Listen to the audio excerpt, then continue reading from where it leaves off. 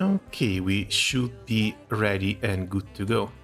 Sadly, my connection still sucks and the audio might not be ideal, but we finally got the part 3 of the event and I don't really want to wait any longer before starting.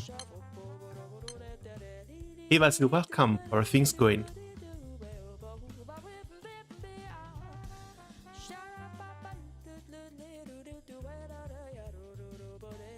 How's it going? Things are going fine. Again, everything is way too slow, but things are doing okay. If everything goes right, I should have my fiber optics connection back on April 3rd. That's still a little bit away, but it's at least one day before we get the Lucio Uncap, the Eternals Rebalance, and a little bit of time before the United Fight 2. そういえば作りたいものがあると以前言っていたか。新たな聖少獣か。それについて君に話そうと思っていた。Now, the real question is what they're going to do with Lucifer's 5-star. Unless they actually make him resurrect in this event. Speaking of Gildor, what element is it this time? It has dark bosses, so it's light favored. しばらく自室にこもっておりました。きらめきは孤独と王能の先にありますゆえ。おや、ルシフェルもおりましたか。And I was almost done with my dark grades. Well, look on the bright side. You can use your almost done dark grades to farm for your light stuff. 美しい。所長閣下、あなたはやはり研究者という呼び So, Demiurge, a researcher who creates primal beasts much like Lucilius, reaches out to gently stroke Lucilius' face with his finger. Weird to see the Demiurge here, especially since he was never mentioned in any of the what makes these Sky Blue events. 芸術。そう、芸術家です。このように美しく力強い聖少獣は私には作れそうもありませぬ。機能性を突き詰めたまでだ。芸術と飾り立てて自己陶酔するのはお前くらいだろう。Also, Lucilius basically just copy-pasted himself, but made himself taller. Sup bro, how should I call you? Hey Zedas, welcome. Post is fine. 自己表現であり、芸術とは近しい概念のはず。創造と芸術が。デミウルゴス殿の考えは興味深いものだ。ルシフェルは興味がおありか？私でよければいつでも講釈いたしましょう。いい加減に要 Oh, 件 speaking を of 話す。 Arcarum, we did get the full stage skips now. 名残惜しいですが、話を戻しましょう。You're right, we're also going to get a new light weapon if I'm not wrong. Oh no, the weapon coming from the Proving Grounds should be a dark one. The latest light weapon we've gotten was from the Xeno, the new fist. Fist that I still haven't tried. I probably should get to it too. 世界がこの形に至った原因。神を裂くという蛮行を働い What do I た need here? 存在。 Light, so more 実に Celsius. そそられるではありませんか。しかし介入したのは一度きりだ。古の民が自由を求めて反抗し、創世神に勝利した。 9 expeditions in a row, this is その amazing. 事実に変わりはない。不明点が多く再 This 現性 takes a のない lot of 嵐に clicking out 俺 of は your 興味を daily 持って routines. And they keep dropping a lot of weapons too. 嵐。Okay, hi post, just want to say thanks for welcoming me as a new player. Your videos have really been helpful. Hey, glad you find them helpful. Again, if you have any questions, feel free to ask them. ただ暴れ狂い吹きすさぶだけ所長閣下のおっしゃる通り以降の作為も認められません Since some people say they will add a new weapon to the Proving Grounds, they will, but it is another dark one. It's the third series that's coming out. Since Dark already has the Halloween Fists as well as the... what's it called? Bismarck. Both weapons already have a 5-star on cap as well as the Awakening levels, so it's time to get some new stuff out.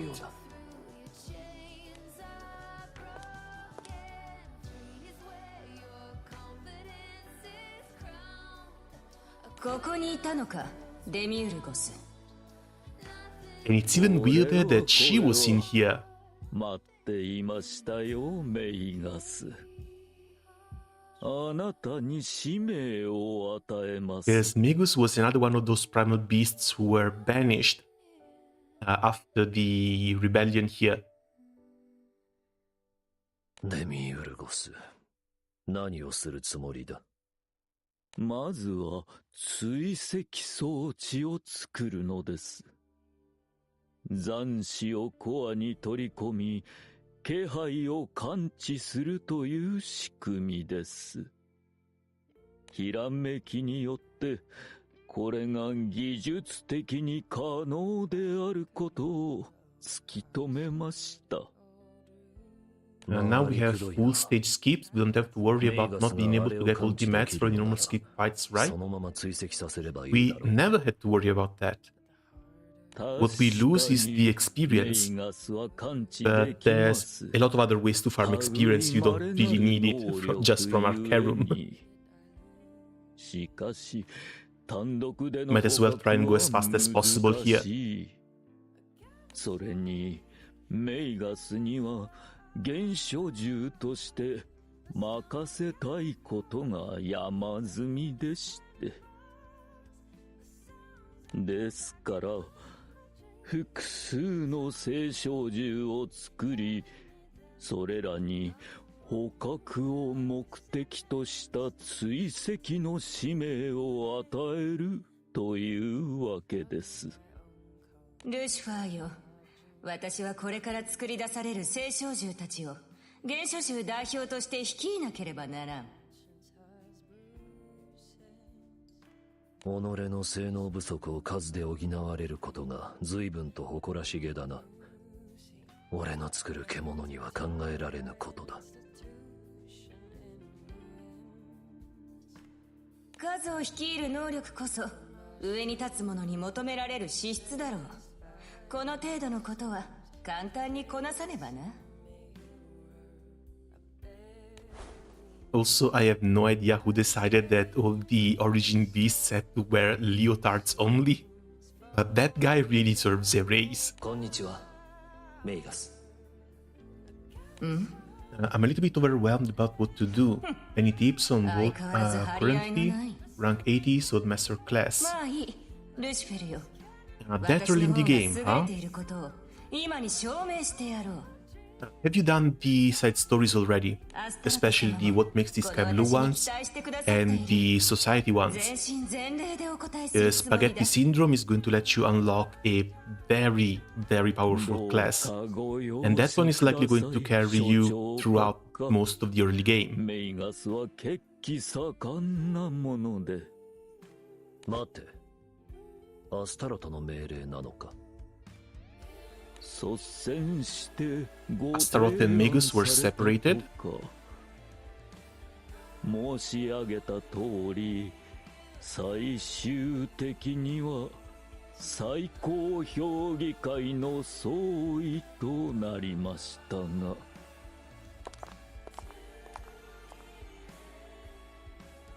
The Demiurge and Magus have taken their leave. Lucilius turns back to Lucifer. アスタロトには警戒をしておけ。奴は愚かだがしたたかだ。魔王と呼ばれるだけはある。友よ、君はどう見ているのだ？アスタロトは世界をひっくり返す力を求めている。According to Cleary in the side story, what makes the Sky Blue speak? デミウルゴスがメイ Yeah, ガスに that 与えた was. 使命もその一環だと Honestly, 俺 I は考 still えている。 prefer the society events 奴ら more, の手には余る力だろう just が、 because I feel like そこまで the 考えが及んでいる other とも parts of 思 what えん。 makes the Sky Blue got kind of sidetracked.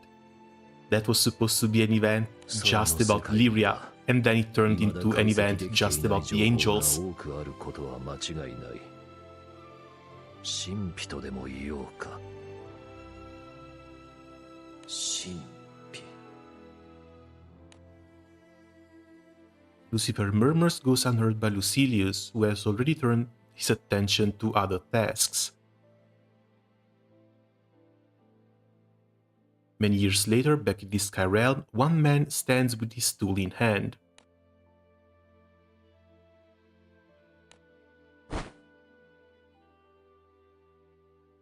よし。それじゃ今日も始めますか。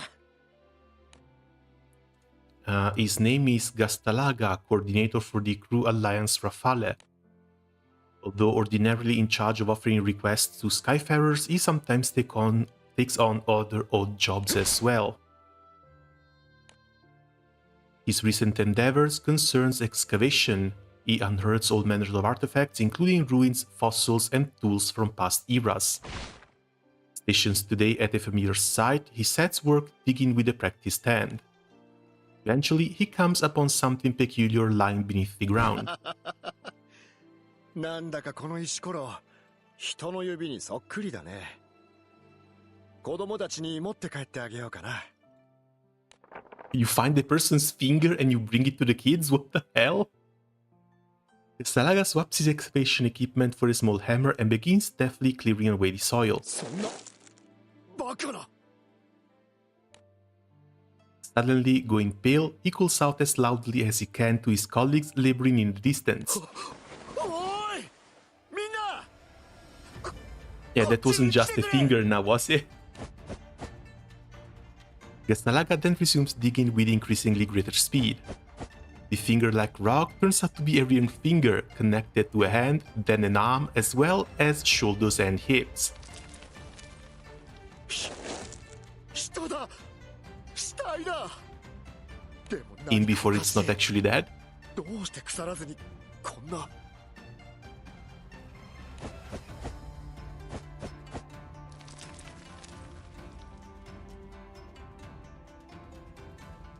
As Gastalaga continues to dig, a face soon appears, followed by the entire head with the hair remarkably fully intact. However, what really catches his attention is the solitary horn sitting prominently on his temple. ドラフなのか。額から一本角を生やしたドラフというのは見たことがないが。 You read Nutbot, it's been late here, so I'm going to have a nap. Nice streaming. Hey, thanks for coming by and have a nice night. See you later. Misty's long time post. Hey Cheshire, welcome. How have things been going? どういうことだ。この木、樹齢は Yeah, 300 I'm 年ほど sadly あるぞ。 not back up at 100%, い but くらなんでも I can't miss そんな this. 長い間は Hopefully the stream is not going to disconnect too often. So let's keep our fingers crossed.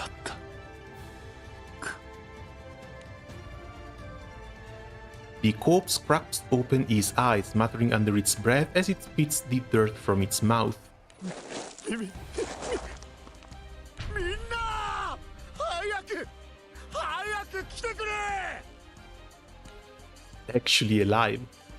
Gastalaga's shouts, filled with a mixture of shock, fear, and panic, resonate loudly throughout the area.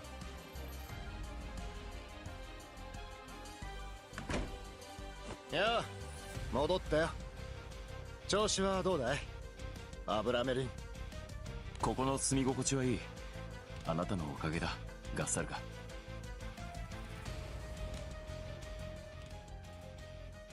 A few days later, the man previously thought to be a corpse has casually taken up residence in the cabin when Gastalaga is staying. His name is Abramelin. 無理はしなくていいよ。And he wasn't even one of the characters released in the last Leg Fest. I probably should have been playing this step by step as it came out.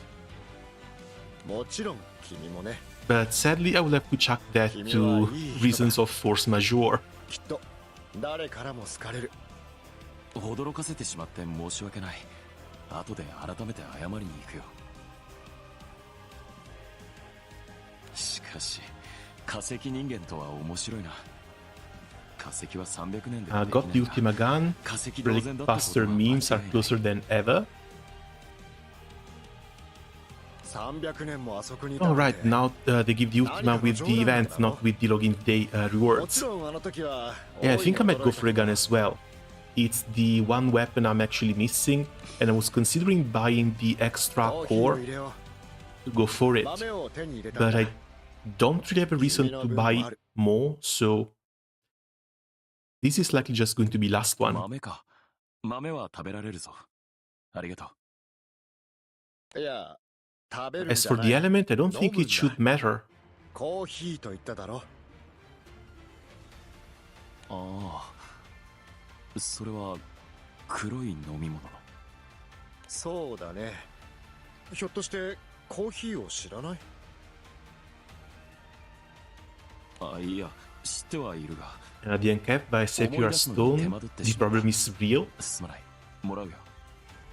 Yeah, but they're also making Arcarum a lot easier to farm, so just burn a few tickets. That should be fine. ガッサルが聞きたいことがある。何でも聞いてくれ。僕は仕事柄事情通でね、物知りなんだ。あなたに掘り起こされたことは俺にとって幸運だったに違いない。探しているものがあるんだ。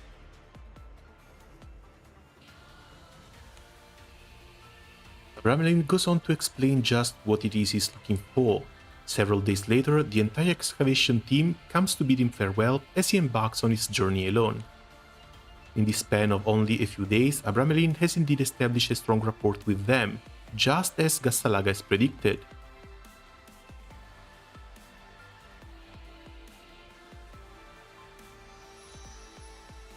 And that's it for the preview.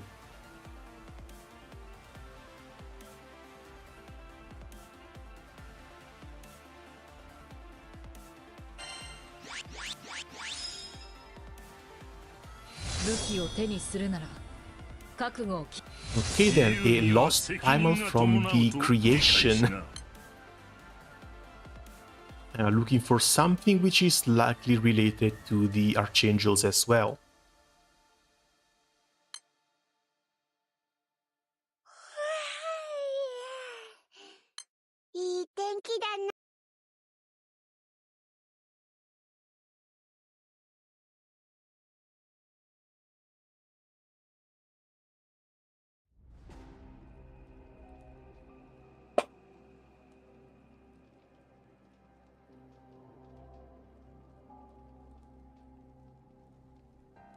The residents of one certain island are witnessing firsthand a scene akin to the apocalypse.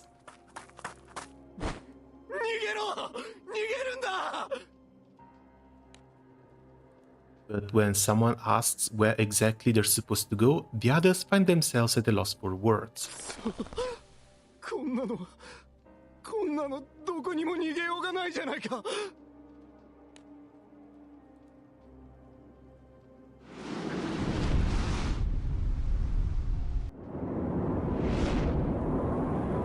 A massive whirlwind extends from the depths of the sky, continuing as far as the altitude at which the island floats. Should the island be engulfed, it will certainly be swept away like a fallen leaf on a breeze. The cyclone that appeared so abruptly now looms menacingly before the island, leaving no time for an evacuation by ship. もうダメだ。おしまいだ。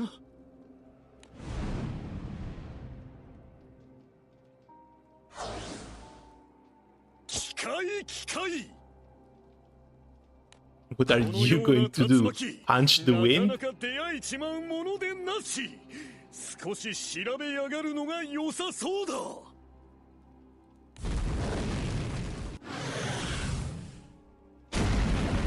Oh crap, I guess he is.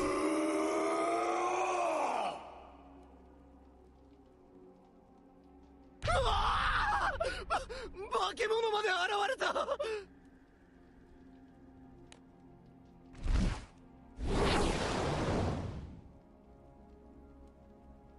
Wilnas transforms into a dragon and takes off in the direction of this whirling vortex.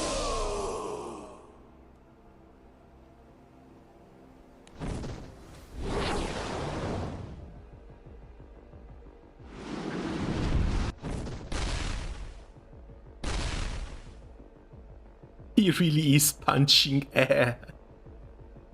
The collision causes the sound of the storm to intensify further, to the point where it seems as though the very heavens might shatter in response.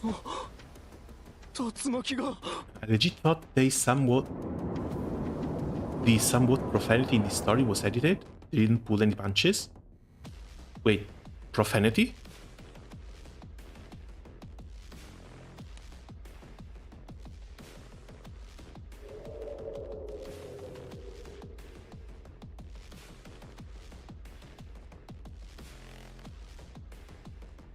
Like, that's not something that's very common in Granblue. At least outside of a very few specific characters. As the crowd of the Alinder grows... as the crowd of Alinders gaze upwards, only a handful catches sight of their dragon savior crashing to the ground.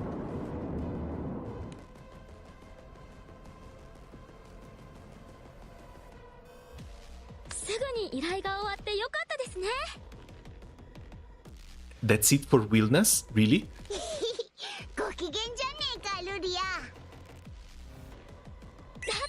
Come on, my guy should have been able to withstand some wind. そうよね。私もウキウキしちゃう。クリスは元気かしら。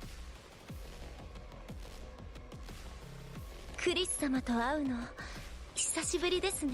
Have you mentioned what dragon plus superlative weapon you're getting? Oh, dragon has got to be Fedil, but I'm only picking the ticket up after the roulette is over. As for the superlative, I don't know. Either Hercules or Ulikummi, a dark one.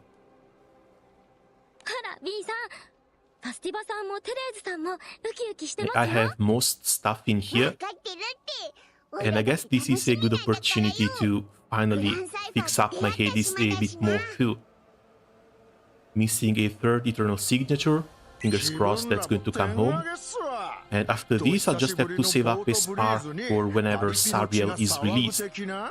Either 1 or 2 sparks, because if it should be coming out with another Exalt weapon, and Dark is probably going to need 2 to 3 of those as well.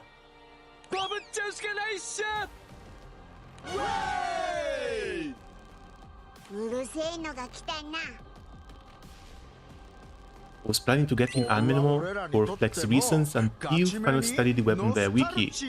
It was bad, the worst weapon ever. Isn't it the one that gives you like triple strike on charge attack?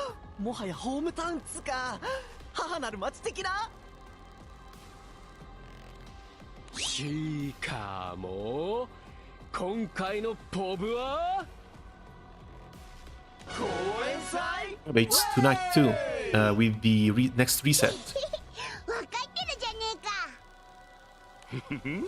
久しぶりよね、公演祭。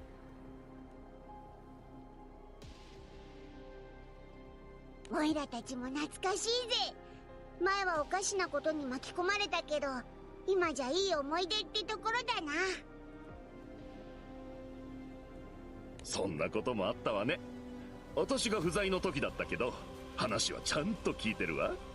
1 out of 5 Ogi chances incorrect, 1 out of 10 chances per Ogi with Norbar gain. Ooh, yeah, that does sound bad. Yes, light chance is listed at 20%. And on someone with multiple charge attacks, especially if you can give them CA reactivation with characters like Kadura, for example, this might not be all that bad. But yeah, the next attack goes up to a 9-hit one. そのフェミニンマッスル的なのって誰し的な？フェニックスな。公園祭に現れた青少獣のことですよ。こんな大きな鳥で翼を広げるとすごい熱気で。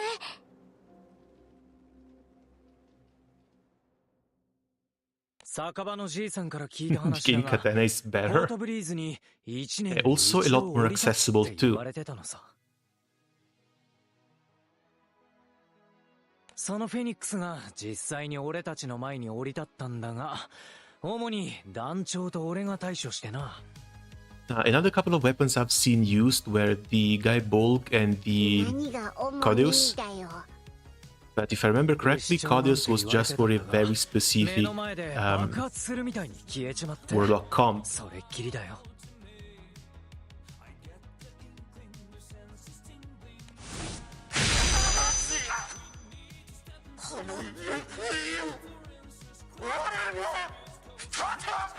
Skypiercer might be nice too, but now that Arish is a thing, I think the Skypiercer days might be over. 今のところ何もねえけど。もともと公演祭はフェニックスを恐れた過去の人々が捧げ物をする儀式だったのよ。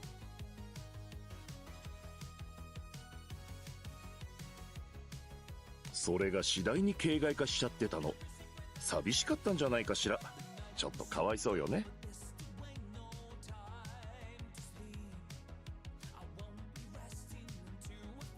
どんちゃん騒ぎだけ残ったわけだけど、せめて私たちはフェニックスのことを思い出してあげましょう。そうですね。誰からも思い出してもらえない。 Honestly, I'm liking the Ulikumi. かわいそうですもんね。 I think I might go with the Ulikumi. テレーズさん、なんて優しいんだ。あなたと出会った公演祭にこうしてまた一緒に参加できるなんて。 Hercules looks like a fun weapon too, but Hercules also looks like more of a meme weapon. Something that you use mostly for the proving grounds to get on those zero turns clears. そうだ。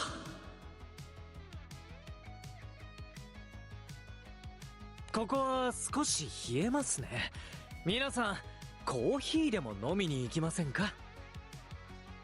Yeah, and the one-turn cut should stack with Yatima, and it should also be really helpful for Lumberjack, keeping up the Lumberjack buffs.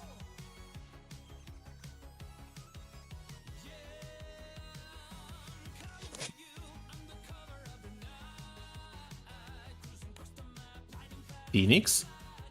Punch's gaze falls on an enormous brightly shining bird, gripping the rail with its talons as it sways silently in the wind.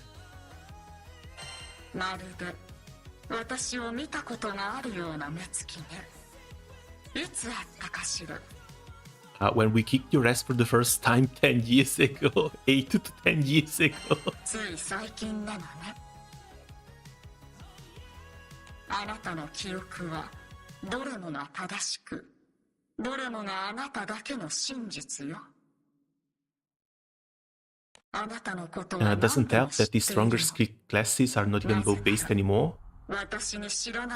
Yeah, that too. I think Chrysaor might actually outdamage what's his name, Robin Hood at this point, with the auto activation alone. That's likely just going to be Ulikumi from here, Fedil from here, unless I get her from the roulette, in which case I might want to get Wamdus just to complete the collection. As for the Raven's weapons, it has to be the Sette di Spade. That's going to be the 5th one, and I'm still going to need 1 to 2 more. Many primals were you able to uncap? I actually haven't touched them yet.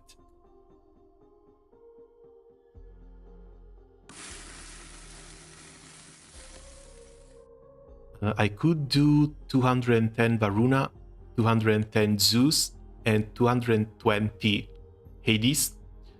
But I should probably spend some Sunstones into one of these dupes, so I can reduce them for extra anima as well. Only problem is, I want to wait until the end of the roulette, because if I can save a single Sunstone, that is already a very, very big win.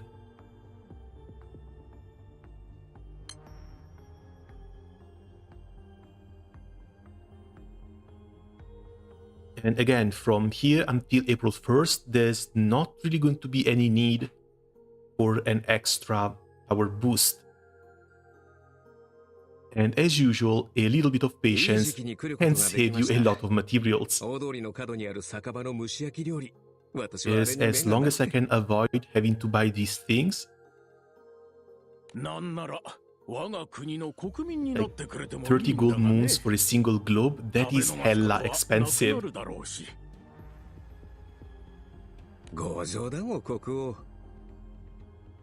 And I really don't want to do it, especially since I'm finally close to the 150 gold moons once again. And this time I really need to pick that Eresh up. Either Eresh or the Earth Sword. Apparently that one works well in Magna as well.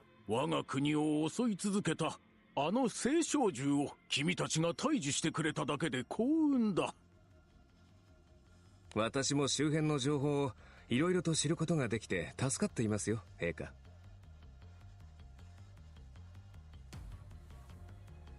Okay, let's try and get some of these done. 情報は欠かせないだろうな。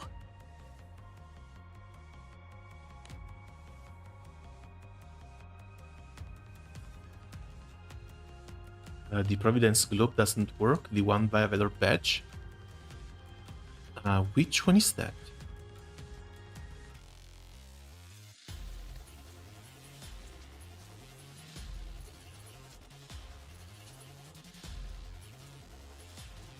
あの聖少獣を買ったせいで魔物が活気づいてしまいましたからね。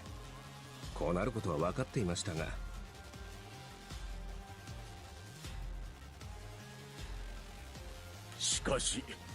Oh, this one. I kept summoning the Providence series for the 4th or 5th time. Oh, I didn't even know these were here.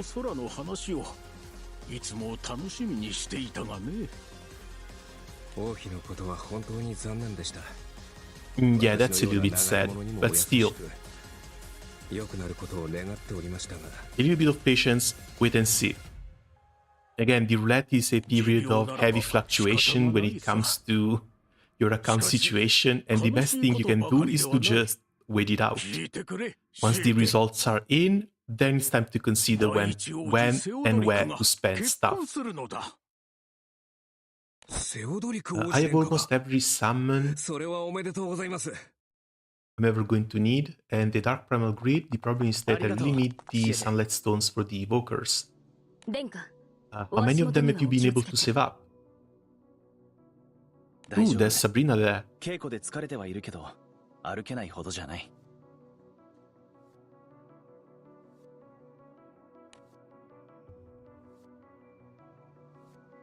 How do people usually uncap their summons?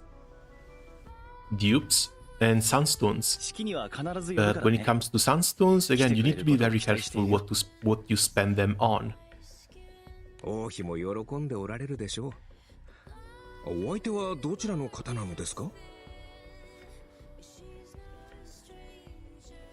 I still have 9 here, but if I wanted to get both Hediel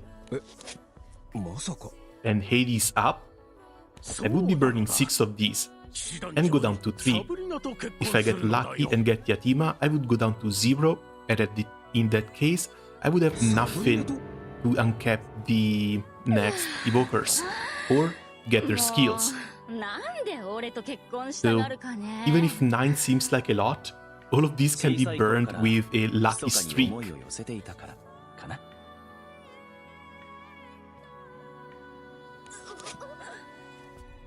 これは驚きました。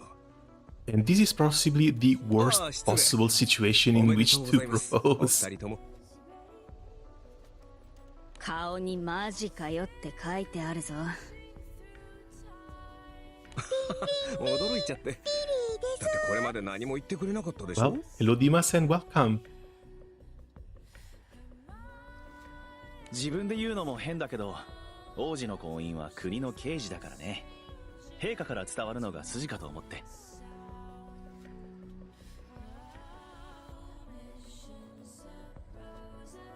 ね、おっしゃる通りです。ではサブリナは騎士団長を降りることに？いや、しばらくはこのままだ。サブリナの実力は国内随一。失うわけにはいかん。家のことは次女に任せればよい。彼女たちもやる気に満ちておった。面白がってんですよ、あいつらは。いや、その剣の腕は伸ばすべきだよ。殿下もお許しなのでしょ？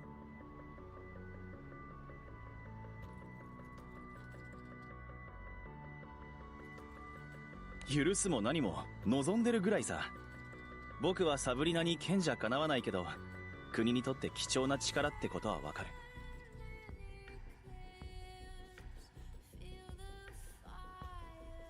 何よりこの若さで騎士団長にまで上り詰めたんだ。やすやすとやめるべきじゃないよ。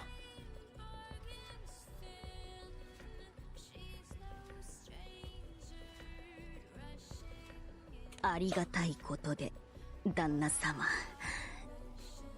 もっと素直になりなよ、サブリナ。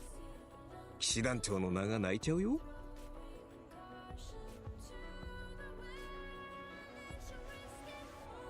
シエテ、知ってるか？騎士団長に王子と婚約するなんて仕事はないんだよ。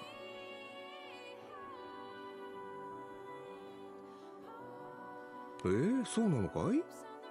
ということは本心からプロポーズを受け If Sete keeps being nosy like this, that nose might actually get cut off.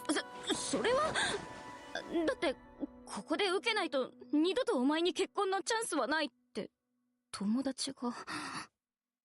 ありがとう、サブリナ。愛してるよ。やめろ、こんなところで。陛下の御前だぞ。Oh, Cedric is going to die so hard. お似合いのカップルですね。There are so many red flags on Cedric, it's insane. 国民もすでにお祝いムードだ。すぐにでも式を挙げさせたいところだが。Okay. No spoilers. Don't tell me if I'm right or wrong. Because again, I'm playing this for the first time myself. 何かあるのですか？公演祭という祭りの警備を主催者から頼まれたのだ。とある噂が最近流れていてな。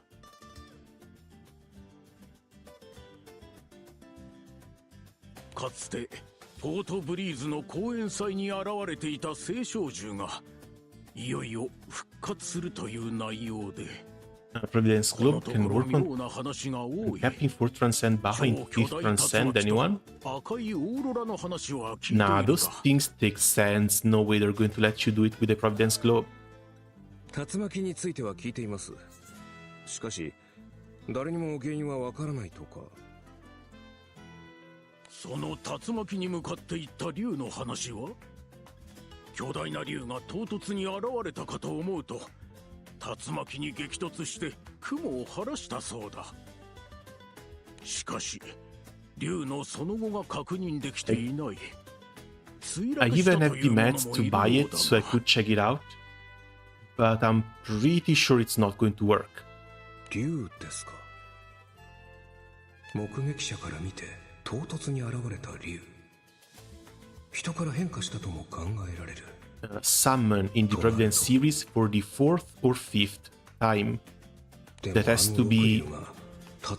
Yeah, that has to be the last one kept before Transcendence. 赤いオーロラについても同様だ。急に目撃者が出てくるようになった。しかし、 It has to be these two stars here. There is no way they're going to let you use it for the 210 plus. そういった現象が起きているから、ポートブリーズの方も警戒を高めているのだろうな。その星照銃はとある気空弾が以前倒したと聞いていた And の I だ should probably が。 spend a few of these for the Luciferan cat. へえ、気空弾が。その者たちにも心当たりがありますね。Do you have any recommendation for the glove piece Subaha? That is the third one, isn't it?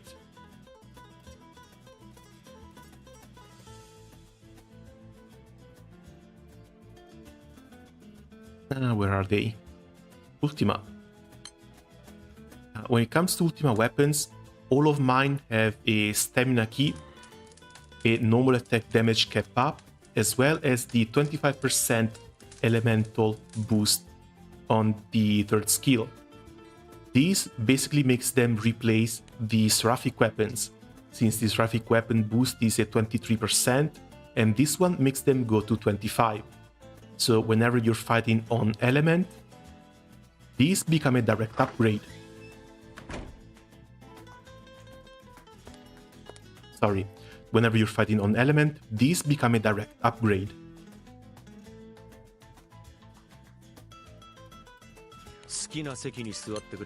Hold on a second, we are getting a new little angel here.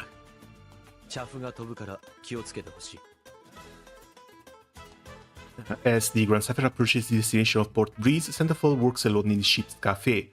With no customer to serve, he finds himself with more valuable time to concentrate wholly on his coffee roasting. However, suddenly the door swings open and an individual enters the room. I've seen her with a chain gun and I still can't believe my eyes. Fanny, I have those same weapons for Ultima. Do you have any recommendation for what the next two Ultimas to get? The one Ultima I was considering getting after this was the gun one, because it can be used in light and maybe a few other extra comps. But outside of that, we have like harp, dagger, and bow, which are basically useless. They are three of the rarest weapon types in the game. And they're also the type of characters or the character specs that are the most rare in the entire game. I think 7 of these are going to be more than fine. If I had to get an 8th one, I'm honestly starting to consider a second sword. Because this one I've been using for Grand Order level farming, and this one I need to be on Chain Burst and Charge Bar Gain. So a second sword to put back on normal attack cap and the elemental buff might actually be beneficial. At least more beneficial than random stuff like dagger, harp, and bow.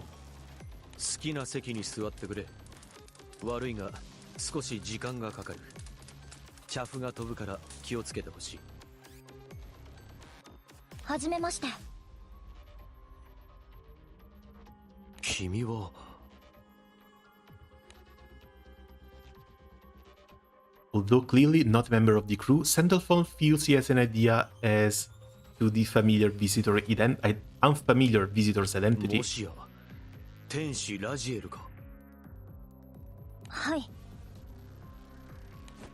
And after all these years, after 000, we're still getting new Archangels too. I don't use sword too much outside of sand farming. And for the world, I'm thinking using Draconic Fire with the null damage key. That might be a thing as well. Honestly, I'm seeing a lot of people suggesting the Ultima Sword, but I don't really use it all that often either. Especially when it comes to farming high-level stuff, like the Ravens.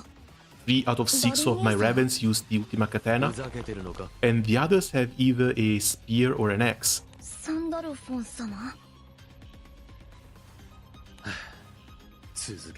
Like, if you're a very low-ranked player, like below rank 200, then sure, the sword is very likely going to give you the most mileage out of them. But once you get past that rank, you need to start branching out. そのようだな。いや、それよりもまず君はどうやって入ってきた？ Yes, yeah. Hit a team as an Ultima Katana. 私が見つかることはありません。 This one is for Mugen, also Ultima Katana. このところ君の気配を感じていた。 The Earth host team. Guess what? Ultima Katana.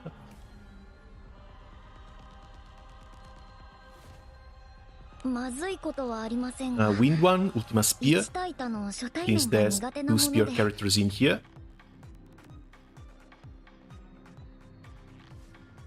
それならば仕方ないか。 Light has got a staff. それにサンダルフォン様だけに。 And Dark, I don't remember. Yeah, Dark has the sword, which at this point I should really change. フェニックス。公演祭でかつて団長が倒した聖書 Katana for Earth, because it's the host team. And for the host team, I need both Kango and それ Octo. ではありません。 And if you're using Octo 150, might as well just get the Katana out. 私の言うフェニックスは現存する天使にとって For joining, sadly, I'm stuck on a Robin Hood setup, so this one got a staff in it. 事情があって多くは But I 語りま don't せん really が use this team that much. 私の今の言葉を覚えておいてほしいん Second です。 staff would be good. Do you really find yourself needing a second Ultima staff? Yes, the element doesn't really matter, and a single staff can be slot anywhere. 君の目的もこれまでの過ごし方も Again, the one weapon I could see a second use for is the sword. そうですよ Because the first one is for general use, and the second one is just for this team. もう行くのか。コーヒーなら出せるが。お邪魔しました。 Grand Order team. コーヒー In order to get Octo to do a double charge attack for the honor requirements for the blue chest, you need Chain Burst and you need the extra charge bar here.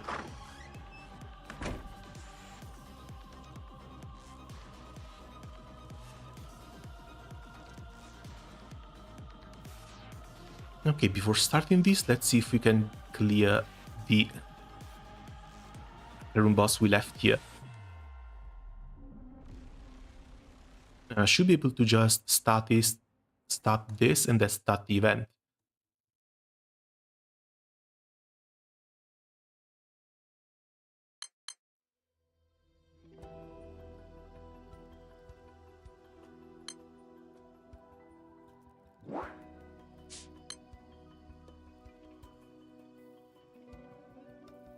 Oh, come on, really?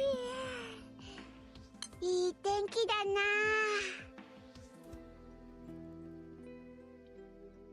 Well, at least this is going down in like one turn.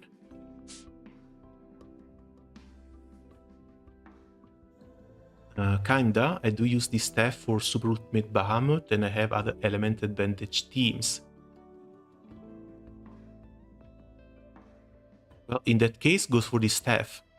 Like, if you're at the point in which you can farm Super Ultimate Bahamut reliably, even reducing a weapon every now and then or changing keys should not be that big of an issue.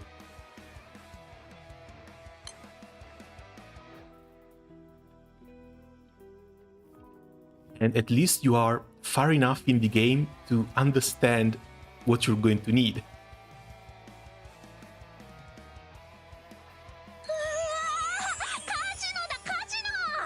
Oh god, Liza. Dude, they moved Eliza in the classic gacha too. And unless they do something like letting you pick some characters or give you a free spark, I'm never getting her. And that's sad. That's really, really sad. Enjoying the 3 free Agonize tickets? I would love to be able to, but sadly I grinded for my Agonizes. And I had to grind a lot. Because I ended up with like 6 faceless and a crap ton of Magna weapons before I was able to finish my second Agonites. 今回は主催者でもあるんでしょ？忙しいのに悪いわね、クリス。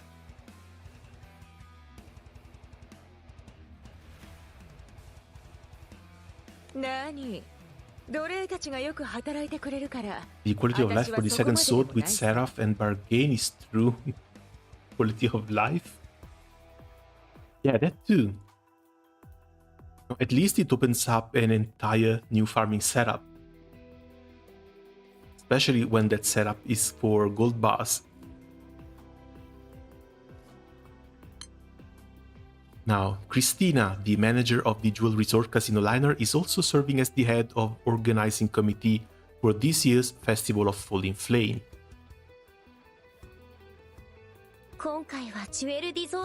That's another character that takes a crap ton of grinding to get. 船と島を行き来するのは面倒だろ？だからご覧の通り。That's where you can use your free rolls outside of Gala. Oh no, I couldn't. Because even if it's not Gala, the standard drop pool has a ton more valuable stuff. 私に面倒事を押し付けた奴らにいずれ痛い目を見せてやるつもりだ。Where is it? それだけあなたが信頼されているってことよ。頑張って。On top of the newer and more valuable characters from the included set here,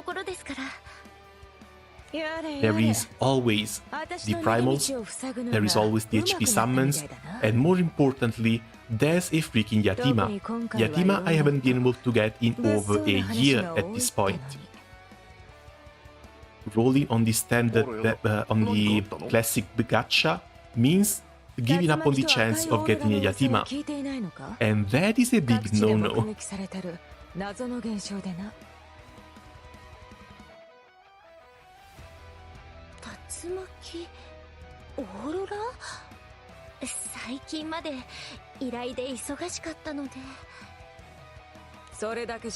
Like the 100 free draws I spent on the first classic here. Because at least the first classic has the primal character, primal summons. Character-wise, the only ones I'm missing are Fire Palace and Winfina. あら、ラドリスの名前を耳にするのは久しぶりね。I literally do not have anything to spend the free weapon tickets on. That's probably the two of us. Because I'm still unsure what to pick with them. Because Magna-wise, I'm done. The Malice weapons, I've got everything I wanted. Though I really don't know. How are you enjoying the story? So far it looks like it's all set up.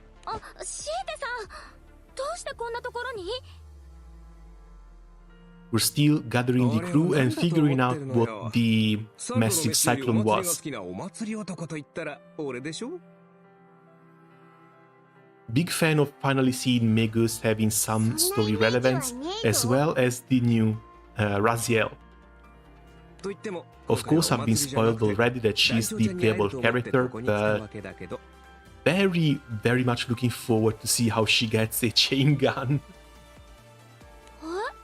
You waited for the parts to unlock? Not really. But I was kind of forced to.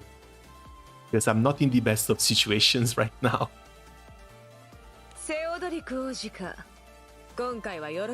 Almost everyone got spoiled.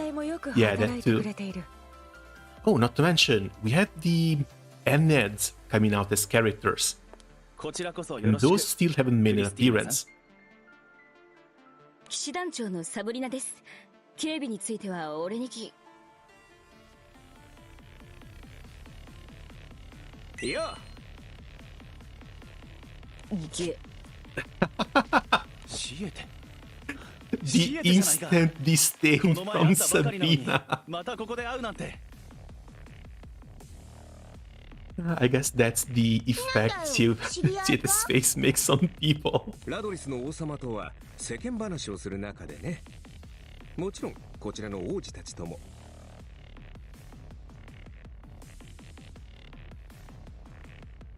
セオドリク王子殿下、こちらは私が世話になっている騎空団です。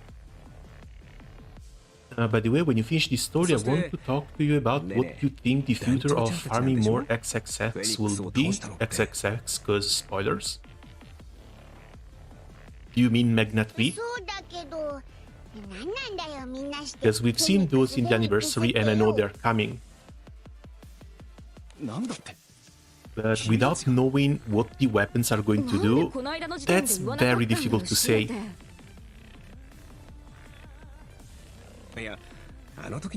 Again, the Magna 3 should be coming with 3 weapons, and I'm expecting at least one of them to be good. No, you will see.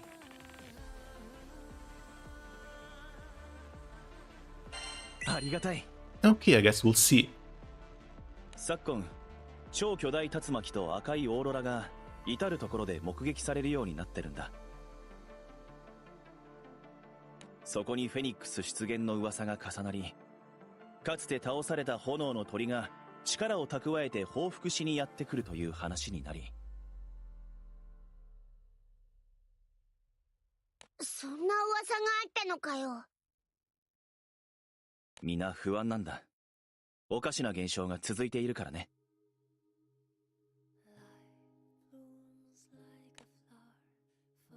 After exchanging a handshake with Dancho, Cedric shrugs his shoulders. 僕はお飾りみたいなものでね。我が伴侶の騎士団長サブリナが警備をまとめ上げているんだ。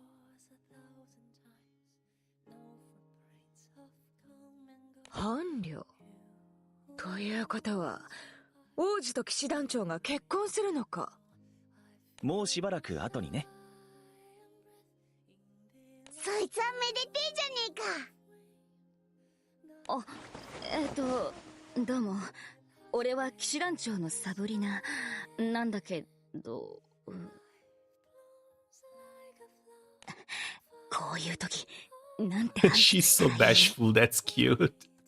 But why do I get the weird feeling that they're not going to be making it to the wedding? そういうのが一番困るってのに。普段のサブリナはこんなにシャイじゃないんだよ。婚約に関することだけね。幸せのお裾分けは大好物よ。もっと聞かせてほしいぐらい。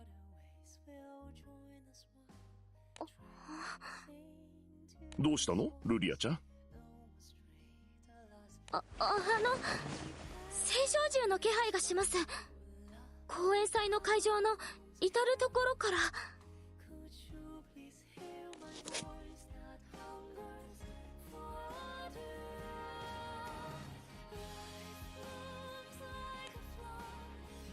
That's one for Sierra. So at Lyra's words, the Dungeon Company automatically begins scanning the area. However, nothing happens outside of the ordinary. The venue merely buzzes with excitement, free from any signs of danger. これまで異変はないんだが。至るところってフェニックスか。でもあれは一匹だけだったよな。何？聖少獣の気配ってどういうこと？この青い髪の子猫ちゃんは聖少獣の気配を感知できるのさ。嘘でも冗談でもない。聖少獣の気配を感知？それはすごい。Weird, pretty sure Nico is correct. 才能ってのもなんかちねえけど、聖少獣が暴れてねえならひとまずオイラたちも生還しとくか。それでいいんじゃないかな。そもそも君たちのところ聖少獣がコーヒー入れてたりするじゃない？確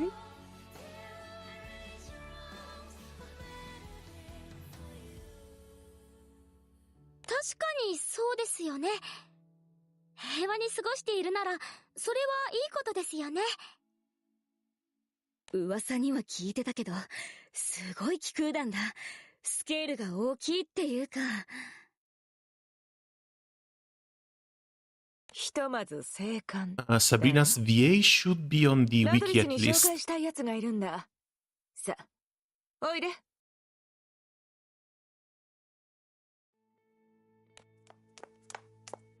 Voice actor Yuko 警備を任 Natsuyoshi. せているだけじゃ悪いからね。ラドリス騎士団のアテンドや駒使いにこの子猫ちゃんを使ってくれ。ナナシ。 Oh. Nanashi? Yeah, we have the primal beast right there. ナナシだよ。よろしくね。And apparently people are speculating that she is going to be the new Grand coming out on the next Flash Fest. Little girl hurries over to stand in front of Christina, beaming Latun in front of the group. 随分気を使わせてしまったようですね。気にしなくていいさ。協力には本当に感謝してるんだ。ところで、ナナシって言った？ナナシだよ。ナナシ。Don't really see any anime I recognize in the list こっち though. の気空団にもよくしてやれ。何かあれば手伝ってやるんだ。よろしくだよ。ナナシはナナシだよ。ナナシって変わった名前だな。 Outside of Hyperdimension 実は Neptunia. 記憶喪失でね。She's also been in Umamusume as 名 Cheval 前は Grand. 私が適当につけた。ナナシって名前。 Yeah, she looks like a very, very new voice actress, starting in 2018. まあ本人が気に入ってるならいいけど、オイラたちより Have you seen the rewards for completing the story? I know what's coming, そうですね。 but maybe not 騎士団の everything. 皆さんの方が Like, I know we're getting 大変 Raziel, です I know we're getting Ultima Weapon, but that's about it. わかった。ナナシ頑張るよ。うちはせっかくだから甘えようか。お手伝いを頑張っている子供の姿は式にもいい影響があ Like, りそう usually だ when し it comes to gacha games, these are basically the retiring grounds for voice actors. よろしくね、ナナシ。 In fact, a lot of them are in their 40s or 50s. And have been doing voice acting ナナ work シをよ for ろしくだよ。 decades. せっかくって言 So う it's な weird ら to see a new voice here. 僕のことをその子にせっかくだから紹介してくれるかい？こっちはラドレス王国の王子だよ。うん、間違ってない。王子様。それだけじゃないだろ？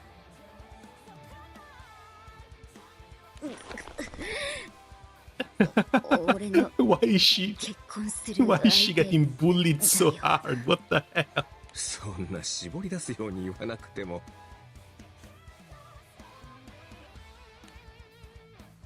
Following a moment's pause, Nashi stepped backward dramatically. そう、セオドリクだよ。よろしくね、ナナシちゃん。結婚っていうのは好きな人と好きな人がするやつのこと？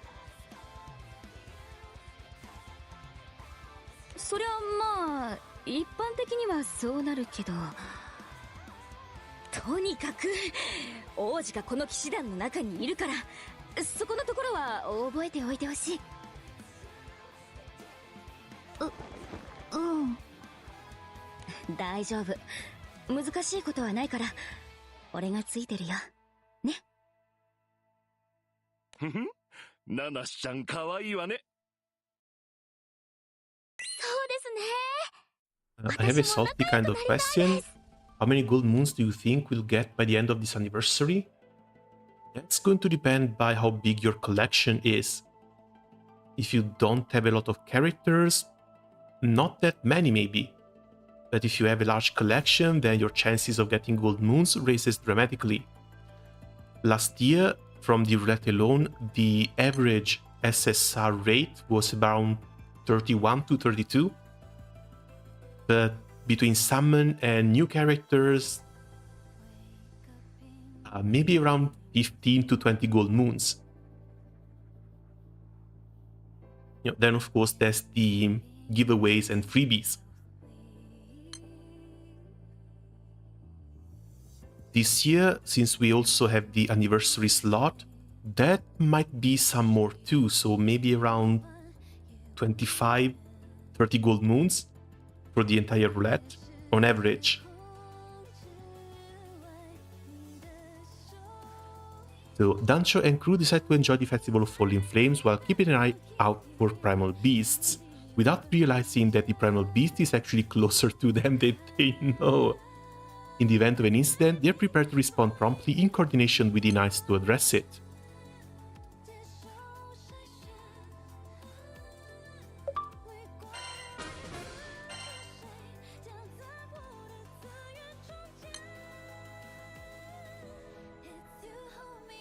Uh, 100 rolls on Classic helped too.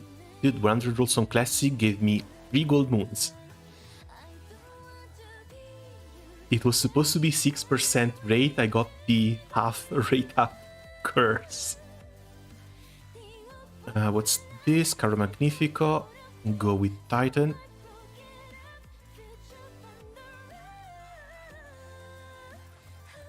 The festival Casino brims with a diverse range of expressions, some of crushing despair, other of jubilant triumph.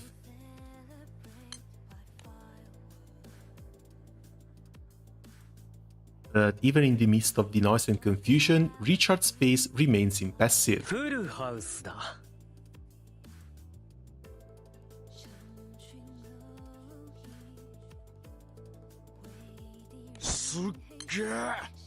リチャードパイセン勝ってっぺ強すぎてバビるわべえだろこれチップどんだけあんだしひふみおいおいエルセム君チップを数えるなんて無粋な真似はよすんだこれからもっと増えるんだからねThere is some confidence on his side. スカともちゃんさっきから遊んでなくね私カジノはしばらく大丈夫っす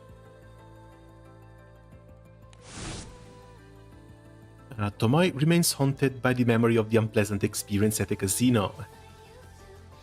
Memory of imagination, though. そういや痛い目あった系だっけいいから本当二人は楽しんでね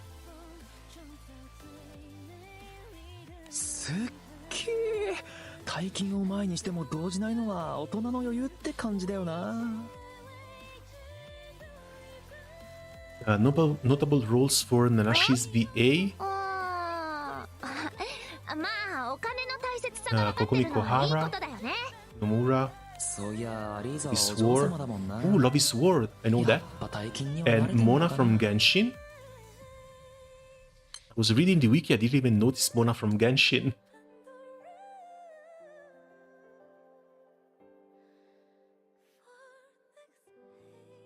そんなことよりさデュエル出 I 場 only してみ need Razia from a classic 2 as a ない unit. テレーズさんやファスティバさんがデュエリストとして出るんだ That actually might hurt more than Eliza, because Eliza is yet to get a 5-star. But Razia's Uncap was actually quite good. I've been enjoying it a lot ever since I got her. I'm thinking of getting the ticket for the Gold Moon. I'm not sure if it's worth it. も無理はしないで引き際が肝心だよ Wait, which one is the ticket for the Gold Moon? なんか熱くなって The paid one? 血が騒いじゃうの Is really sure that's not gonna be good. それなざわわって感じ Gold moons you get with random dupes from the gacha. Just wait a little bit. Give it some time. リチャ氏が出島に輝いて見えるっちゃ You gave me a sword. You're welcome.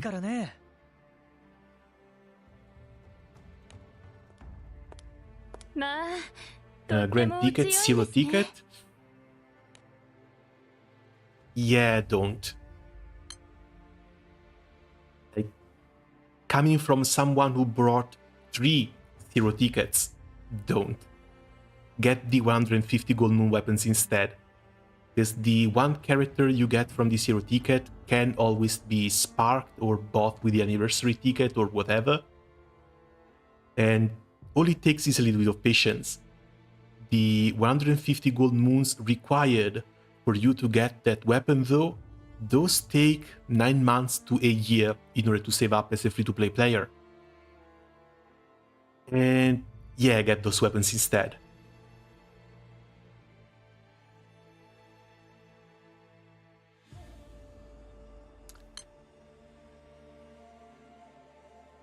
During a stopping point in the game, a woman emerges from the crowd behind Richard.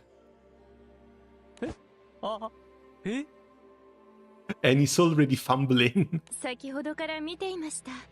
Also, I guess if Lyria was if Lyria was recognizing primal beasts, that's one right here. They did a pretty good job with the redesigns as well.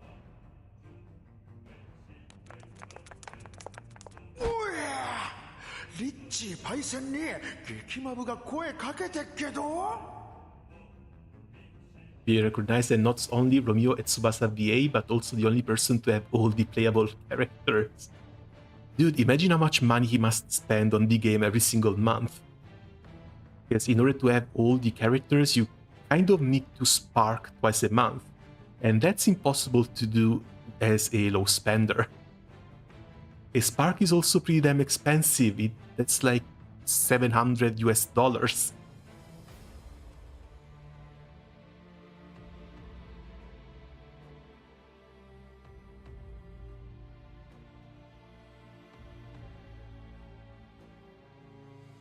That's the code for Mugen if you need it.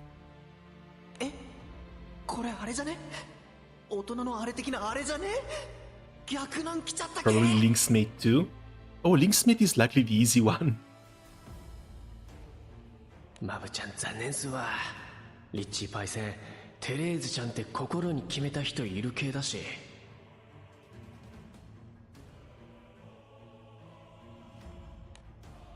あなたが勝利の女神かもしれない。まあ、女神？あなたが勝利の女神かもしれない。And then we figure that we have been the Nikas all along. まあ、女神？お上手ですね。And apparently he's not that far off either.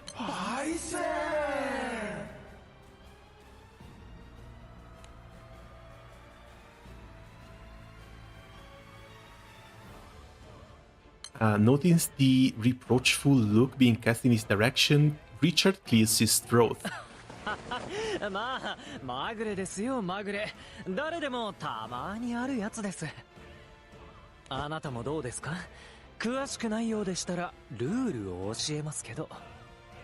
いいえ、やめておきます。なんだかとっても疲れちゃいそうで。オイラたちもそろそろデュエルの会場に移動しようぜ。そうですね。He's not the only one on the ground now, is she? Hey, ご無沙汰。Oh, these two are in too? 来ていたか。Oh, I miss them so much. It's been a very long time since last time we see Sturm and Drang. ドランクさんとストゥルムさん。あ、かつての元凶が来やがったな。Jesus Christ, how many people have they roped into this event? 忘れたとは言わせねえぞ。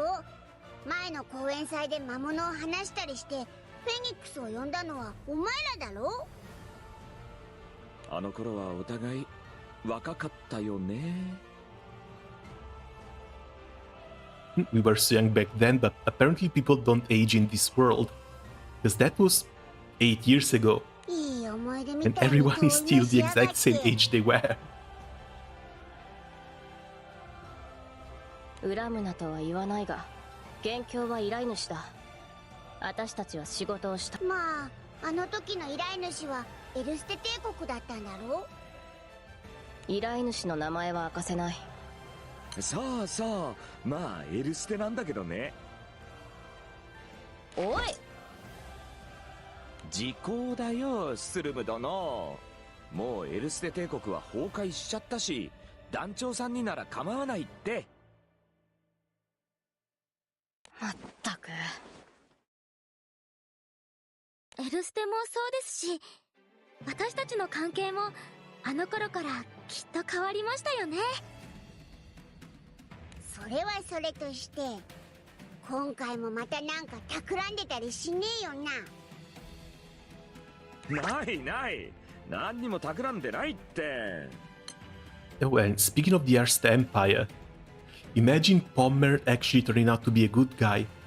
The same person who unleashed a Hydra on a kid and killed him.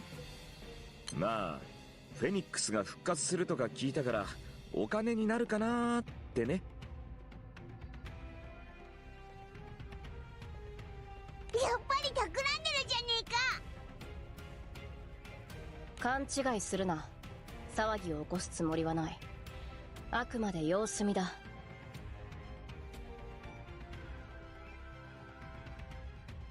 実を言うとね、スツルム殿は前回の騒ぎの罪滅ぼしを考えているみたいで。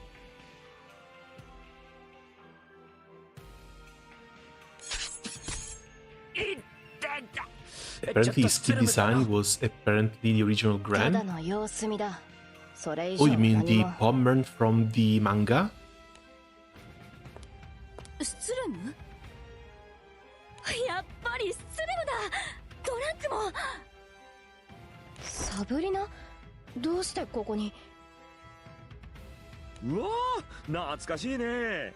どうしたの？ラドリスご一行様で遊びに来たとか？知り合いだったのか？前にちょっとね。魔物の討伐に軍だけじゃ頼りないから加勢してほしいって依頼があって。あの時は世話になったよ。俺も弱かったけど、軍にも力がなくてさ。ほら聞いた？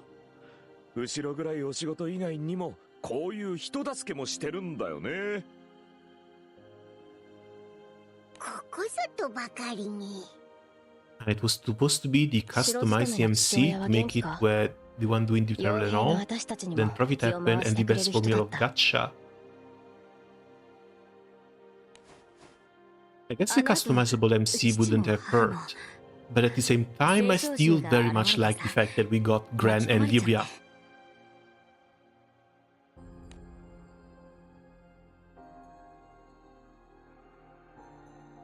そうだったのか。すまないな。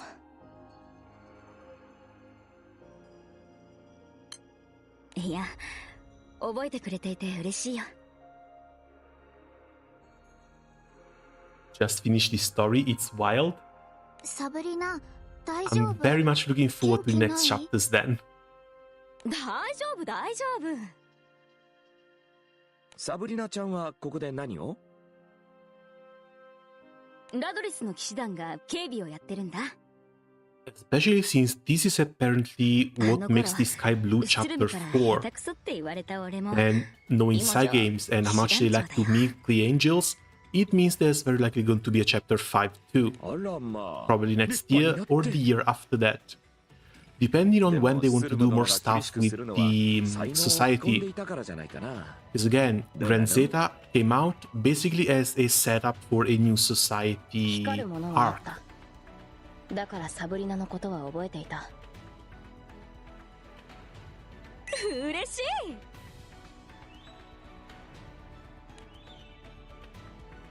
さて、もう一丁行きますか。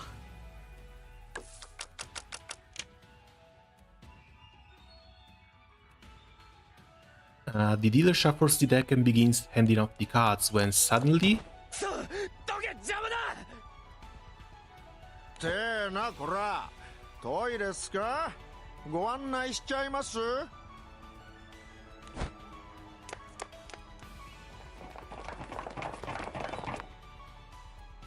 A man shoves his way through the crowd, evidently running from the black-suited figures behind him, but eventually slips and falls, allowing his pursuers to quickly pin him down.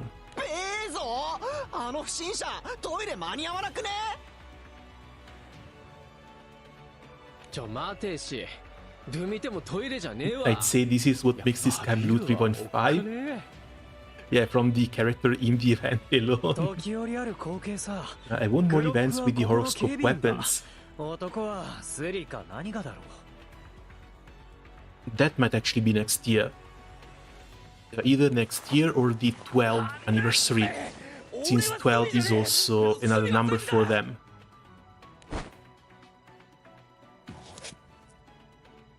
ほら、俺は何も持ってねえだろ。赤い紐がついた黒い布袋なら、そいつの懐にちらっと見えたぞ。 But that is mostly going to depend on whether they want to do another event with the horoscope weapon characters before the grand finale, because the grand finale is supposed to be the anniversary event then.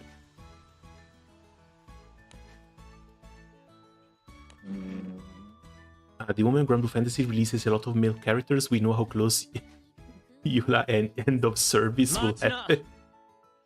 Nah, that's not going to be it. Like, if you're getting close to the end of service, Cygames is likely going to do everything in their power to try and retain the player base as much as possible, while also bringing in more people.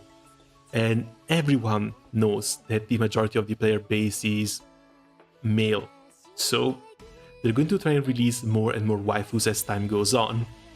But that's something they've been doing for a while now.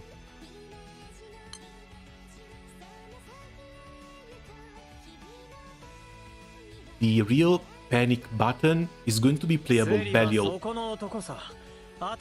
The moment we hear a whiff of playable Belial, we know that Cygames is in deep trouble. Because that means they really want that Fujo money.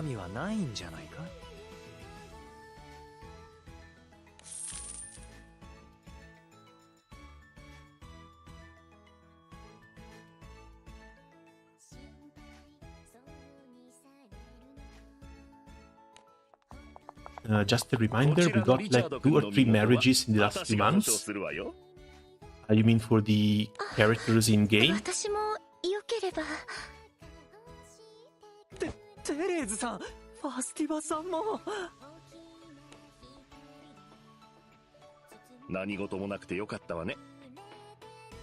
Or rather, characters that would be willing to marry MC. But those have also sort of always been there. With Amphuria, Clarice, and who else was there? Oh, Magisa has always been very forward with MC as well. Arlumea followed suit too. いやー、濡れ衣乾いてよかったっす。リチャ氏の洞察、マジパレーわ。 Katura and Europa? Oh, Katura actually got married, but that's an alternate universe sort of thing. Europa I didn't know about.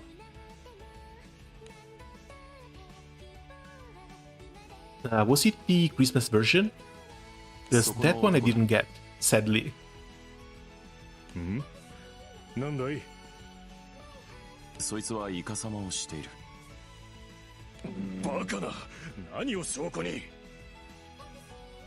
さっきちらりと見えたんだ。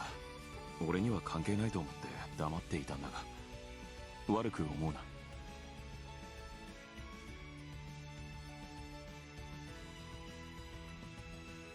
俺も彼を見ていたが、そんな素振りは見られなかったと思うよ。手品師のような早技だ。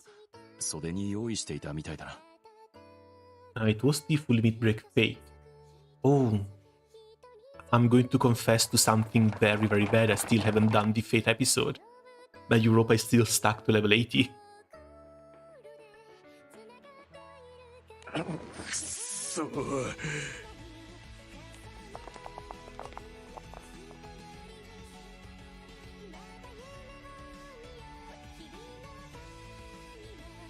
袖隠し単純だから誰でも思いつくけど技術がないと必ずバレる 5-star cap is Odin, saying he gives MC his blessing for and Europa going with him. スリには気づけたのにイカ様に気づけないなんて We might see a lot more of those things happening, especially now that they've opened the Pandora's box and claimed that everything happens in different timelines in concurrent universes.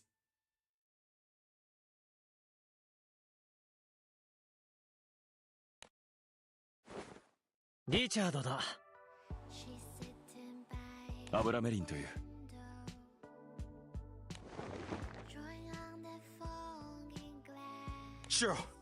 かっこいいのが増えたわ。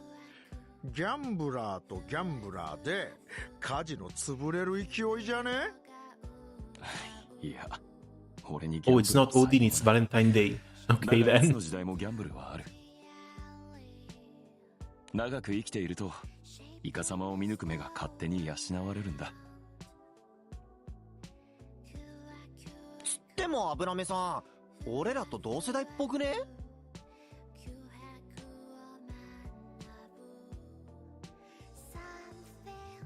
Meanwhile, Tancho stands on this stage of the dueling arena as Lyria and the others cheer from the audience. 団長ちゃん、負けるな。When are we going to see the second Ennead girl coming out?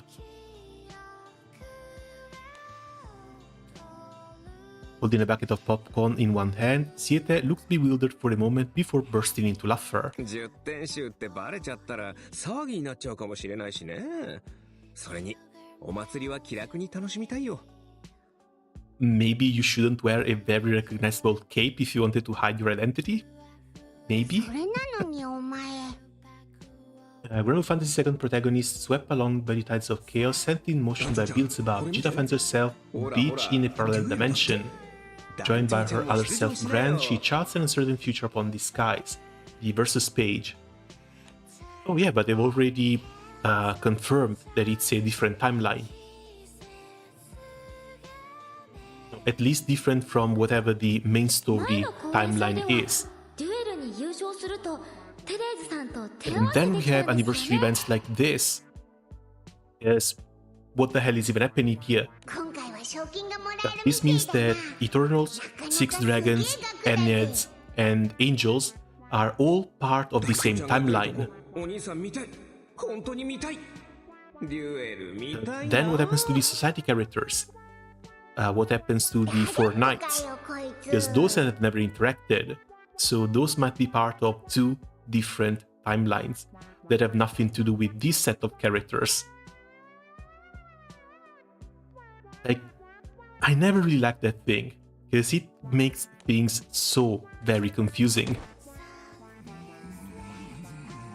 Oh, we're going with the Bennu second. あいつの相手にはならねえけどな。確かに強そうだ。団長ちゃん苦戦するかも。あの人、青少獣です。なんだってあの大男が青少獣もデュエルに出場する時代か。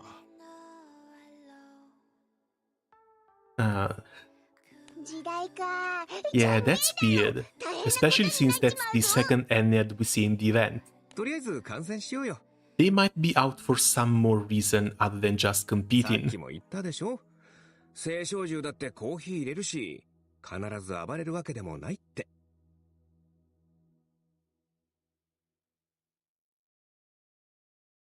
コーヒー入れてる青少獣はもともと大暴れしてたぞ。でも、ここにいるということは、ちゃんとした手順で、出場の登録もしてるはずですよ。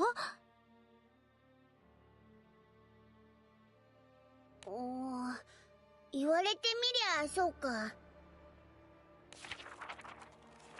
登録名は、ベンちゃんだそうです。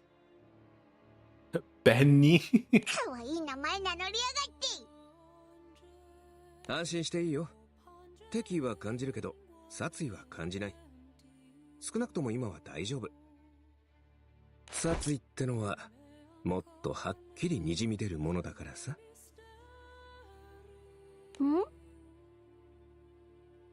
Okay, that's Gamma 100.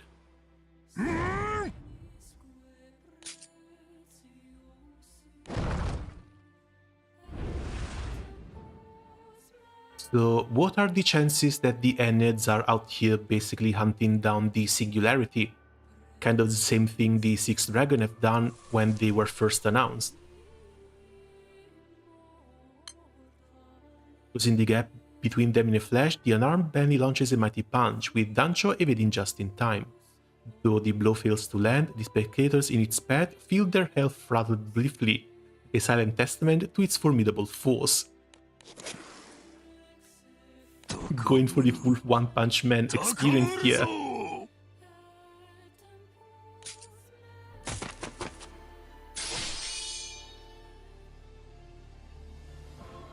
With no intention of losing, the captain responds in turn, plunging the arena into an excited frenzy from the very first round. However,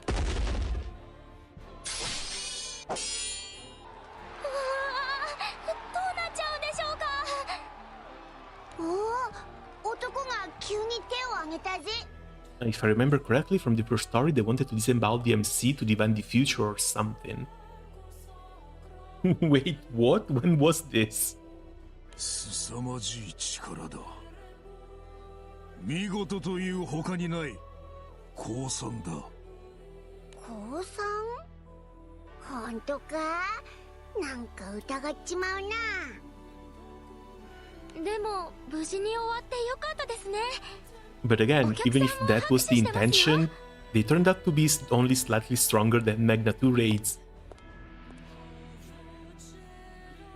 Surrounded by the thunderous applause of the audience, Benny quietly makes his way off stage. 余力は残してるように見えたけどな。何か目的があったのかもしれないな。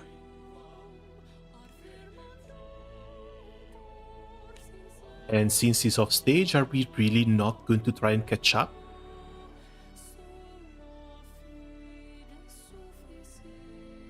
I mean, there's plenty of primal beasts who just wander among humans, but maybe just this small checkup on them wouldn't hurt?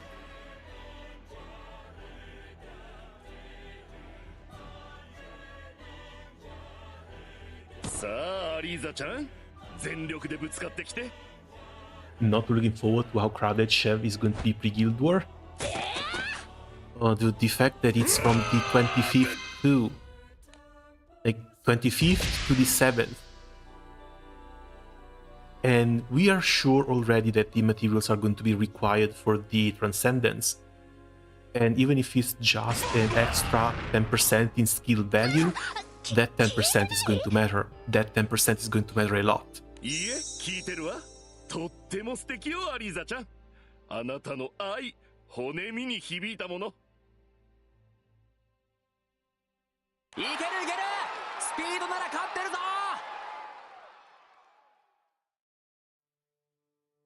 だよ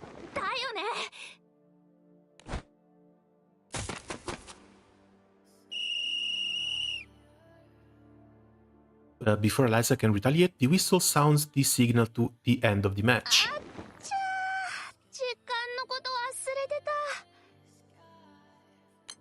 Also, anyone has gotten Summer Eliza? Because I hear Eliza and Stan kind of broke up for the summer. But I'm not actually sure myself what happened in there.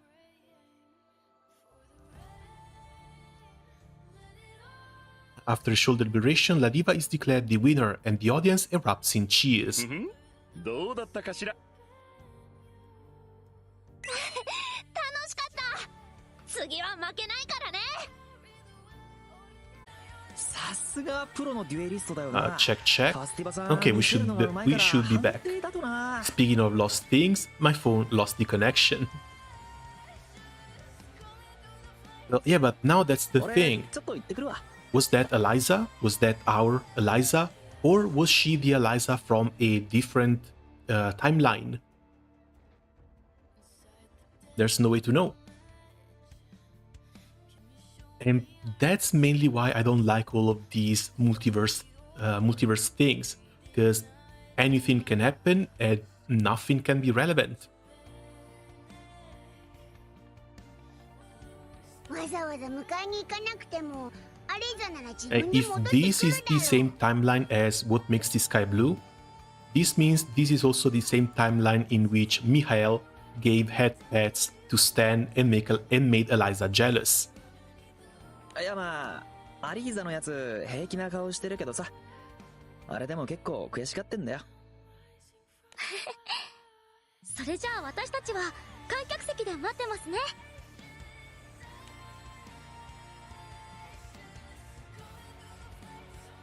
4 out of 6.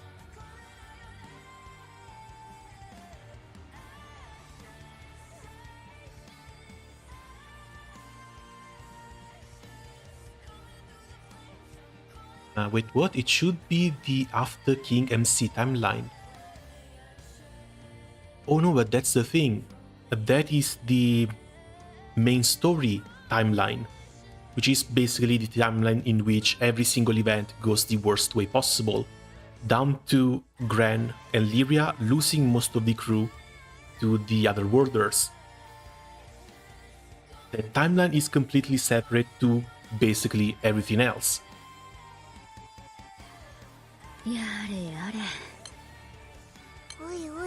And since we have the Eternals, the Enneads, and the Archangels in here, probably the Six Dragons too, it means that this has to be a different timeline compared to the main story one. It's wild. And yeah, it makes things a bit confusing. It was honestly better when it was just one timeline, but things happen at different points in time. So you have one event that happens between the Erste Empire arc and the Second Island arc, for example. At least you know it happens in the same timeline. You know those are the same characters you know, the same characters your crew meets.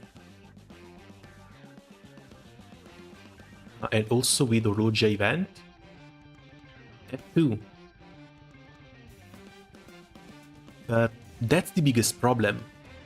With the fact that this is now a multiverse, they can mix and match characters and events any way they want to. They gave themselves complete writing freedom about this, but at the cost of making everything confusing.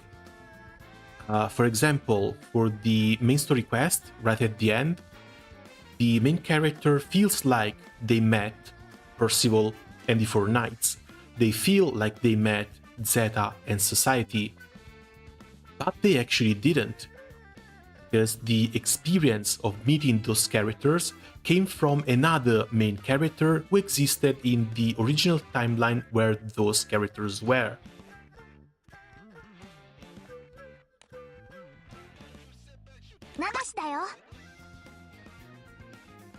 Oh god, she's so damn cute. I really hope she comes out as in the new Grand. Don't worry, you'll be more confused the more you go on with this story. Oh, I don't doubt that. Because again, main story quest has the blind primal beast. The blind astral. The same blind astral that we now saw at the beginning of this event. Are they two separate entities? Only the writers know. サブリナは出場してもいいんですか？警備には手を抜けないけど、ラドリスと騎士団長の名前を少し売っておきたくてね。政治的判断ってやつかな。この辺を見極めるために僕はこの島に来たのかもね。サブリナ、頑張れ。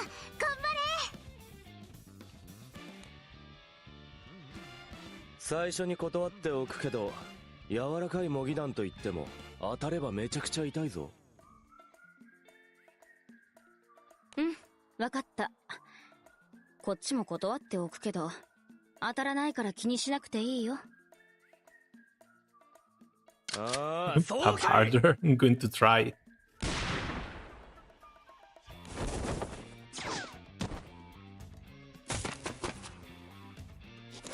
Okay, there might be a little bit of a problem.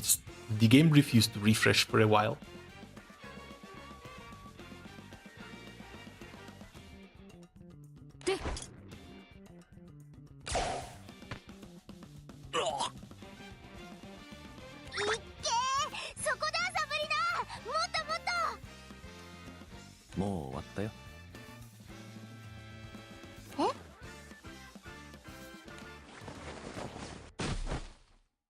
Struck lightly on the head by Sabrina's sheathed blade, the competitor remains upright momentarily before folding to his knees.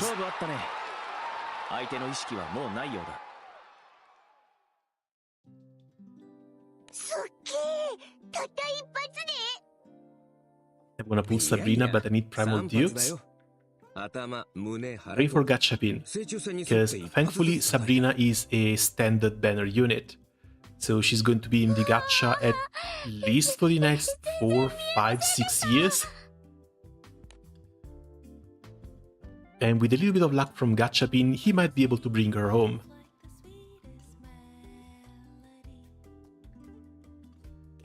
Oh, another feast. Nice. Honestly, she's a really cute redhead and I really want to roll for her too, but she's a standard banner character, even though I think she's pretty cool as a mechanical, from a mechanical standpoint too. Can't really justify spending rolls for her.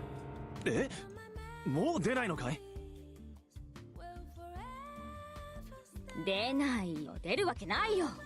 仲間がたくさん働いてるってのに。1回戦に出ただけでもおかしなことだっての。それは残念だ。あ、はい、サブリナ、ジュースだよ。差し入れ持ってきたんだよ。ありがとう、ナナシ。でもさっき水をもらったんだ。みんなに配ってくれるか？もうサブリナ以外には配ったんだよ。ええ、先にいただいています。ナナシはよく働いてますよ。じゃあナナシが飲むといい。 3 rolls in classics? I don't know, like classic gacha is one of those things I was never really able to justify. Like the only times I would roll on the classic gacha is in case Cygames gave us like 1 free classic gacha roll per day. In that case, sure. I'll just spend it, get my 1 free classic gacha character a year, and be fine with it. But outside of that, no, it's standard banner anyway.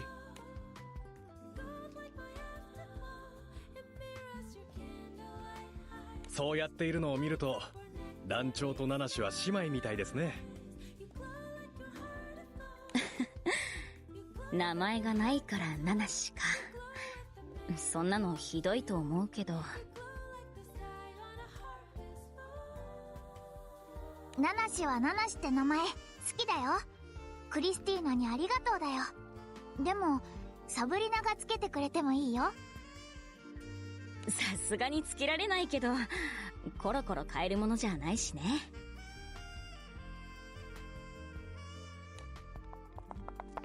ああ、お疲れ様。何か異常はあったかな？いや、気空団の。こっちは特に何も。そちらは？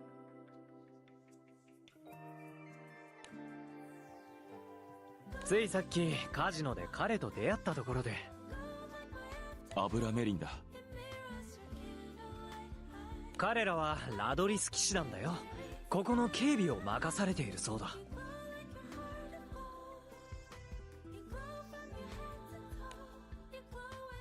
The man carries a peculiar air about him that seems rather out of place for a casino, piquing interest of the knights.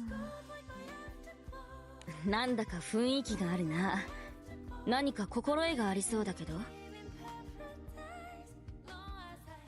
いや、大したもの。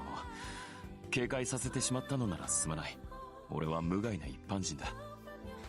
ラドリスの皆さん、ご安心を。彼はとっても紳士なんだ。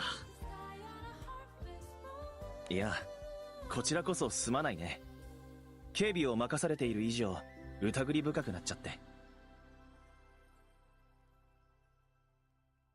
アブラメリン君が探し物をしているというんで、クリスに紹介しようと思ってね。団長でもいいんだ。クリスの居場所を知っているかもしれない。ああ、団長さんならデュエルの会場近くにいるよ。さっきまで一緒だったんだ。すぐそこか。どうもありがとう。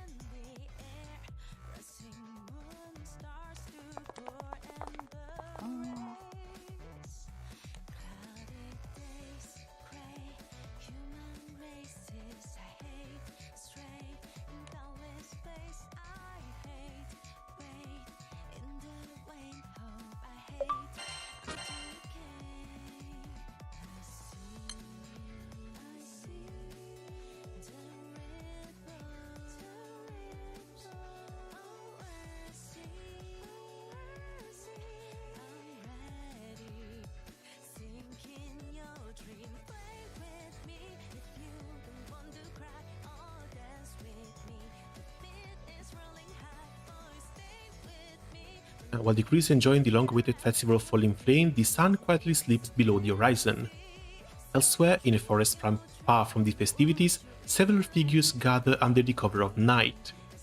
Finally, we're getting some sauce. Wait, that's Horus, right?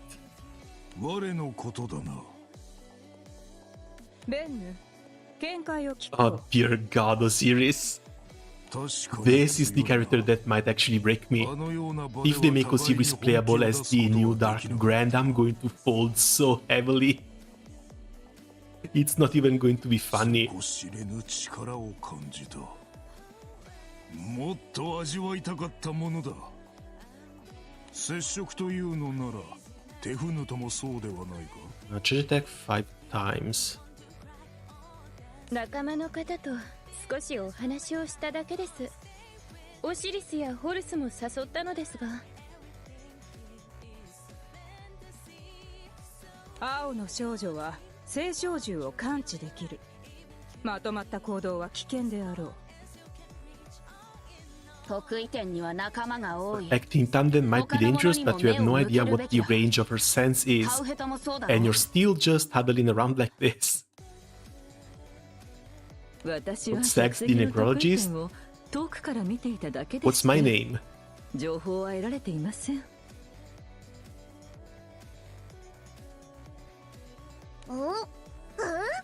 Oh god, Ra!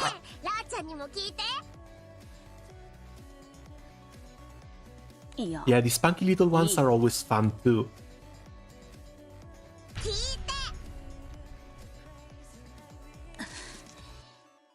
ラーは何をしていた？カジノのスロットをやったらこんなにお金を手に入れたよ。隣の人間がやり方を教えてくれた。 And while everyone was on a mission, she was just out there gambling. Fantastic character, 10 out of 10, must spark. ラーちゃんは大勝ちしました。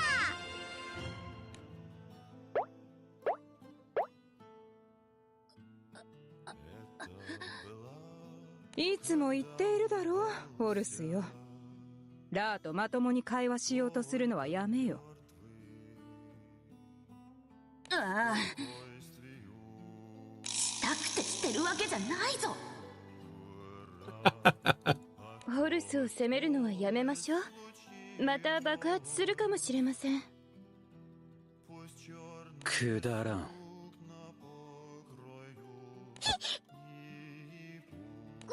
ごめん、アトちゃん。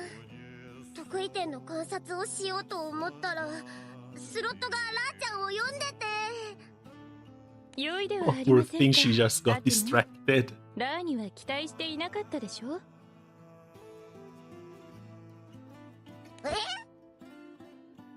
私は得意点の観察を。 She's one of us, alright. 見て何かが変わ The る Undead bosses? Yeah, these Undead bosses can't become playable soon enough. 我らはそのためにここにいる。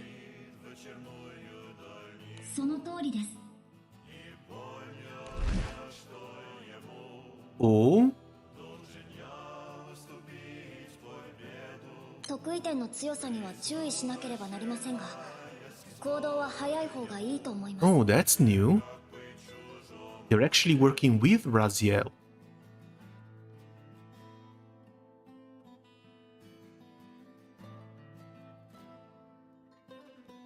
しかしラジエル、慎重さが求められるのでは？ She's not a boss though.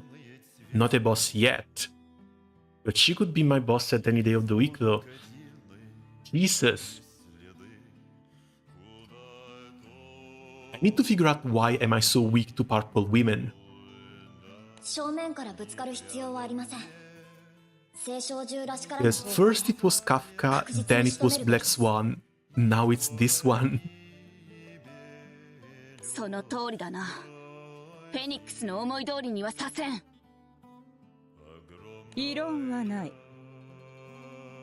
これ以上得意点が強くなったらラーちゃんも困るよ。手船とはどうだ？やはり争いが生まれるのですね。安心しろテフヌと。争いなど起きん。私がやろう。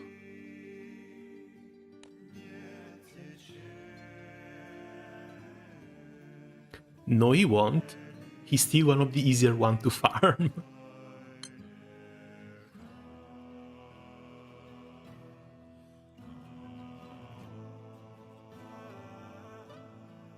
But still, if Raziel knows Sandalphon and she knows Sandalphon is basically all chummy with MC, Singularity, why are they holding this meeting? Why are they trying to test the Singularity's power? We basically already have the blessing from the Supreme Primarch. Shouldn't Raziel just accept that judgment and stand down herself?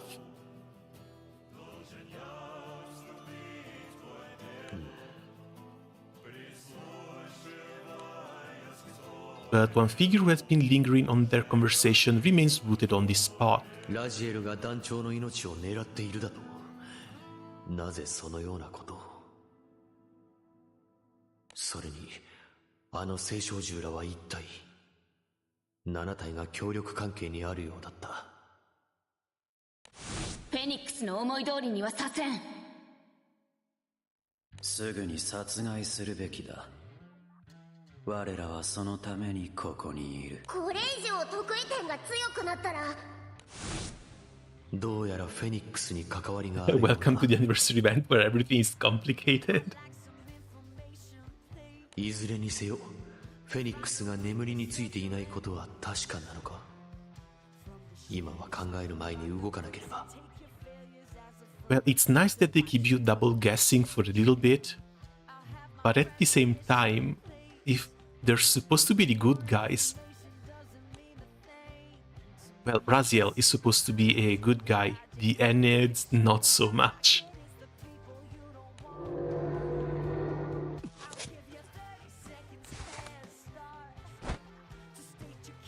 Sensing a presence that makes his blood run cold, Sandalphon looks up to the sky in a panic. なんだ、何かが来る。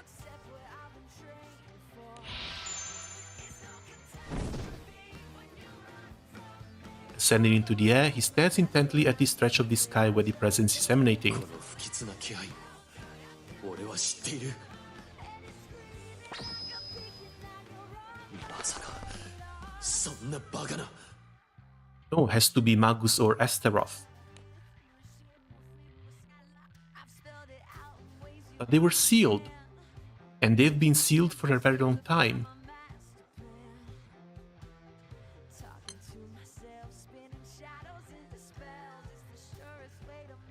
Yes, feel free to pop too. I've already done my honors. なあなあ、優勝賞金で何買うつもりだ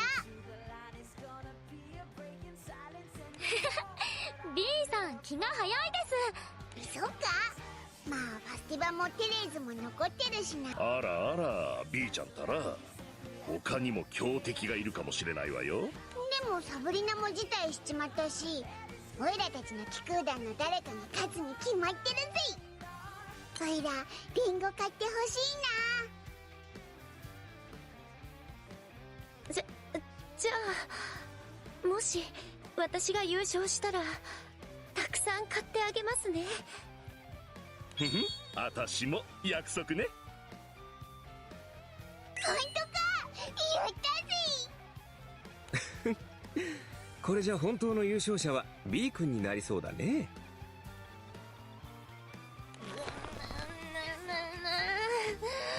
2回戦私も進みたかったな。ファスティバさんが相手じゃな。デュエルってのは奥が深いぜ。来年リベンジだ。もっともっと頑張るぞ。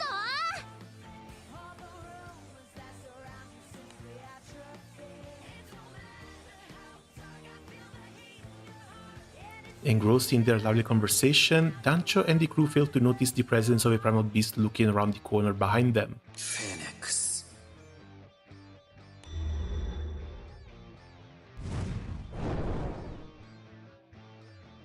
Uttering a quiet incantation, Atom conjures a small flame in his palm that gradually morphs into the form of a bird. Yeah, we're not going to fall for that. With his aim ready, focused directly on Dancho's heart through the back, Atom is confident in his victory. これが得意点と呼ばれる存在か。他愛もない。炎に貫かれて焼け死ぬがいい。That is a lot of wishful thinking on his part. うっす、団長発見だわこれ。団長、ここにいたか。Aim thrown off by the unexpected arrivals obstructing his view, Atom decides to hold his position, when suddenly... 皆さん、どうかしたんですか？探してたんすよ。テレーズさんが1回戦を終えたら合流するだろうと思ってまずは観戦していたんだけどね。テレーズさん、1回戦とっても素敵でした。美しい戦いっぷりでした。ありがとうございます。団長にぜひとも紹介したい人がいるっす。そっちの兄ちゃんのことか？そうそう、油目さんこと油メリンさんっす。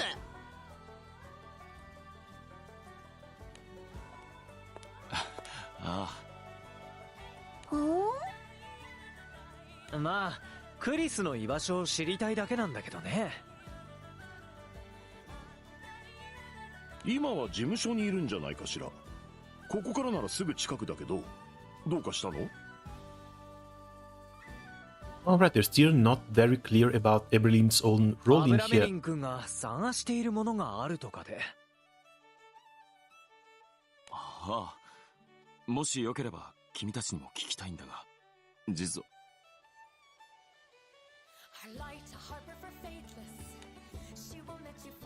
As Eberlin speaks, his gaze drifts to the area behind Dancho. Also, he is looking for the Enneads. Just when it seems as though Abralim has frozen in his tracks, he is so very much looking for the Enneads. He suddenly springs into action, leaping over Dancho and the crew to dive at the man behind them.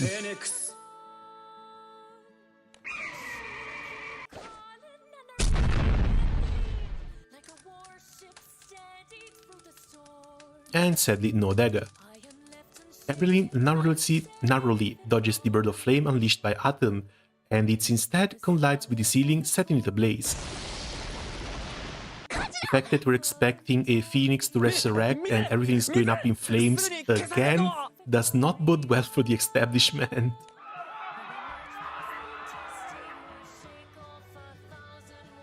Good luck with the roulette. That's in a few more hours though. あの Yeah, thanks and good luck to you as well.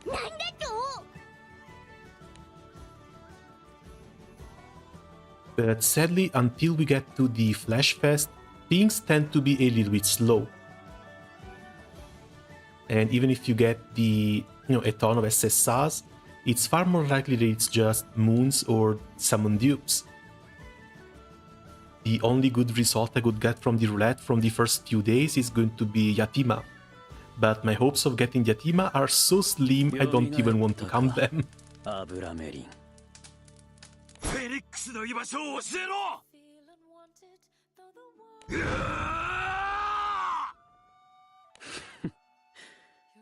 相も変わらずイノシシのような直情さよ。300年は貴様を成長させなかった。Jesus, he's been behind ground for 300 years. Consumed by fury, Aberlin begins pummeling the primal beast before him. フェニックスだって？鳥間止めっぺ。どっちを？アブラメリン君、落ち着いてくれ。Do you have Bill? Yeah, sure. 思い上がるな。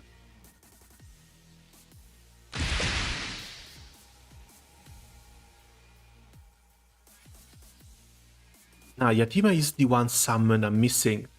I have all the others. これどういう状況なんだ？ I've been so bad needing Yatima that I've started considering using a zero ticket on her. But again, if I zero ticks Yatima, I'm not going to be able to get one of the 150 Gold Moon weapons.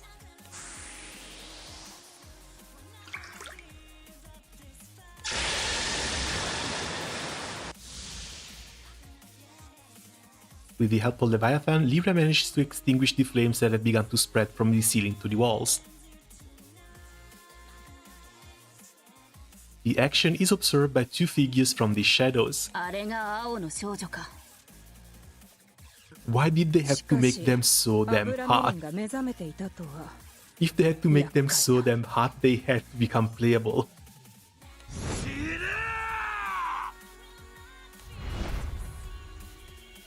Have you turned off the prayer thing from the settings? Oh no, I never used the prayer.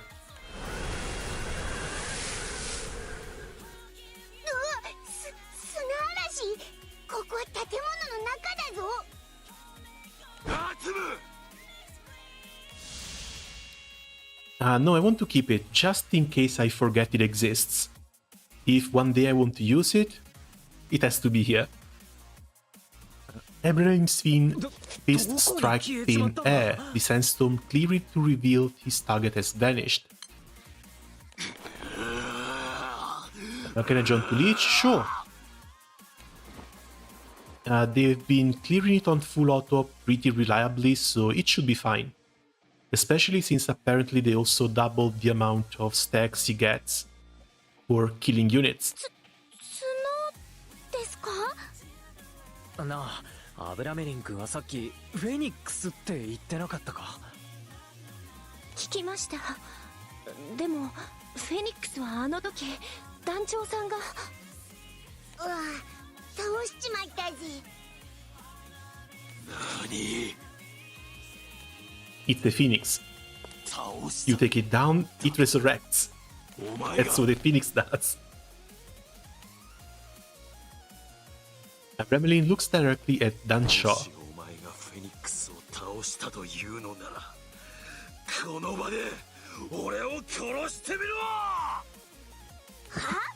Bro, chill.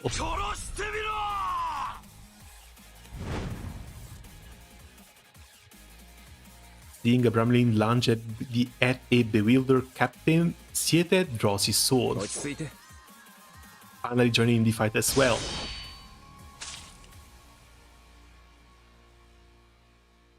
Siete Sulfi guides his blade to the knee of Abramlin's advanced front leg, leaving him unable to support his own weight. 傷は浅くしてあげたよ。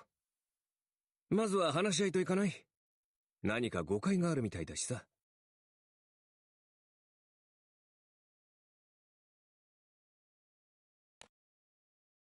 A line of blood trails from Ablamin's knee as he collapses from the sudden surge of pain. But the next thing they know, the blood has disappeared as though it evaporated. 血がそれだけじゃなくて傷も消えちゃいました。俺がこんな切り傷で死ぬと思うのか。 Oh, they gave him extra art. Yeah, he's likely going to become a boss then. にしても随分手際がいいぜ。団長さん、どうやら彼簡単には引き下がってくれないみたい。マジおっかねえけど、トリマー呼びかけてみるけ？つか、油目さん、どうしたよ？油メリン君をまずは落ち着かせないと。俺を切り刻んでみろ。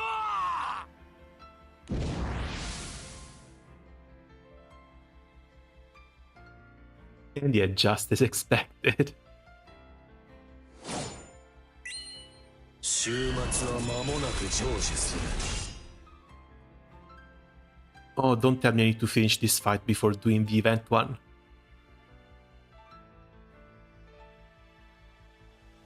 That might be a bit early. Let's see if we can make this go a little bit faster.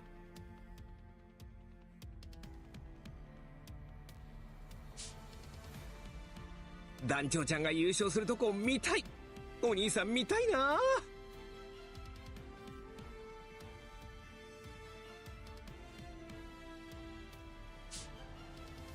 サブリナちゃん、騎士団長なんて大出世だね。蘇ったか、油メリン。 Yes, usually for some of the event it lets you do this.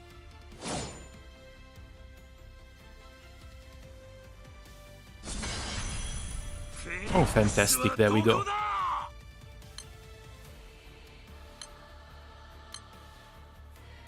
Return Abelin into his senses. どうして暴れているの？どうせ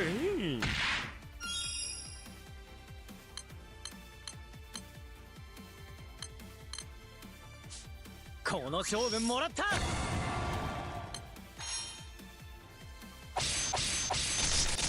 行くそことどうせ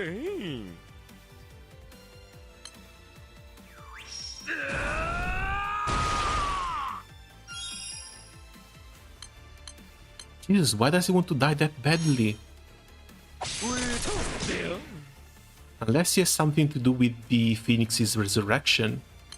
Like, he needs to go down for the Phoenix to come back up. なぜ手加減をする。殺してみろ。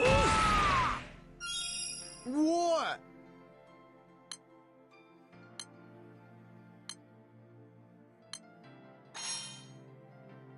But again, that's just speculation on my part.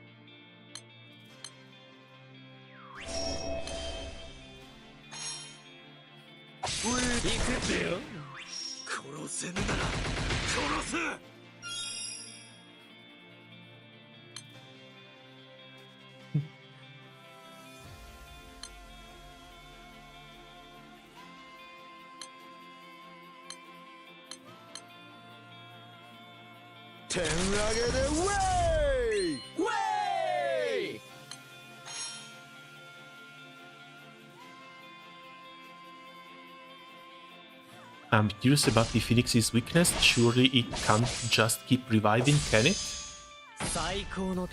I'm not sure, but isn't that just how Phoenixes work? Like immortal beasts that just keep reviving after they die?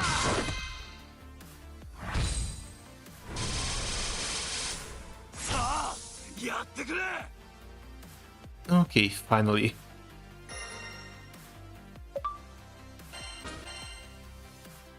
Oh, they even give us some gold books.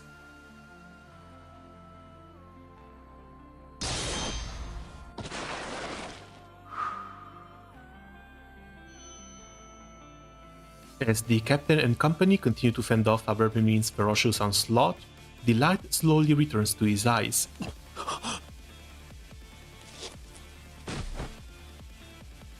Ceasing his attacks, he takes a step backwards and kneels in an apparent sign of surrender. アブラメリン君、意識を取り戻したのかい？どうかしていた。俺はまたやってしまったようだ。目の前が真っ赤になってしまい。落ち着いたのならよかったわ。私たちも手荒になってしまってごめんなさいね。構わない。悪いのは俺だ。どうか気にしないでくれ。何の騒ぎだ。させん、ちょい状況をごちゃったケース。トラブルがあったのかい？警備を任されているのにすまない。トラブルというか、私たちもまだよくわからないんですけど。俺一人が原因だ。我を忘れて暴れてしまった。兄ちゃんすげえ強えな。回復魔法も早いしよ。でもその角は何なんだ。兄ちゃんドラフなのか。いや、回復魔法など使っていない。俺はドラフでもない。さっき青少獣が300年ぶりって言ってましたよね。そういえば。そうだな。あいつやその仲間とはそうなるが、俺は6000年前から生きている不老不死なんだ。フェニックスと共にお前たちの言う創世神とやらを2つに分けた古代人類だ。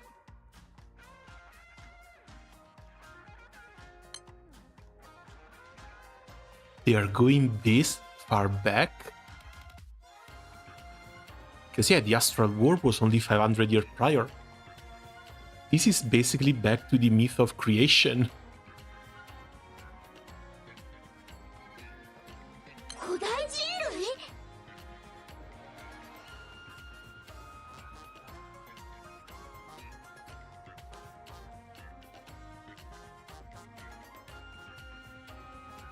While Dancho and crew are still reading from Abramel's words, elsewhere in the skies above,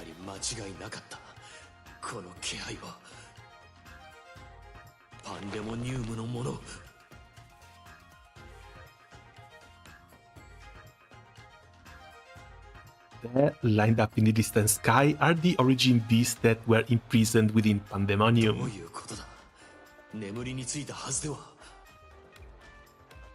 Apparently they got better and managed to escape too. But does this mean we'll be able to see Olivia as well?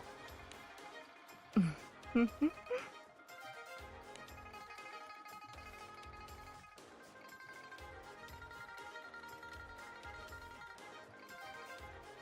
be continued. Oh, this was the end of the first part. And I'm halfway glad I started the event right now, because I get to play the second one immediately. And after the raids here, we can start farming the event as well.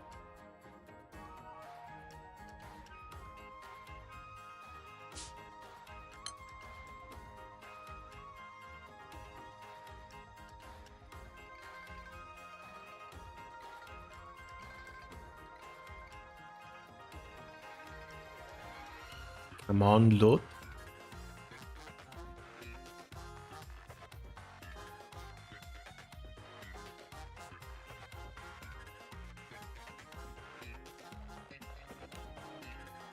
The crew stops the rampaging Abramelin, whereupon he reveals his true identity as an ancient being. Though hardly able to believe what they're hearing, they listen intently as he continues. 現在でいう四大種族の他にもかつては多くの人種があったんだ。 She looks a bit familiar. Yeah, she's one of the bosses that you need to farm in co-op for the class champion weapons. 当時でも少し珍しい種族だった。あの頃俺はいわゆる冒険家だった。空の世界は未開拓な部分ばかりで、俺はたびたび仲間と旅に出かけてた。そのはずだ。そのはず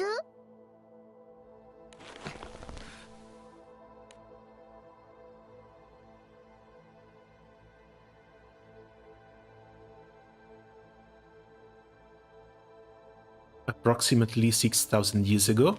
ファラハナ、街に出るけど何か買ってくる。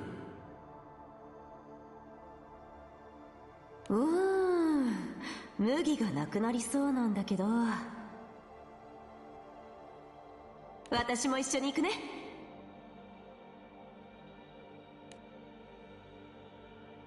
Oh no, another white-haired woman. Bramlin and Farana are a happily wed couple who reside on the outskirts of town, in a house that faces the open grasslands. They grew closer through the adventures together and came to fall in love. She's dead and he's been entombed for 300 years. Gonna slide now, post later, enjoy the story till reset. Gonna come back. Oh, hey, thank you. Maybe catch you later, because I'm pretty sure this is going to go on for a few hours more.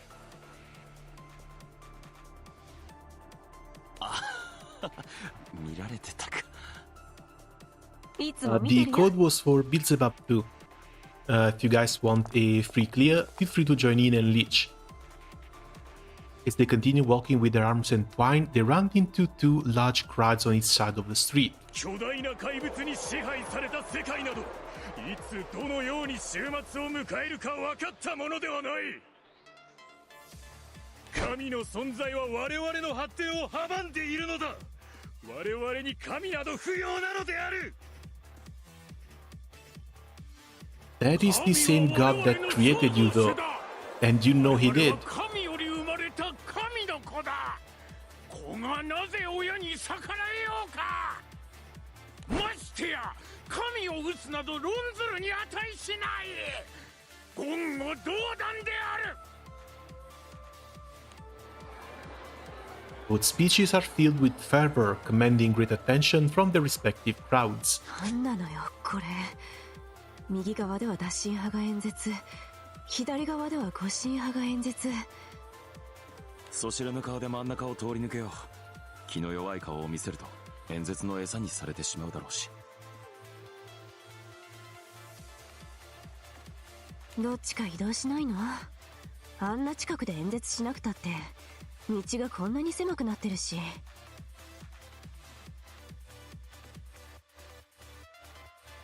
移動したら負けだと思ってるんだよ。実際拮抗した状態だからね。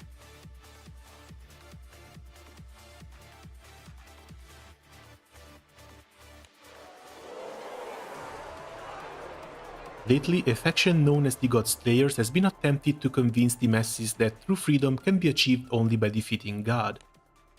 As this belief gradually slipped into society, those who sided with the god formed a faction of their own known as the God Shields. Each faction speaks of a dragon that occasionally appears in the skies, but they have entirely opposite interpretations of it. That yeah, because Bahamut was basically a deadbeat dad. He created the skies and then moved on to do something else.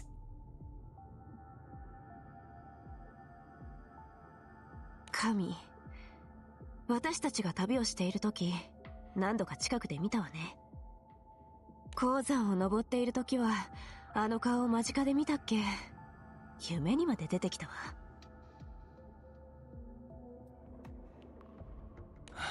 あの力強さには肝を冷やすよ。いつ鼻息一つで吹き飛ばされるか。俺たち冒険家は気が気でない。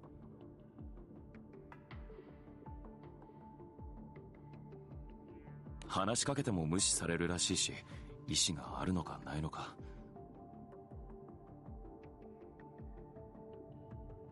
まずは自分で話しかけてみたら？おいおい、俺は旅団の団長だよ。そんな危ない橋は渡れないって。団員を危険にさらすことになる。そんなこと言って、怖いだけでしょ。すっごい怖い。おー、よしよし。お姉さんが慰めてあげるね。They're cute. Ah, they're really damn cute. Too bad tragedy is going to befall them any day now. でもさ、本当のところ、一度も神に襲われてないよね。メリンだって次第に慣れたでしょ？そりゃ特に何もしてこないからね。ただ、いつ暴れ出すかという気持ちは俺だってずっと持ってたよ。何が目的なのかな。飛び回ってるだけじゃハエと変わらないじゃん。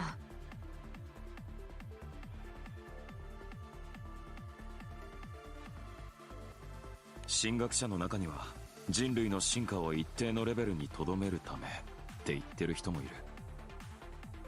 What happened to the stream? What do you mean? 人類をある方向へコントロールするためっていう神学者もいる。But everything seems fine on my end. I don't つまり see. 何も分かってないのね。いずれにせよ、あの曲が頭上を自在に飛び回っているんだ。Oh yeah, it probably crashed on its own, but it wasn't even OBS this time. Because if OBS crashes, I get a message and a warning that the stream is about to stop. 羅神派は神を恐れている。護神派は神を恐れている。元はどちらも同じ感情だよ。感情レベルでは同一だけど、意志の段階で人は分かれるんだ。ただ、羅神派の言うように神が失われれば人類はより And again, sadly, these are problems caused by the spotty internet connection. That's the best way I can describe it. I'm going to need to wait for April 3rd to be properly lined up with the fiber optics. Then everything should be fine, and I can even go up in the streaming bitrate. Because apparently 3 megabytes per second is a bit too high for this connection. I'm dropping a few frames.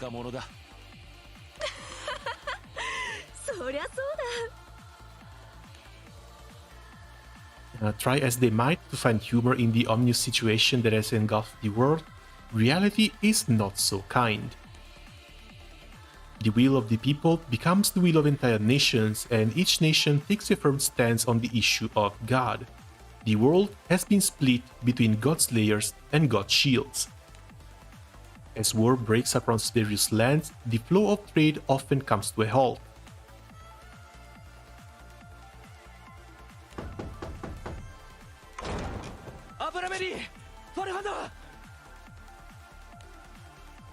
One stormy night, a fellow companion comes to visit the two. 打神派が手を組み始めた。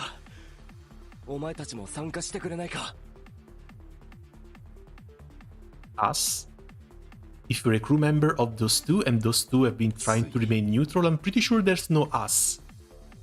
ついにでもないさ。以前から話はあった。つまり神に反旗を翻す時が来たんだ。Can't wait until they add those series. She's hot. You and me both, friend. You and me both. 護神派に気づかれる前に行動を起こす必要がある。というのもな、このまま打神派と護神派が争っていても大規模な戦になるだけだろう。打神派はそれを望んでいない。結局のところ、神を殺してしまえば争いなど存在しなくなるんだ。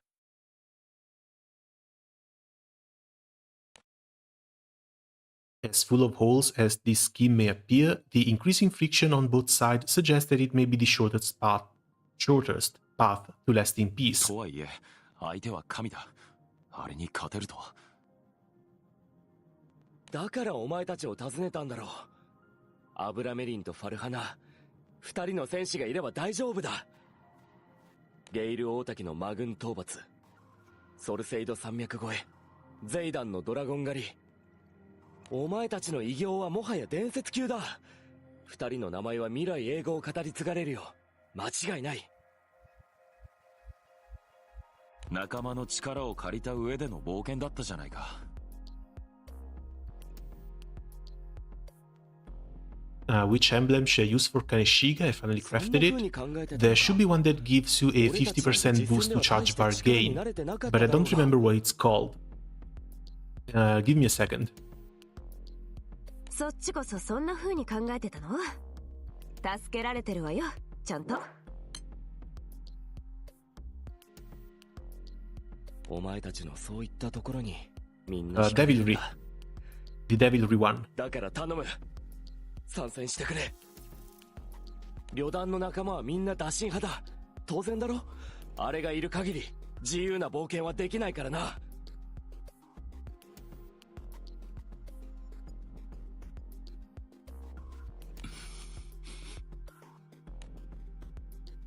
Unable to turn down the companion's offer, the two join the rebellion.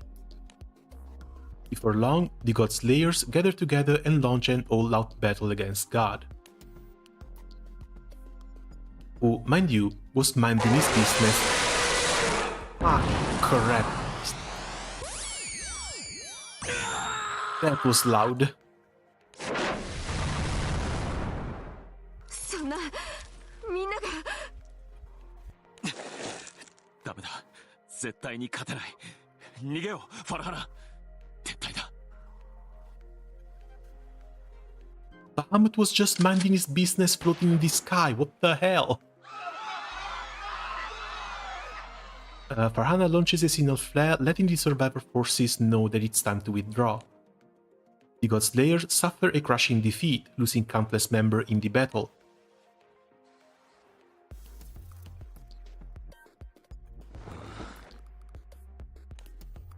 Which wouldn't have happened if they just minded their own business. One quiet night, days later, Abramelin is staring into the distance from the garden as Farhana places a hand on his back. まだ傷が痛むとか？ああ、いや、大丈夫だよ。よく家に帰って来られたと考えていただけで。Dude, I'm siding with Bahamut on this one. Because what the hell? 大切な仲間が。でももう火はついてしまった。神は打診派という存在を知り、人間を敵とみなしたかもしれない。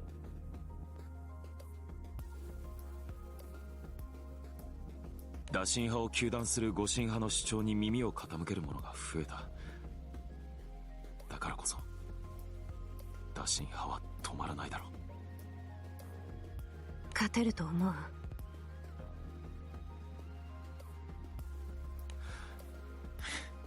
先に寝てくれ。もう少しここで風に吹かれたい。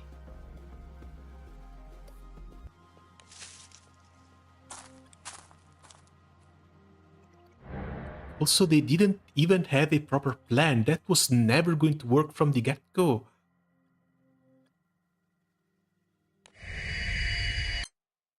As Farhana steps into the house, Abramelin reenacts in his mind the battle against God. But suddenly, the memory dims and his entire view lights up. なんだ? And now you're getting visions from the Omnipotent. See how you like those.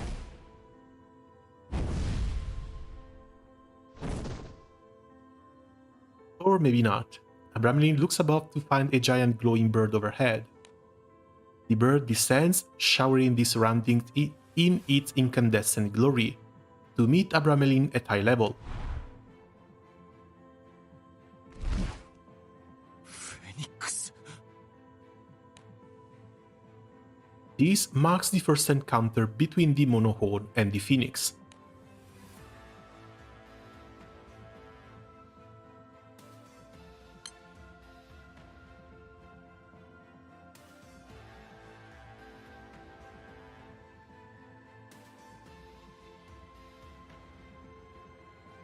私を知っているのね。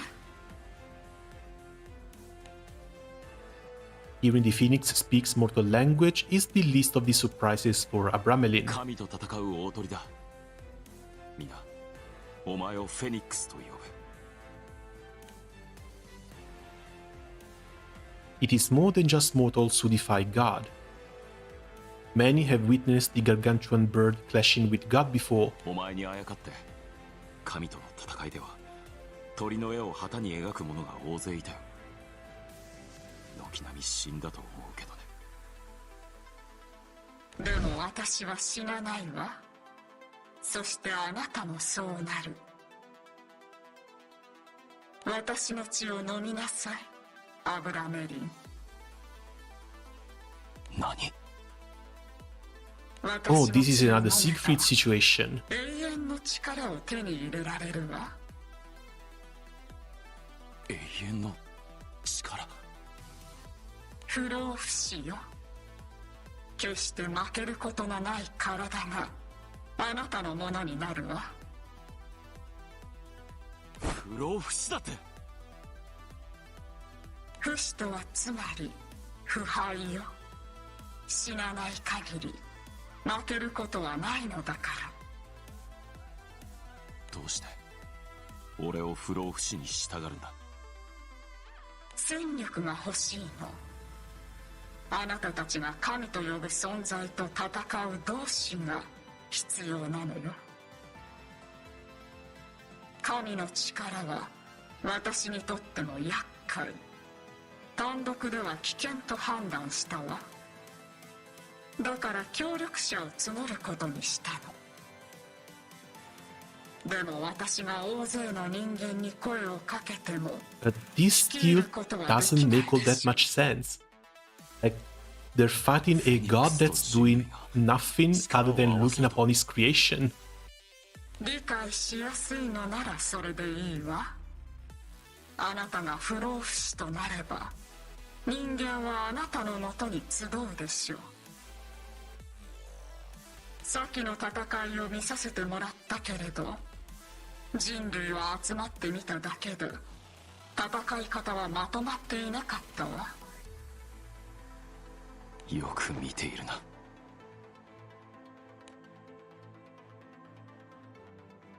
Rebellion shares similar thoughts. A motley gathering with no proper organizational structure is bound to be weak and ineffective. What's more are the differences in ideology and strength within the faction, which only lead to further incohesion in battle. 寄せ集めと言っていいほどだ。指揮系統が通るよう編成を組まなければいけないのに。英雄が必要なのよ。アブラメリン、あなたという英雄がとっくに理解しているはず。随分話せる鳥だな。酒を酌み交わしたい気分だよ。でも俺である必要性はないだろう。あなたの力と仲間からの信頼、それらを考慮に入れるとあなたが得意な存在であると言えるわ。それにあなたは本来の力を出すことができなかったでしょ。未熟な仲間が邪魔をして。何でもお見通しなのか。あなたならば戦場において人類をまとめ率いることができる。そして神を倒すこともできる。そのためにはあなたが不老不死となり、すべての戦士の指揮を取るにふさわしい存在となるほかにない。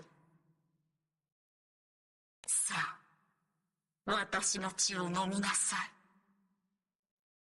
考えさせてくれ。何を考えるのかしら。妻のことだ。それ以外にあるか。俺が不老不死になれば彼女は。あなたの妻は一人で老い、あなたを置いて一人で死ぬわ。Oh, cool, no dark shield. ファルハナは俺の全てだ。彼女がいるだけで俺は幸福なんだ。それ以外には何もいらない。一人で追いさせたくない。死なせたくもない。それなら血は一人にしか与えないわ。私は他の生命体に無干渉であることを唯一の信条としているの。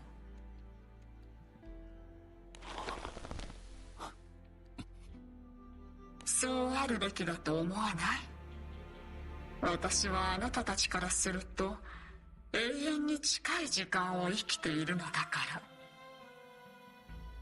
ら。考えさせてほしい。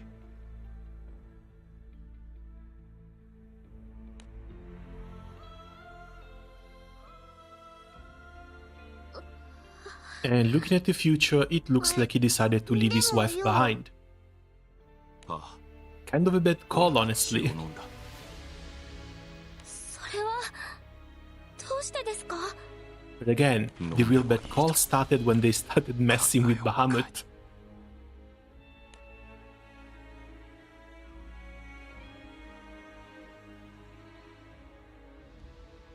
Keeping his answer to the Phoenix on hold, Abramelin challenges God once more. メリー、死なないでね。当たり前だ。ファルハナ、君はもっと下がれ。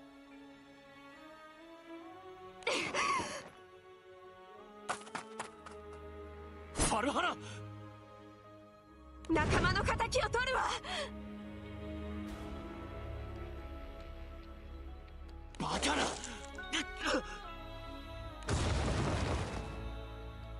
Abramelin makes to go after his wife, only to be obstructed by the falling rubble. Oh, never mind, she tosses her life away. That's even sadder.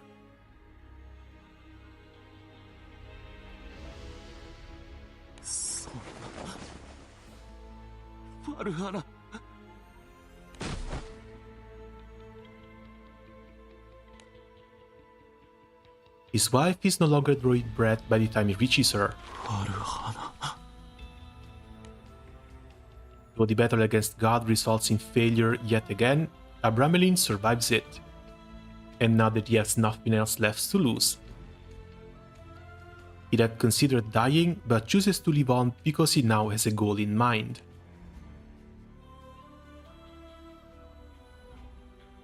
Abramelin? ようやく顔を見せたか、フェニックス。返事を聞きに来たわ。さっさと血を飲ませろ。やらなければならないことが多いんだ。神を討つためにな。ファルハナが死んだのね。余計な口を聞くな。お前は俺に血を飲ませればいい。俺はすぐに人類をまとめ、神を討つための作戦を立てる。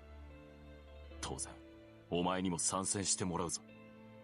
わかったわ。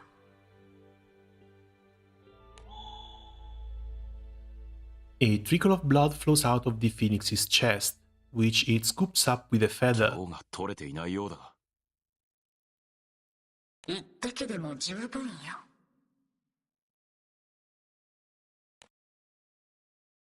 And so, Abramelin imbibes the phoenix blood and goes on to lead all the Sky Dwellers.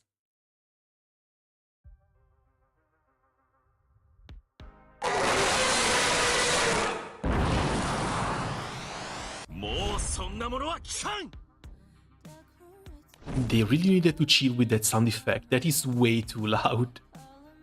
As he continues to charge towards God, body aflame, the Phoenix's voice rings out from behind.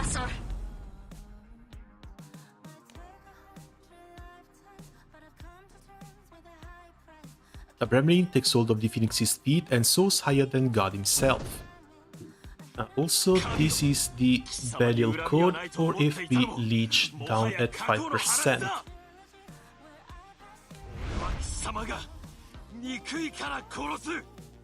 ただそれだけだ。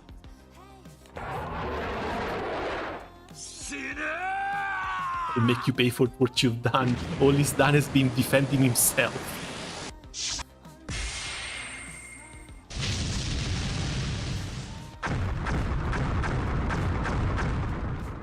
Everrain's sword comes down on guard and the Phoenix follows up with an attack of its own.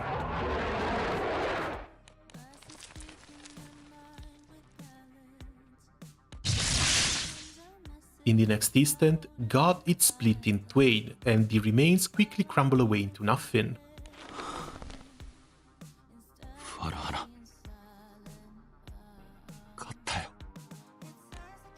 Folly. Absolute folly. That was the moment the Godslayer fulfilled their promise, scoring a victory for mankind. It happened 30 years after Farhana's passing.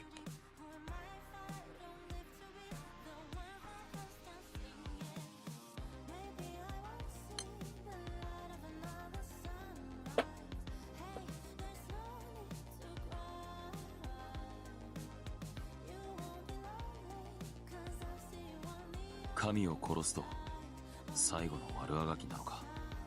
大陸中に亀裂が走り、大小の島々に分かれていった。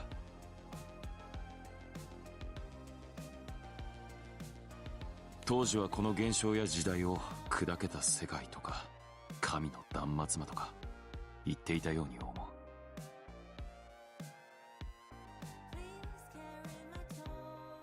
人類に苦難の時代が訪れたんだ。俺にとってはもはやどうでもよかった。神が身を裂いたっていう創世神話の肝心要のところを俺たち今聞かされてるのかな。とんでもねえ話だぜ。俺たちは戦場で戦っただけだ。なぜ人があれほどにも神を殺したがったかは知らん。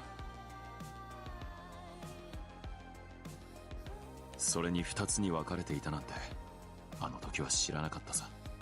完全に殺したと思っていた。だがもう不確かだがな。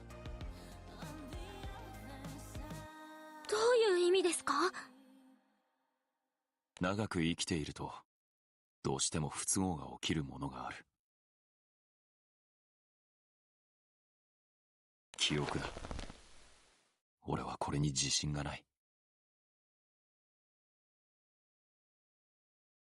神に復讐を果たしはしたが、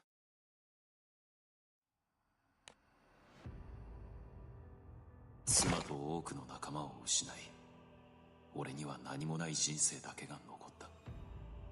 英雄ともてはやされはしたが、だがわずかに残った知り合いも死に、世界が砕けたために起きた飢饉が原因で俺たちの国はあっけなく滅んだ。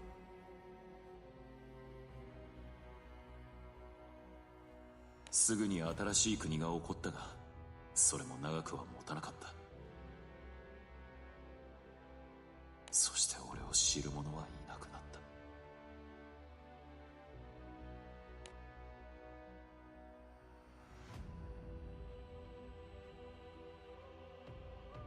最後に会った人間はあの寂れた村に住むやつれた親子だったか。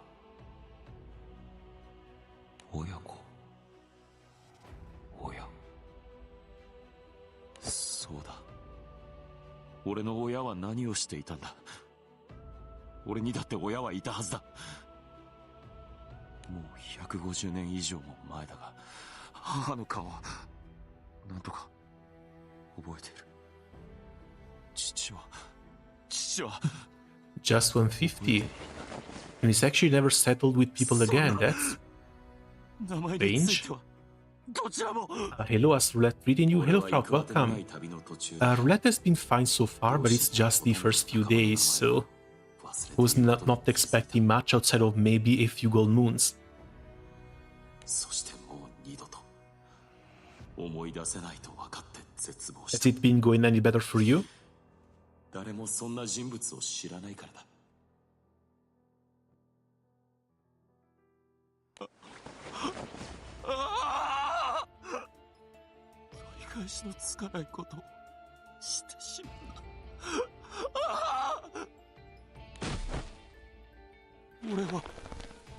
俺だけは覚えていなければいけないのに消えてしまった。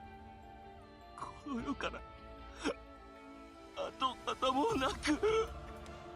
俺は慌ててまだ覚えていることを紙に書いたり石に刻んだりしたが、これが失敗だった。記録すると安心して忘れてしまい、ふと気づいた時、紙や石は朽ちてしまっているからだ。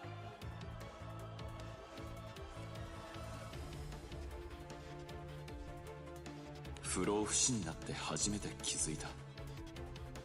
全てのものには寿命があり、朽ちるのが予想以上に早いことに。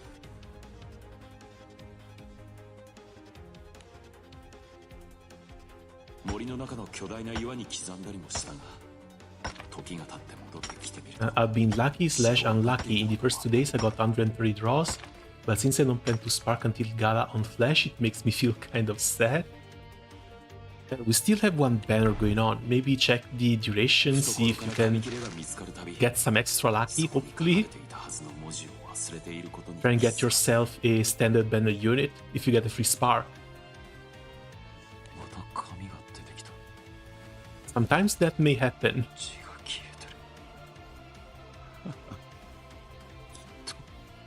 まただ。また俺から何かが失われたんだ。俺はもう自分が何を忘れたかも忘れている。思い出せていないものが多くある。だが確かめようがない。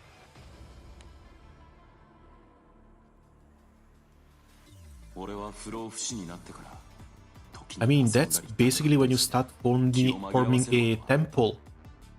You have a temple, you have people around you, the written word keeps being written and rewritten, and you also have people to talk to. Because living alone for 6,000 years might be a bit too much of a stretch. 途端に死にたくなった。記憶が空っぽになると、人はそれを望むものなのかもしれない。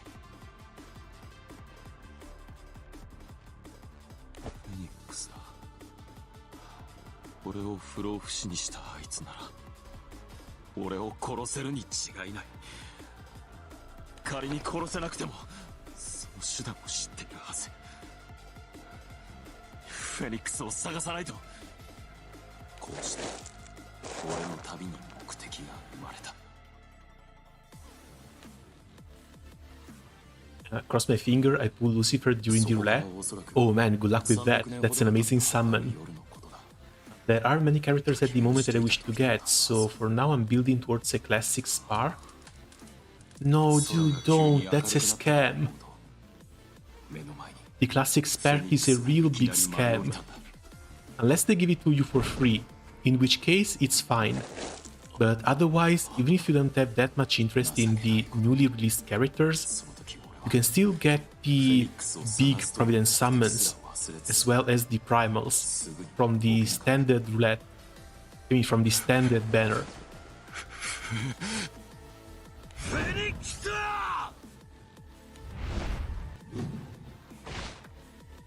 Dude's mistake was not becoming an investor or a warrior king. Nah, considering the accomplishment he did, especially since the God-slaying faction was so big back in the day, and especially in order to try and preserve history, dude, build a temple, get a following. It should have been easy. It should have been really easy, especially at the very start.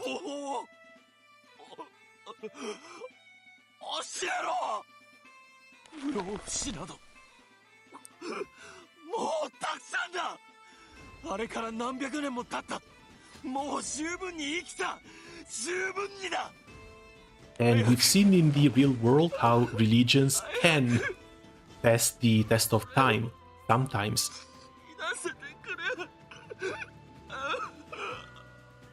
神を倒して以来のフェニックスとの開口だった。俺は子供のように泣いたと思う。だがフェニックスは無慈悲だった。久しぶりね、アブラメリン。死ぬ方法？あなたにそんなものはないわ。ファルハナのために不死になったんでしょ。ファルハナ、驚くべきことだった。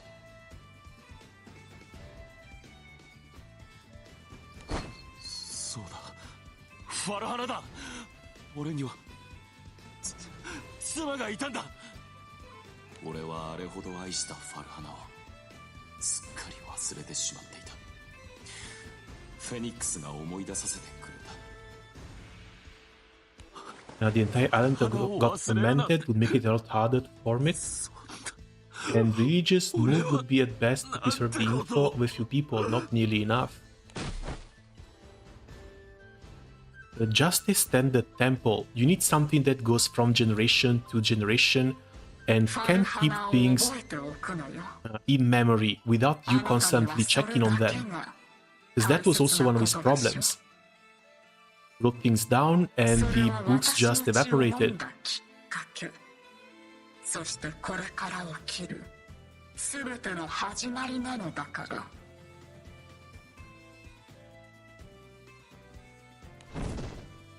そう言い残してフェニックスは夜空へ飛び立っていった。俺はようやく決心がついた。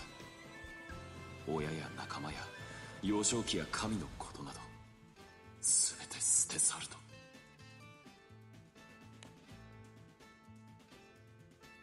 ファルハナだけを覚えていればいい。俺が愛した女、それが俺の全てだ。彼女と過ごした日々の記憶だけが。俺はフェニックスを追いかけた。やはりあいつしか俺を殺せないはずだ、そう信じて。こちらから追いかけてフェニックスに会えたことなど一度たりともないが、なぜかあいつは何百年かに一度だけ思い出したかのように俺の前に現れ、ファルハナの話をして去っていく。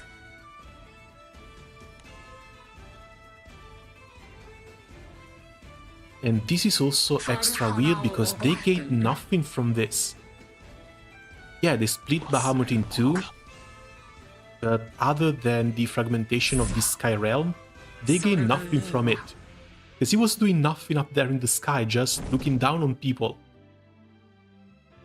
ファルハナの死は神を裂く契機となった。フェニックスも理解しているのだろう。俺はフェニックスを追いながら何度も自殺を繰り返していた。死が目的であることは変わらない。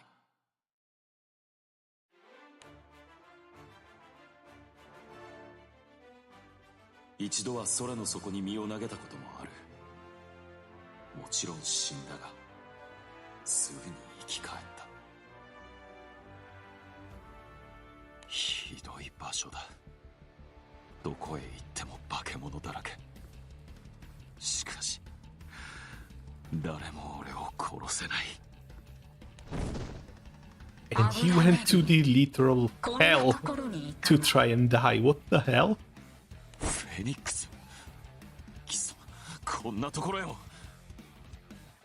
俺を殺す気になったか。 No, if his memory was still intact, that would be one hell of a well-traveled person. あなたが求めるものだけではなく、すべての希望がないの。俺の希望は死ぬことだけだ。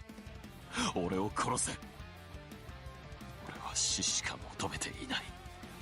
生きるのよ。ファルハナのことを思いながら空の世界へ戻してあげるわ。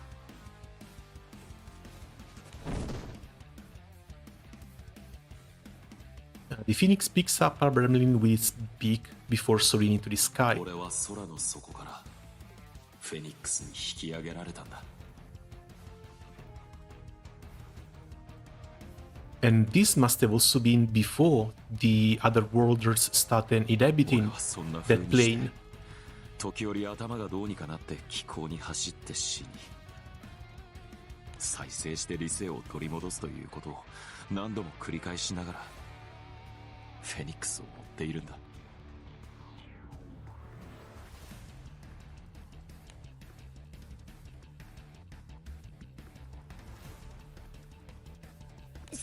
すげえ話だぜ。不老不死ってそんななのか。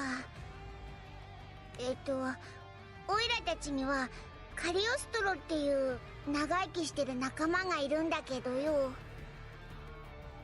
Yeah, but Keg is only 2,000 years old. 俺様もさすがに6000年は生きてねえよ。騒ぎを聞きつけてきてみりゃ興味深い話をしてるじゃねえか。アブラメリンと言ったか。体を見せてみろ。Cagliostro begins examining the monohorn's body. なるほど。じゃあ例えば腕がちぎれるとどうなるんだ？腕が遠くにあるのならトカゲの尻尾のように生えてくる。ちぎれた方は消える。君は何者だ？天才美少女錬金術師のカリオストロです。よろしくね。錬金術。何百年か前に戦ったことがある。Loki, if he wasn't as depressed, he'd be one of the most influential persons on the planet. That's true. That's very true. But he would also need to have his memories in check. Because living for 6,000 years, that is a lot of knowledge that you can acquire. ヘルメスの連中あたりか。ご期待には添えなかっただろう。ああ、誰も俺を殺せなかった。だろうな。ま、残念ながら連中に限った話じゃねえが。Cagliostro plucks a single hair from Abramelin and works her alchemy on it. 現段階の錬金術じゃお前を殺すことはできねえ。魔術や錬金術といった既存の法則よりも上位の概念。言うなればまだ解析不可能な。But wait, if the Phoenix was so damn powerful that she was able to give him immortality as well as split Bahamut in two, how the hell did the Phoenix become just a weekly boss that we took care of in the first event in the game?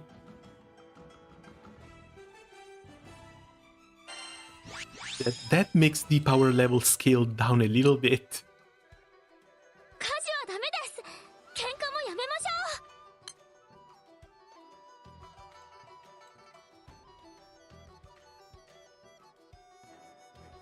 壮絶な話だ。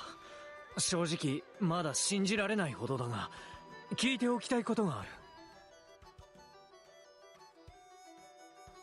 さっきの青少獣は何者なんだ？いつどこで出会ったんだ？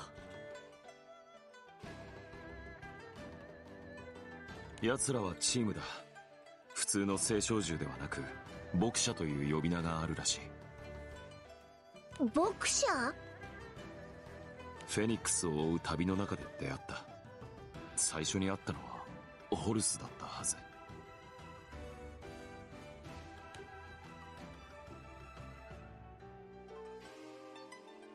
Bramlin is traveling alone in search of the leads on the Phoenix when someone calls out to him from behind. おいお前。こちらの誤りならばそれまでだが、お前の顔を50年ほど前から何度か見ている気がする。だが容姿が全く変わっていない。人間はそこまで若さを保てるものか？そちらも50年を生きているようには見えないが。フェニックスを知らないかと聞いて回っているのはなぜだ？何を目的にしている？何者だ？青少獣だ。波空戦争は終わったぞ。お前たちの支配の時代もな。Yeah, that's basically the same argument with vampires. Like, someone was asking why vampires in media are always super rich. The first answer they got was that if you can live for hundreds of years and you're still broke, maybe just walk into the sun yourself. 質問に答えろ。なぜフェニックスを追う？ But Abramelin here is basically a broke vampire. お前はフェニックスの居場所を知っているのか？おい、質問をしているのはこちらだ。いや、俺の方だ。お前はフェニックスとどういう関係にある？私から話しかけたんだぞ。知るか。さっさと答えろ。青少獣ならば容赦はしないぞ。貴様。答える気がないのなら、その頭蓋を割って中を覗いてみればわかるか。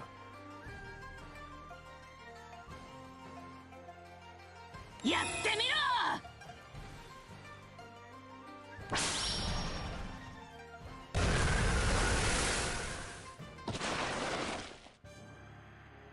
！The enraged Primal reveals her true form and knocks Abramelin back with a shockwave. 傲慢な空の民よ、沈め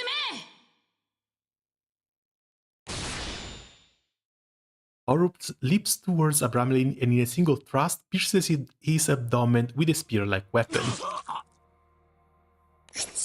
But she doesn't even know who she's messing with. As Horus tries to draw the weapon out, Abramelin heaves a sigh. やれやれだ。お前も俺を殺せないようだな。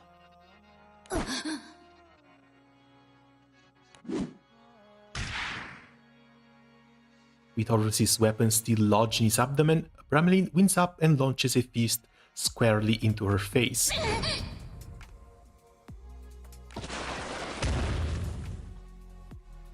Horus is sent flying from the impact from Abramelin's punch. 口ほどにもない。とはこういうことだ。殴った。このホルスの顔を殴っただと。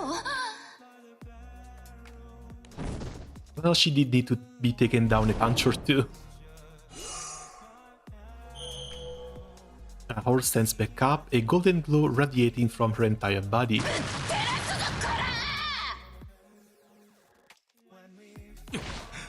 なんだこの光は。私から出る光は全て私の槍となる。一月で死なないのなら何本で死ぬのか試してやろうか。望むところだ。望むのか？ He's just looking forward to it. A lone woman now stands between the two. 私は青少獣テフヌト。こちらは青少獣ホルスです。テフヌト、お前は出てくるな。安い挑発に乗ってはいけません。彼は明らかにあなたを怒らせて攻撃させようとしていました。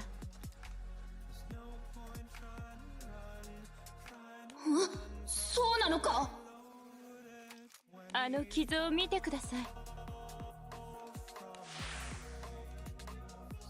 The hole in his chest has healed up, and the dark red blood splatter on his shirt is no more, as if evaporated entirely. フェニックスの力なのですね。だとしたらどうする？私たちは牧者という青少獣です。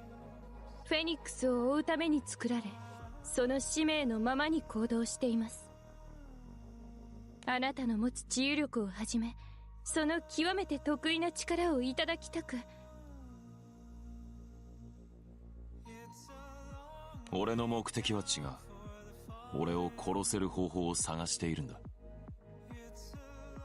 フェニックスならば知っているはずだ。あいつは会うたびに否定するが。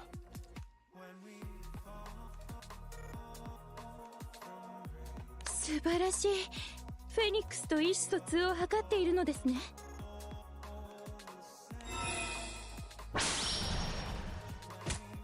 まさか不老不死がいるとは。この男研究材料になるな。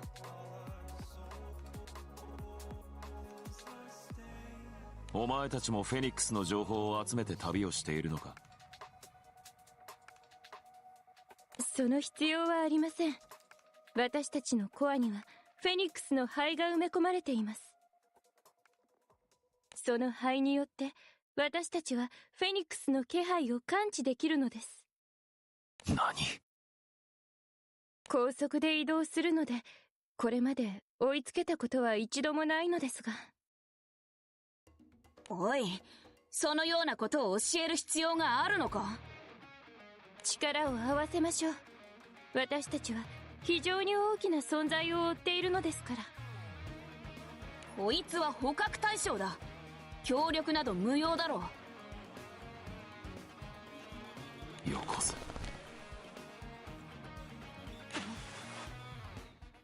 その灰をよこせ！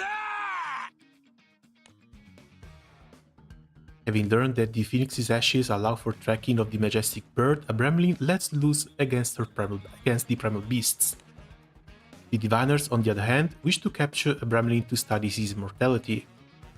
From their first meeting onward, every time the two forces crossed paths, a fierce and bloody battle would ensue.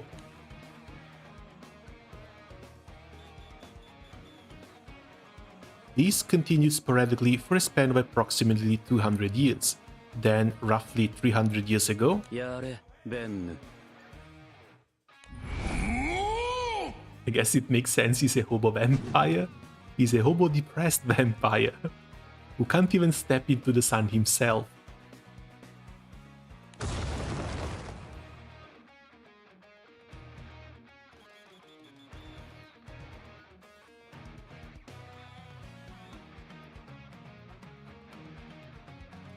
Jesus. Bennu chucks a giant boulder into a hole where a Bramlin has been dropped. The boulder crushes his head, leaving it to the same height as his shoulders. The impact causes the wall of the pit to crumble upon themselves.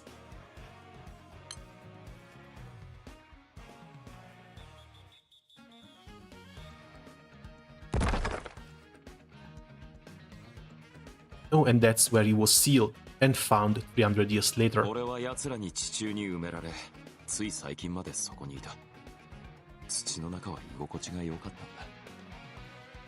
It was quite nice in there.「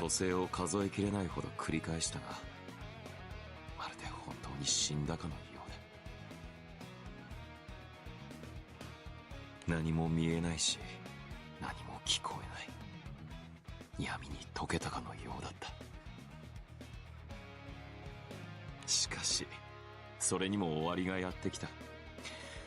ガスタルガという男にたまたま発掘されてしまったんだ。ガスタルガさん？私たち知ってます。なんだって？気空団連合のラファールの。おお、そうだぜ。いろいろ世話になったんだ。そうだったのか。Doesn't have the smarts to use immortality. Either that, or it has something to do with the memory. Because whenever he tried to do something, he would end up forgetting it. Well, forgetting about it. いいってことよ。オイラたちも貴重な話が聞けたぜ。でも、死ぬことが目的だなんて。環境が違えば、常識も倫理も変わる。ましてや。6000年も前から生きてるとなるとな。まだわからない点があるよね。どうしてあの青少獣はあんなところにいたのかな。まるで団長ちゃんを狙っていたかのような位置に隠れていたよね。そうだ。確かにアトムはあの時団長を狙っていたような。気は俺にもわからないが、アテムたちがここにいるということはフェニックスに関連しているはず。あいつらの目的がフェニックスであるという点は俺と変わらないからな。いや、だから、そのフェニックスは、オイラたちが。いや、ちょっと待ってほしい。アブラメリン君の話は6000年前から始まっているんだろ？星の民の襲来はおよそ2000年前。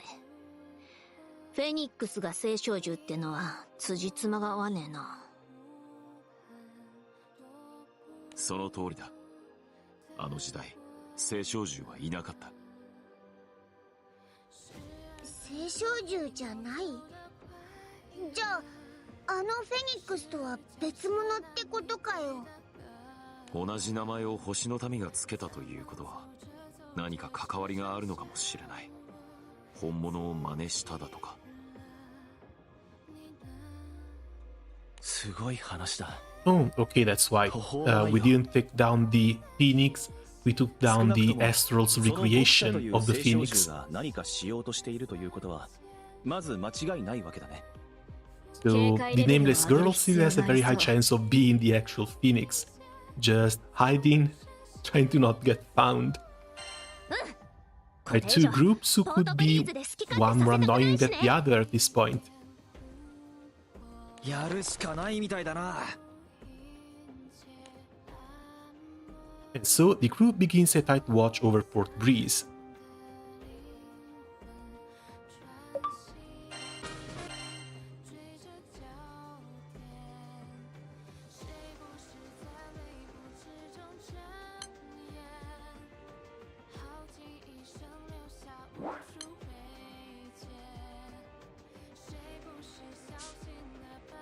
聖少獣が複数いるのか。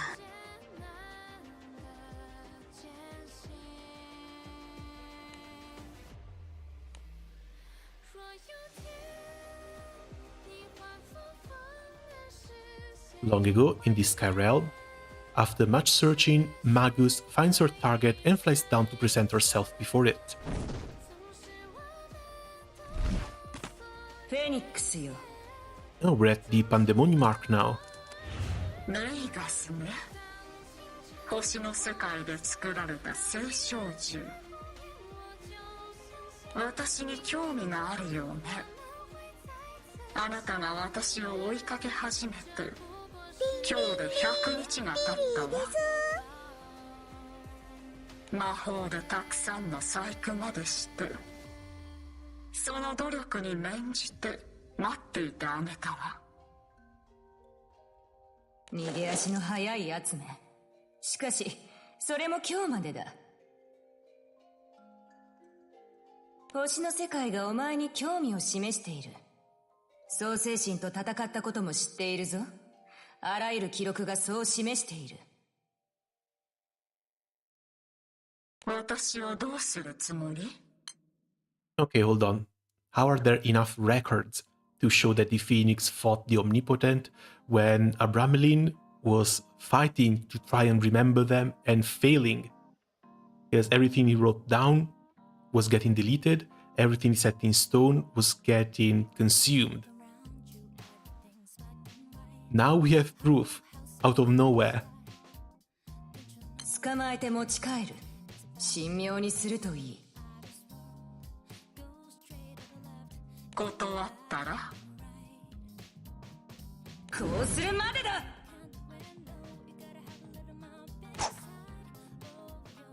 With a flutter of her wings, Magus slices off the Phoenix's head. As if that's going to do anything. Fresh blood spurts out and a shriek pierces the air. The Phoenix lands with a thud and dies. Quote unquote, dies. なんと、こんなにも弱いのか。傷をつけるだけのつもりが、拍子抜けにも程がある。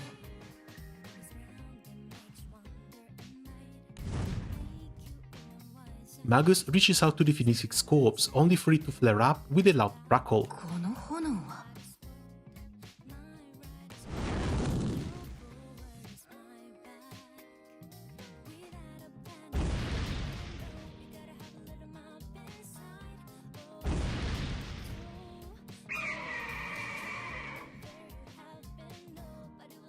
The carcass, along with the surrounding blood splatter, quickly burns into ashes.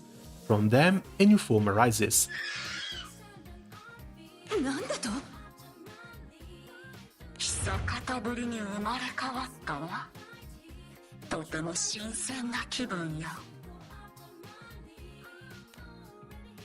Magus is awestruck by the sight of the phoenix towering before her once more. 利口なのね。The phoenix sees that Magus has lost the will to fight.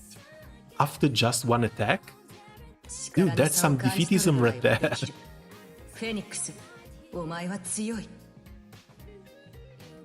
アスタルトよりも？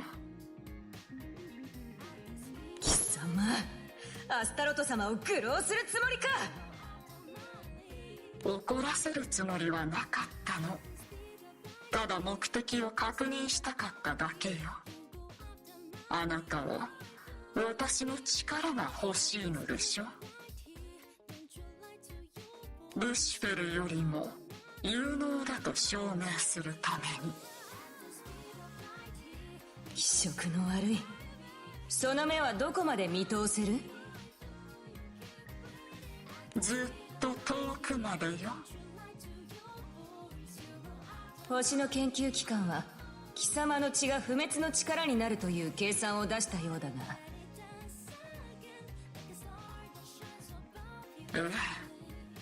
ちなみに涙は治癒の力を持つわ。でも誰にもあげない。私は他の生命に無干渉なの。I'm sorry. I'm sorry. I make a point of not interfering with other lives. Was Bahamut not another life? Why did you have to go and interfere with that?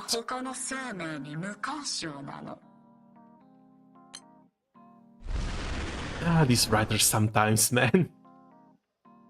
The phoenix spreads its wings and takes off into the welkin. Left to her lonesome, Magus looks down on the phoenix as she's before her. お前はメイガスか。そういうお前はサンダルフォンだな。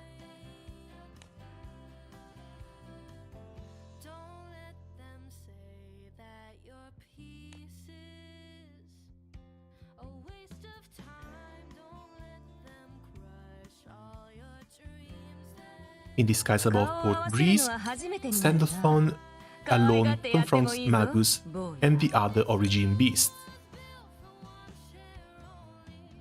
パンデモニウムの中で互いに存在だけは気づいていたというわけか。しかしお前は眠りについたと聞いていた。どうやって蘇った？なぜだろうな。そんなことよりも得意点がここにいるのだろう。坊やにエスコートを頼もう。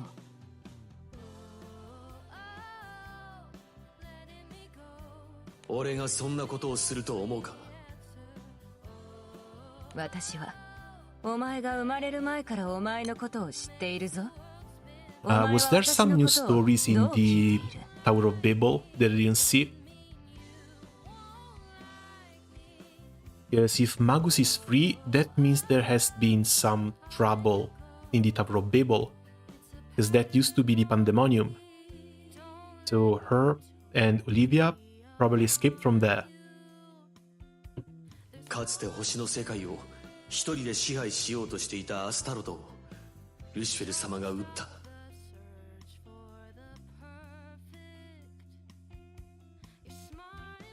企みにルシファーが気づいたんだ。お前はアスタロトの仇を討とうとルシフェル様に挑んだが返り討ちにあったそうだな。そして奴の意外を抱いたままパンデモニウムに収監されたのだろう。ルシフェルめ、しっかりと伝えたようだな。しかしそのルシフェルももういない。そうだろう。おいで坊や、同じ監獄の仲間ではないか。私たちが争う理由などどこにもない。ヨマインごと妙な青少獣がここに集まっている。どうせお前の差し金だろう。ああ、牧者たちのことか。牧者？フェニックスの追跡装置だな。確かに私も関わっているが、差し金というのは正確ではない。コアの中のフェニックスの灰によって奴の存在を感知できるのだよ。かつてその灰を手に入れたのが私だ。しかし私と直接的な関係はない。追跡装置とは勝手に動くものだ。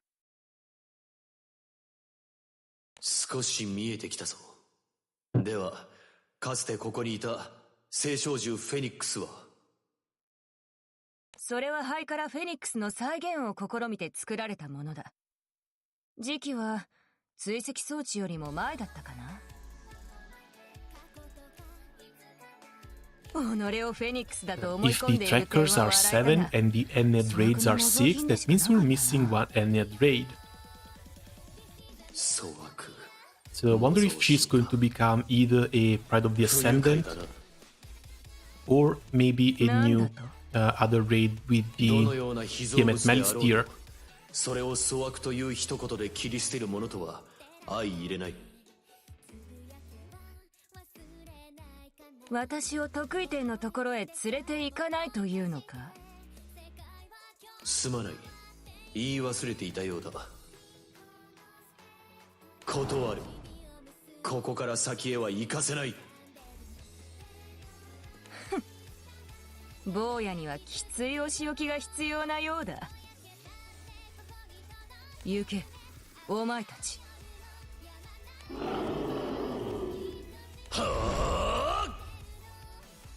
That's not really gonna do anything now, is it? Candlephone clashes alone against the sky full of origin beasts.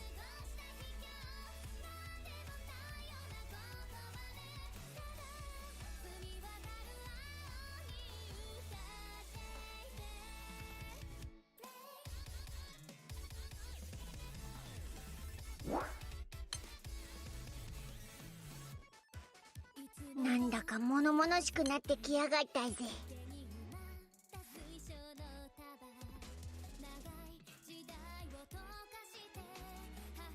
Come on, load. Leaving the search of the diviners to the crew, the Knights of Redlit tighten security and resume their usual patrols. However, they soon lose sight of their prince, and their captain, Sabrina, grows increasingly flustered. どこ行ったんだよ、殿下。ねえねえ。 Hello, what did I miss? Just some more backstory. But did you read the event yourself, or do you want a little bit of a recap? どうして結婚するの？ナナ氏はそういうお年頃なのか？いや、なんかいきなり求婚されて。好き同士だったの？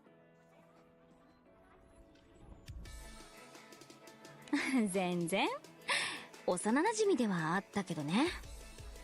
俺の父親は城勤めでね、セオドリクのことも小さい頃から知ってるし、遊んでもいたの。それがまさかいきなり結婚だなんてねえ。サブリナは結婚していいの？いいんじゃないかな。そんな感じなの？まあ死んだ両親もあっちで安心するだろうし、人生は思い通りにはならないんだよ。思い通りになるなら誰も死んだりしないからね。そう考えていると、まあそれもありかなって何が起きても思えるんだよ。サブリナはそれでいいの？セオドリクが嫌いってことはないよ。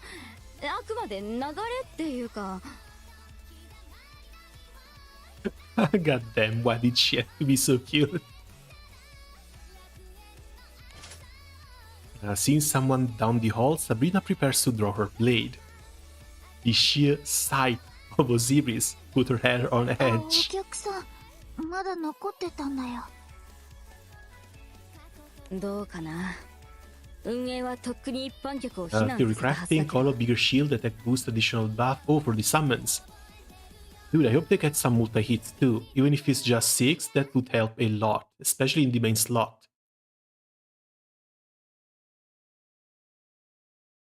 もちろん少しくらいお客さんが I'm 残って pretty sure いて they're も not going to give the sub aura away for free though. Not even just reducing it down to a 10%. 人間には見えないな。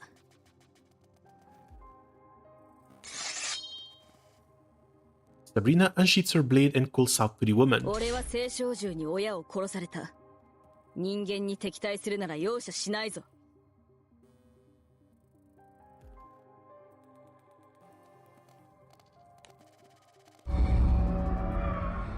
容赦など無用。このオシリスが遊んでやる。世の行く手を阻むというのならな。And that's the Doggos. The primal shadow spills across the floor like ink, and from it emerge two giant hounds. ワンちゃんが出てきたよ。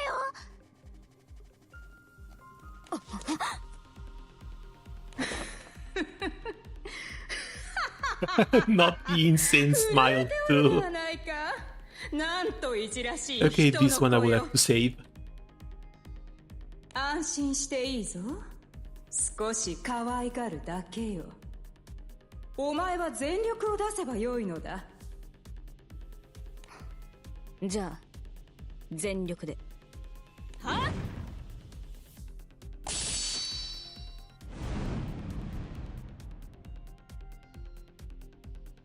A single booming swing from Sabrina removes one of the hounds. どうしたの？俺を可愛がってくれるんでしょ？おのれ。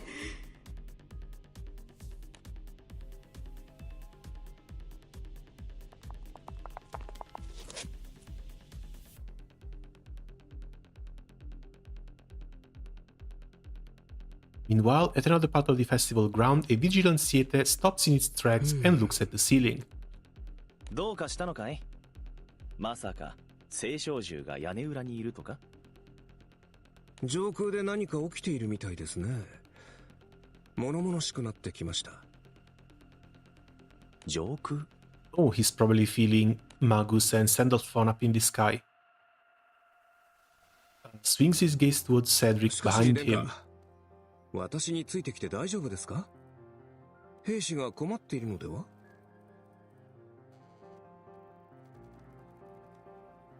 君一人じゃ何かあった時に不便かもしれないだろう。もちろん戦力にはなれないけどさ。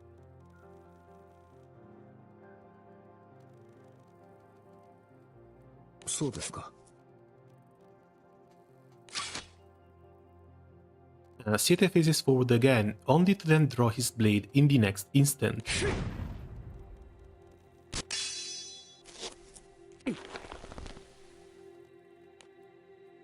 To Cedric. Siete responds just in time to parry Cedric's sword strike at net level. Pushed back by the surprising amount of strength behind the attack, Siete is forced to leap back and create some distance. Siete, are we being serious here? どういうおつもりですか？今のは防がなければ確実に私の首を跳ねていましたよ。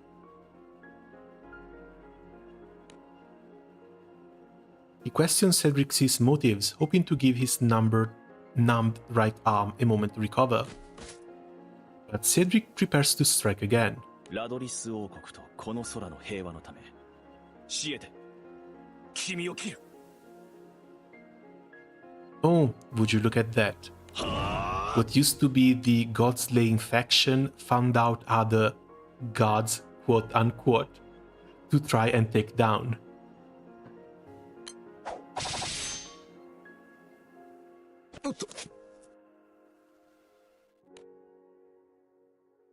Zeta evades the flurry of strikes and leaps back once more. さっきは首を跳ねるつもりだったさ。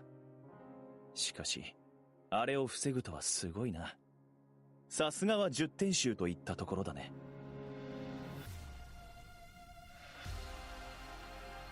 それ以前の話ですよ。あなたから漏れ出る殺気に向けられた私は嫌でも気づきます。殺気。なるほど。そういうものがあるんですよ。こればかりは稽古では教えようがないものなので。ですから、Carlo, bigger shield attack boost additional debuff. That's very likely, even though I would love to see some armored on Colossus. Iggy, semi-frayer level and a stronger heal? Maybe just a regen, but I think she already has it. Frayer level buff also sounds a bit too strong. Shev, more dispels? Unlikely, they're trying to sell you characters that do that. Attack boost, special buff to light ally. Special buff might be a thing. Levy, charge attack related boost and damage reduction. Maybe another repel as well. Tiamat, mirror image, reduction, attack, shield, negate. Tiamat, I don't know, she already has a mirror image that's pretty damn strong as far as buffs go. Extra damage reduction wouldn't really work in tandem, so maybe some sort of buff or echo. Shalem, Celeste, Semi-Mandrix, Super Negate. Yeah, because she has the accuracy lowered already. Accuracy lowered, blind, and more debuffs too. Honestly, I'm really curious to see what they're going to do to them. Because when you're a Magna player, you can't really do without. And having them in your grid, if they have a great call, that's at least a very nice plus. Again, my main worry is going to be about having to farm a second one, and possibly transcend a second one as well, if they give them a good sub-aura. すまない、シエテ。君の腕が痺れているうちに型をつけた方がいいと思うから。優勢と判断できたら間髪を入れずに攻めろ。君が教えてくれたことだ。手心を加えることも寛容と教えておくべきでしたね。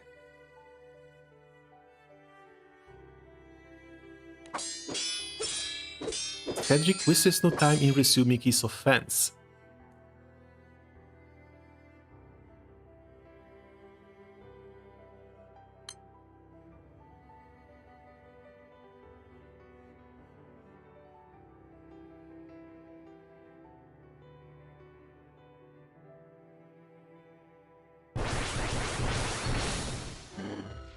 They might import Transcend Summon only one limit or later. Oh no, they can't do that. Because with the primal ones you really want one in the sub-summons too. 20% attack, 20% HP. Especially if it just has to sit there, that's some really good stats. なかなかやるようだな。しかし not to mention, a lot of people went out of their way to get a 12 summon setup at 250 already. Those are the people who spend a ton of money on the game. And you can't really anger those people, because they're the ones keeping the game afloat. So no, the single summon transcendence is not coming. 彼女は何を企んでいる。なぜ団長を狙う。天使が敵となるのか。甘い。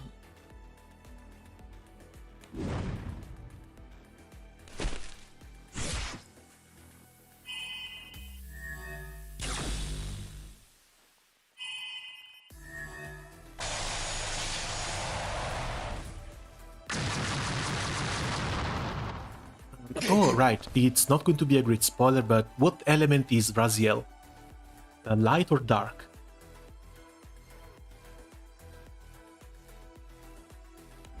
New Flash unit reveal? ほとんどの原初獣は坊やの敵ではないかもしれんが、 I don't see it on Twitter though.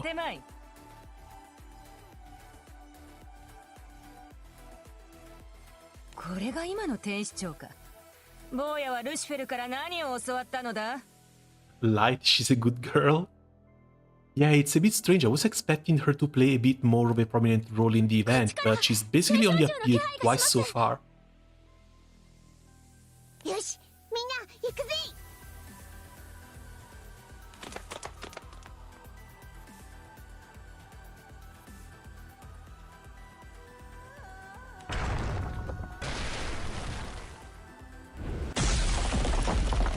まあ、何が落ちてきたの？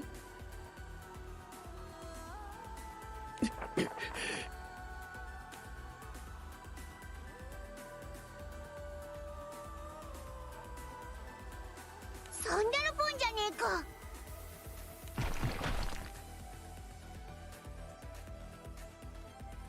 Dancho and company clear some of the debris and Sandalphon gets back on his feet. すまない。団長、無事だったか。 He's been brewing too much coffee, he must have gotten soft.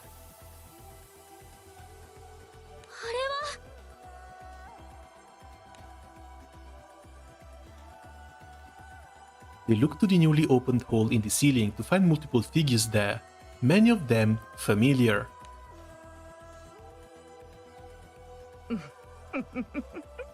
見つけたぞ、得意点。あいつはアスタロト？どういうことだよ。オイラたちパンデモニウムであいつを倒したよな。そのはずです。私も覚えています。いや、アスタロトではない。あれはメインガスだ。メイガス？アスタロトの手下の原初獣だ。アスタロトは星の民の最高評議会の一人。星の世界で魔王と呼ばれた男だ。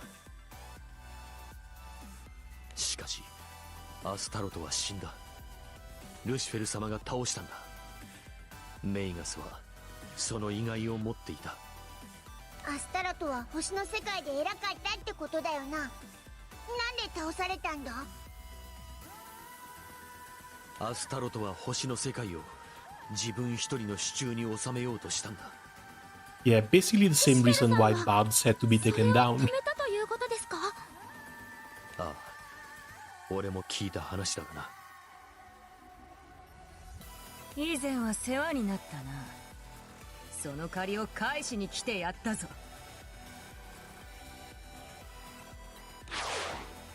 消えた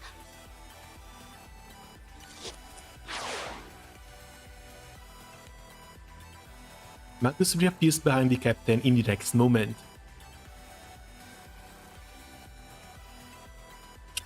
Nothing personal, kid.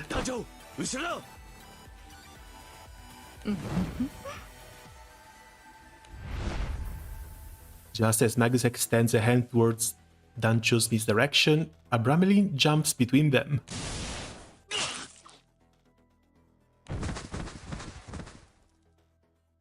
A shockwave unleashed from Magus's palm sends both Abramelin and the captain hurtling back.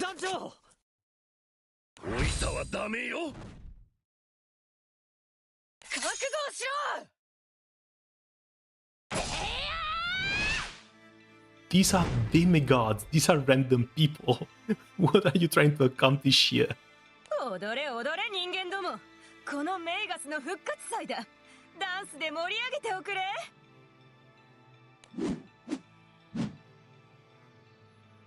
Megas evades each attack with this lateral twirl of her body, a sardonic grin plastered on her face. Megas.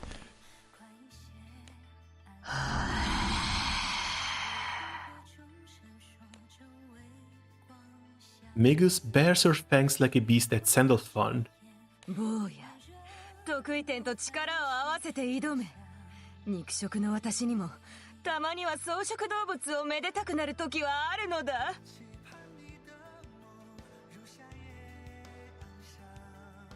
ほざけ。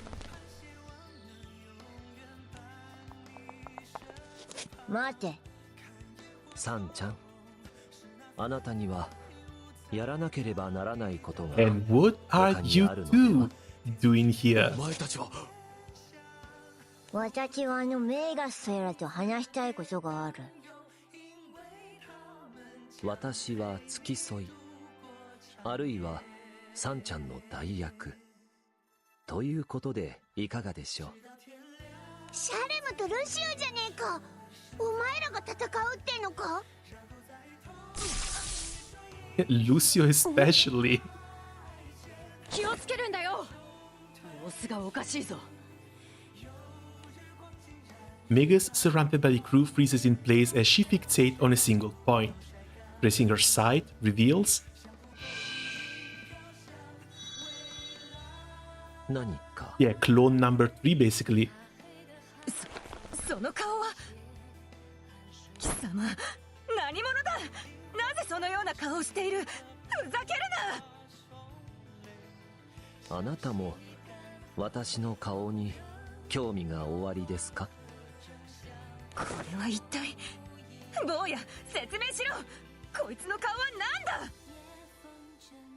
さあな、自分で考えろ。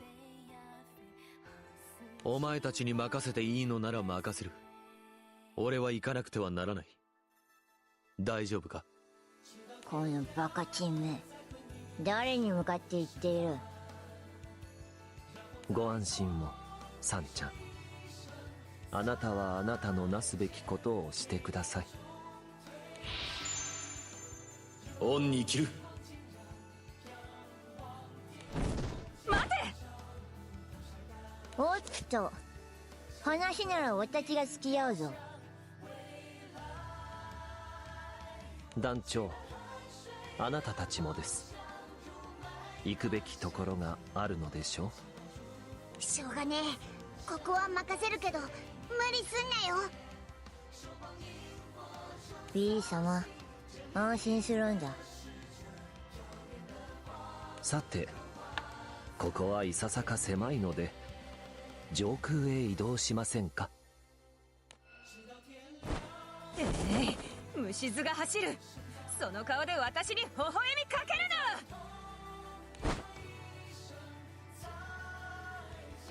な。何なのだ。ルシフェルやルシファーに瓜二つではないか。いや待て、スレの顔も何か。ん？なんだ。 Yeah, just a little bit gender bent though. セクシャルか。そ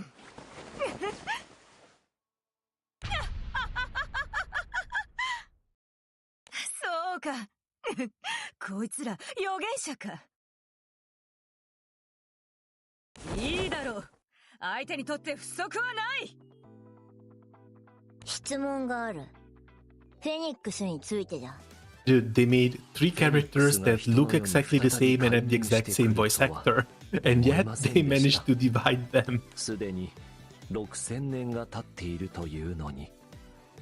原初上のお前は眠っていたそうだな。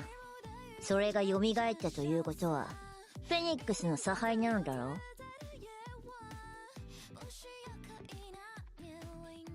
何を企む。教えるんだ。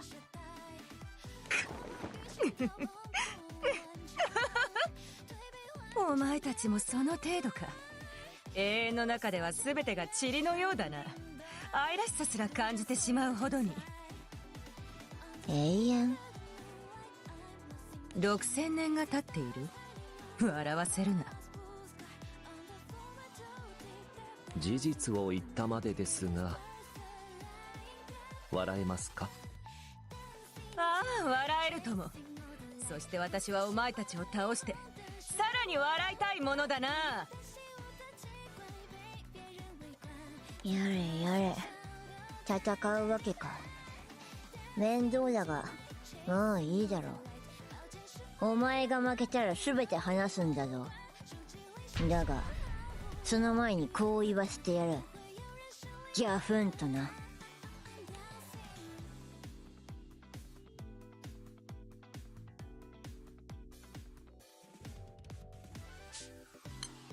いつも何かを。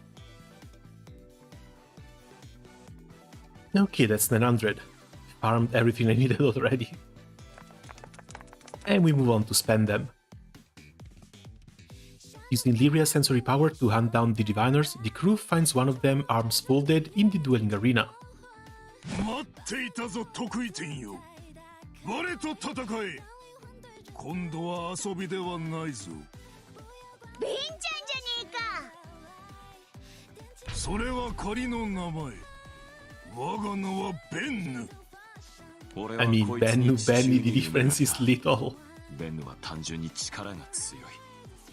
久しいな、アブラメリン。いずれまた相まみえると思っていたが、よもやそれがこの場になるとは。団長さん。The diva puts her hand on Dunge's shoulder before stepping forward. ここは私に任せて。 No way she thinks she can take him. 探せないものね。そりゃそうだけどよ。一人でやるってのか？実は私、大人げないんだけど、今日のお祭りが中止になっちゃってちょっとおかんむりなの。クリスの努力が水の泡でしょ？だからせめてこの場所で戦えば少しは気が晴れるかしらってね。貴様が我の相手をするのか？ええ、私はファスティバ。ここで私を待っていたこと後悔させてあげるわ。我は強き者を歓迎する。仮に我が後悔するとすれば、それは貴様が弱かった時だけだ。あら言ってくれるじゃない。じゃあ試してみましょう。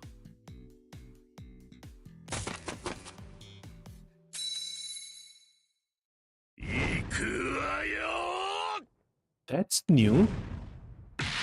They're making new animations for this. That's nice.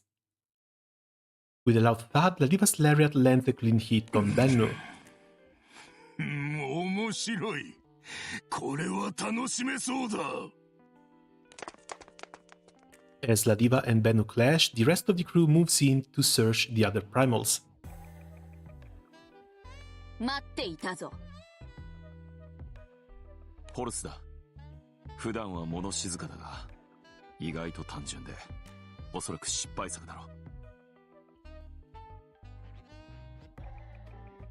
貴様！いや、その手には乗らん。お前は私を怒らせるつもりだろう。浅はかだな、アブラメリンよ。Plan that worked once already.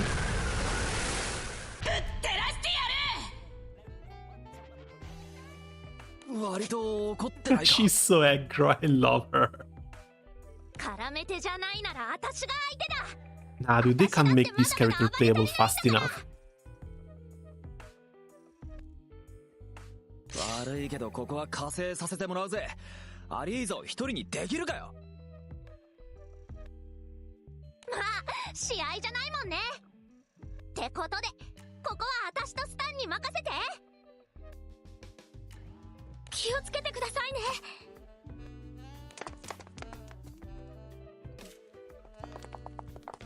As Lyra senses more primals nearby, the crew follows her lead. なんつうか、兄ちゃんってよ。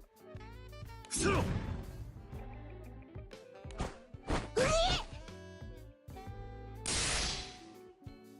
The Gremlin slams Burn to the ground as something zips past them overhead. 今のはなんだ？ Is this Raster? It is Raster. さすがアブラメリン。6000年は伊達じゃない。ラーか。他と同じくこいつも手強い。つかみどころがない点が厄介だ。お前たち、格好撃破が目的だな。団長を狙った上でか。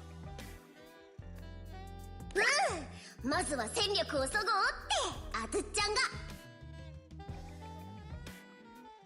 団長、I mean, she's still trying to kill us, but she's still pretty damn cute doing so. アトちゃんに怒られちゃう。 This poor thing. もう何も喋らないからね。それでいい。聞き出すことがあるなら相手を叩き切ってからだ。スチルムさん、ドランクさんも。ヤッホーン、ここは僕たちにお任せ。お前らまだ残ってたのか。てっきり帰ったもんかと。いやいやいや、公演祭を中止に追い込むなんて絶対に許せないからね。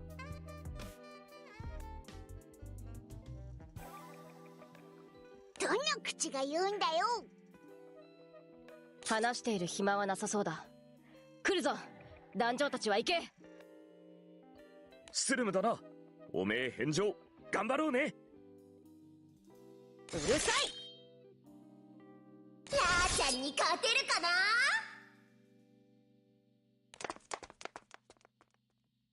ここはカジノだけど。はい。でもここから青少獣の気配がして。そういうことなら気ぃつけろよ。その辺に隠れてるんだろうし。ところでさっき一本角の兄ちゃんに言おうと思ったんだけどよ、あの青少獣たちのこと本当に詳しいな。あいつらとは200年ほど殺し合った仲だからな。ぶっ通しというわけではないが、牧者は全員で行動している時もあれば個々で動いている時もあった。どちらにせよ戦うだけだったが、どっちもフェニックスを追ってりゃ顔を合わせもするだろうな。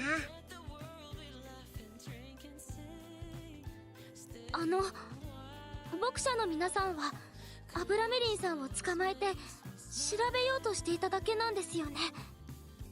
これまでの長い時間の中で協力してあげようと思ったことはないんですか？一度もない。俺はあいつらが嫌いだ。得になるようなことはしたくない。はあ、そういう理由なのか。特にアトムが本当に腹立たしい。顔を見た瞬間殴りかかりたくなる。実際さっきはそうだったよ。あ、すまなかったリチャード。ああ違う、責めるつもりはないんだ。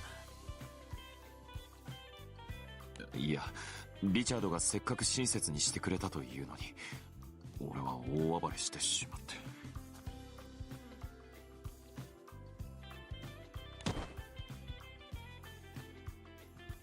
Richard laughs it off and pats Abramelin on the back, encouraging him not to worry. それで例の青少獣との件は？ああ、俺の目的は死ぬことだ。研究材料になるだけではいつまで経っても死ねないだろう。戦い続けていればいつかは。そう願って戦って気づけば200年だ。そして死ねなかった。そんなに長く同じ相手と戦い続けただなんて。世の中にはなかなか躊躇なく攻撃してくれる存在というのはいない。そういう意味では貴重な相手なんだ。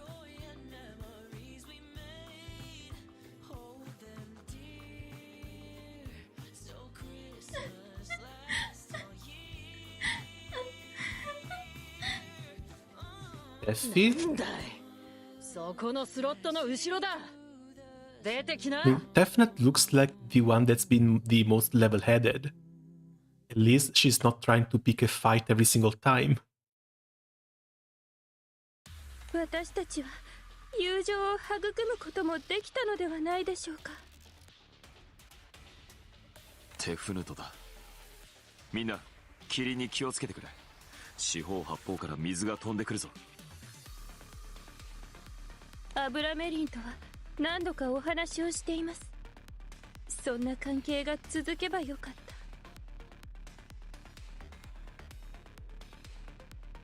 食事を共にしたこともありましたね。食事をしていた俺の目の前にお前とオシリスが勝手に座っただけじゃなかったか。そうとも言えます。しない。気まぐれに食事をするだけだ。だからこそ覚えてるぞ。素敵な思い出には変わりありません。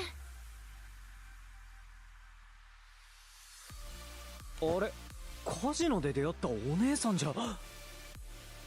おや、知り合いかい？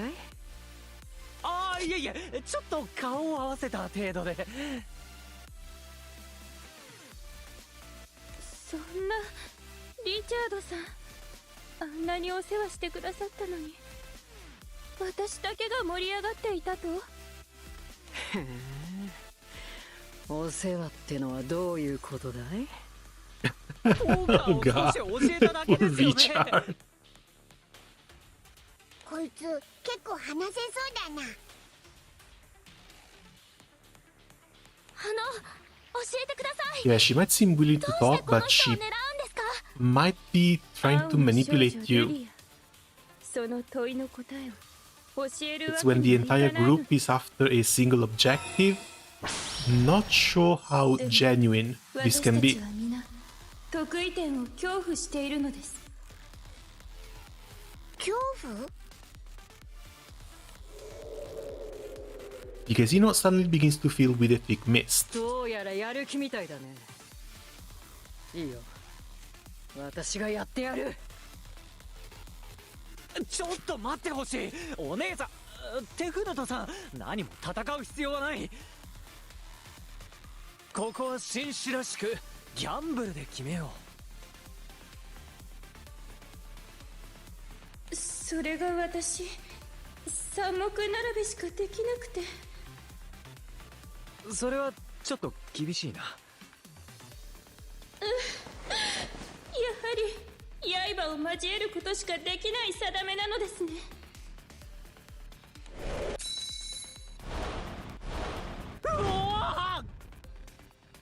But funny, all the characters are facing Elite's advantage. But we left 2 and 2 though.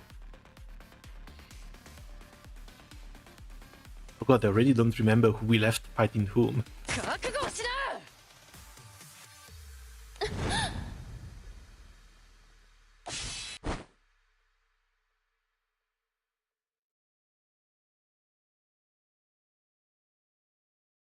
But yeah, that was likely their plan from the very 見事だ beginning. な。飛び込みが早い。経験豊富のようですね。こちとらデュエリストだよ。これまでいろんな相手と戦ってきてるからね。今宵は疲れることになりそうです。なんて素敵なんだ、テレーズさん。本当にあなたという人は。団長、ここはテレーズさんと俺が対応するぞ。気ぃつけろよ。 At least Richard is element neutral here. Wind against water. The group proceeds further into the venue and come across a familiar face. アブラメリンよ。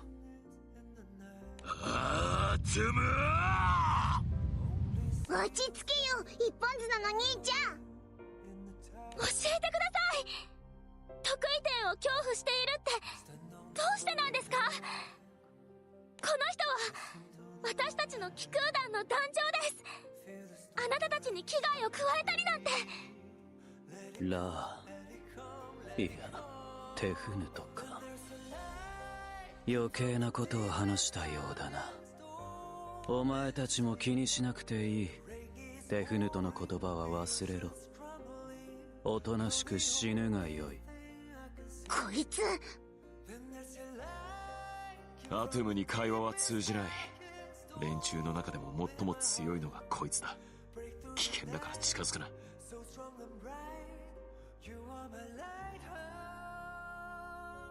だからこそ俺がやろう。10 minutes till people screaming roll back for my choice. 君たちは言ってくれ。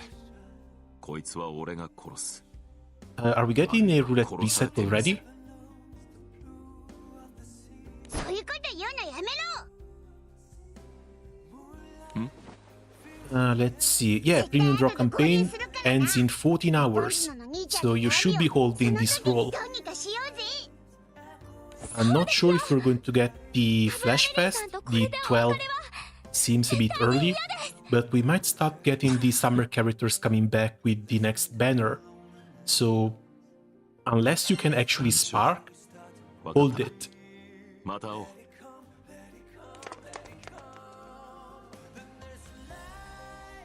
Sancho and company leave the scene only to cross paths with a particular woman.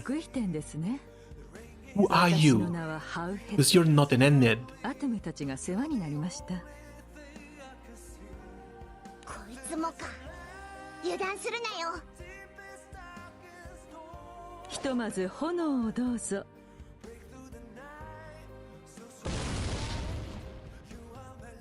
Howard extends an arm, causing a blazing conflagration to run down the hallway. And for some reason, the voice reminds me a lot of Rosetta. With its own drum, the captain smashes the wall and ground, preventing the flames from reaching the crew. 判断が早く、力もある。今の一振りだけで、あなたの実力がわかります。ルリア、こいつも危険だ。話してる暇はねえ。いえ、この人は聖少獣じゃありません。私が気配を感じる聖少獣は、後ろの壁の向こうにいるみたいです。この人じゃないです。なんだって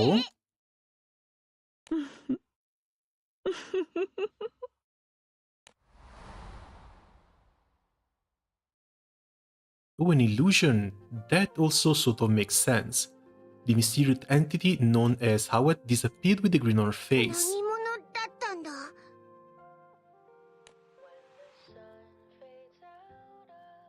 Meanwhile,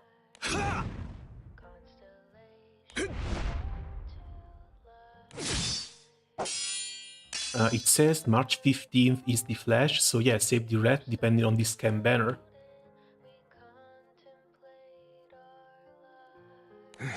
Roulette is going to change in 14 hours, but the banner should be announced a few hours before that. そろそろ話してくれませんか？自分が襲われる理由もわからぬまま切り殺されてはたまらない。 Again, what do we have now? Yes, now it should be all characters rate up, right? 君たち10点衆はどこの国の味方だい？どこでもありませんよ。俺たちは全空の脅威。10点衆が睨みを聞かせていれば。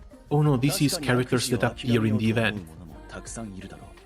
And back, welcome back, Gamen. How have things been going? And yeah, this one is standard character rate ups. All of them.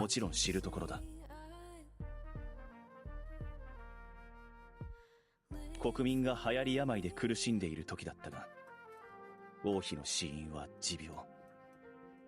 悪化したんだ。The next one could be either summon rate ups, in which case I might want to save it and roll on the summon rate ups. 君は王妃が病床に伏せる間も Or another type of character rate ups instead. 医者を連れてきてはくれなかった。I will have to wait and see regardless. Nice, where are you in this story? We should be towards the end of the second part. It should be chapter 5. そのことで俺を恨んでおいでですか？いや。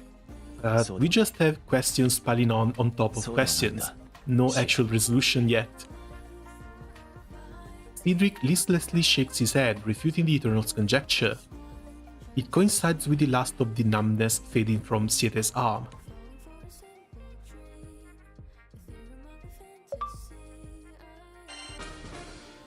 Oh, never mind, that's not chapter 5. We still have chapter 6 to go.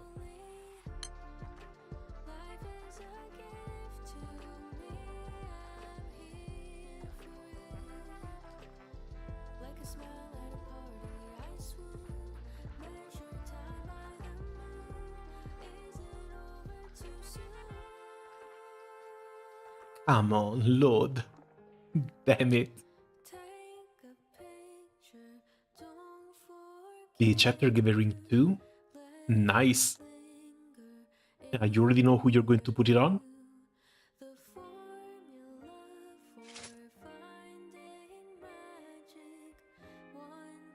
Prince Cedric lowers his sword, suggesting a halt to their battle.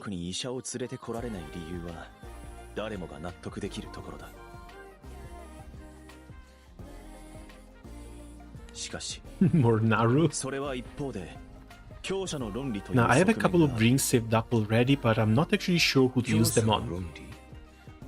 I guess I'm saving one for if when Grand Beatrix comes out. And the other, not sure. Maybe Paila, maybe I'll keep saving it. ラドリスの方もきっと君を王妃の治療に尽力した英雄として祭り上げたに違いない。しかし、医者がいた国からは誘拐犯として扱われるでしょうね。そう、その通りだ。だから君は結局何もしなかった。シエテ、君は正しいよ。正しさのもとに行動しなかった。でもね、弱者というものは強者の論理を飲まされ、同時に常に倫理的にも論理的にも弱い立場を押し付けられているんだ。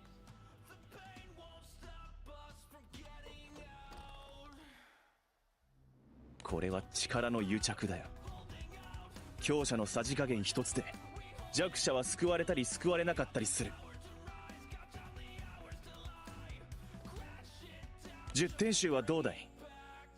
自分たちの考えだけで動き、時に助け、時に見捨てていないか。How's this story? It's been pretty interesting so far, even though it seems like this is 6 chapters of setup.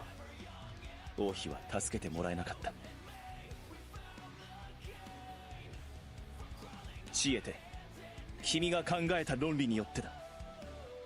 Like 6 chapters in, we know the characters related in this story. We know what they're trying to do, but we still don't even know why. Like, sure, they want the Phoenix to gain immortality, but what then? 弱者を助けてこその力じゃないか。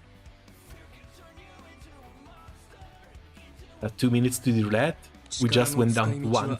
Still, the banner resets in 14 hours, so it's best for you to save the rolls. At least to check what the next roulette is going to be, what the next banner is going to be. 助けない方が良かったでしょうか。いや、これだけは言っておきたいが、感謝していないわけではないんだ。ラドリスを助けてくれてありがとう。国民は皆10点集に感謝している。悲しいほどに盲目的にね。疑問を抱いているのは僕だけさ。I'm not good at saving rolls, but I will try. It's a matter of a few hours. Get the roulette result and go to sleep. Once you wake up, you'll have the new roulette. 力の存在には敏感だったんだ。力とは一体何だろう。ずっとそう考えていた。そして分かったよ。力とは決定権だ。決定権？ Wait, really? I thought you said 14 hours? あらゆる物事を決める Yeah, 権利 but さ。14 hours is a pretty small stretch of time. 弱者には持てない権利。It's not like you have to save up for a spark for 3 months. 正論とされる一方、弱者の論理はザレ事と切り捨てられてしまう。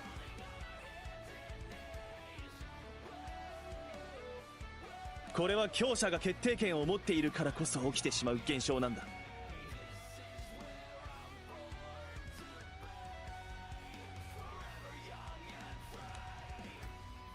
母を失った時、ようやくこの不公平さに気づいた。そんな時に舞い降りたんだ。僕の目の前にフェニックスがね。話が見えてきましたよ、殿下。その力はフェニックス由来ですか？ I forgot to also log in via Skype for bonus. 殿下を愚弄するつもりは Oh ありま crap, せ I've ん been が、 forgetting too. 私が知っている力を大幅に超えている。何か理由があるはずですからね。By when does the next gala ゲスませ begin? んね。 14th? 目的を教えてはもらえませんか？ Oh no, the なぜ私を襲うのです？ sorry. 話はもう終わりだ。君はとっくに The 回 next 復している gala し、 begins the moment 僕 this から banner 情報を ends, 盗もうと which is in 14 hours, not the 14th. おや、洞察力。 Again, you can check the wiki for the ひとまず timer. 殿下のお考えが聞けただけ、よしとしま It's しょ on う the front page. 十天衆にも気空団にも恨みはない。だが僕は力が憎いんだ。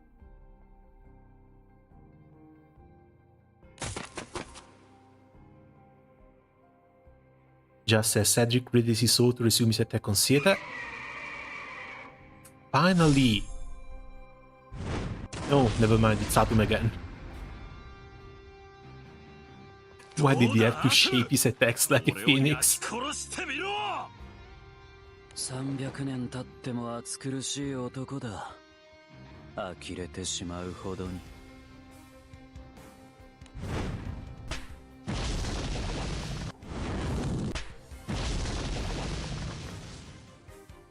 Bremelin launches a flurry of punches only to find his arms ablaze, flames set and stoked by each touch of Atom as he deflects the incoming blows.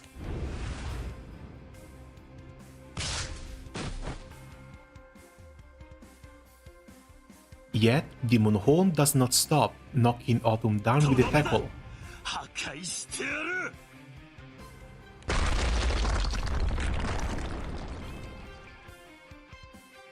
Before a Bremelin fist comes down on Atom, the wall next to them suddenly collapses, as if struck by some great impact.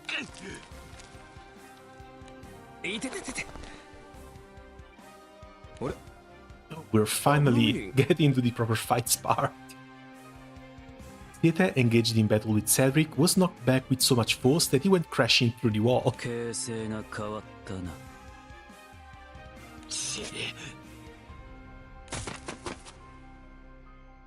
Cedric passes through the hole of the... no, in the wall. こいつらはなんだ？人間同士で争っているのか？盛況なものだな。Stream your picking superlative? I don't think I'm going to pick it today. Again, we have time until March 31st to do so. And I want to check out a few more clears for, I don't know, some endgame content first.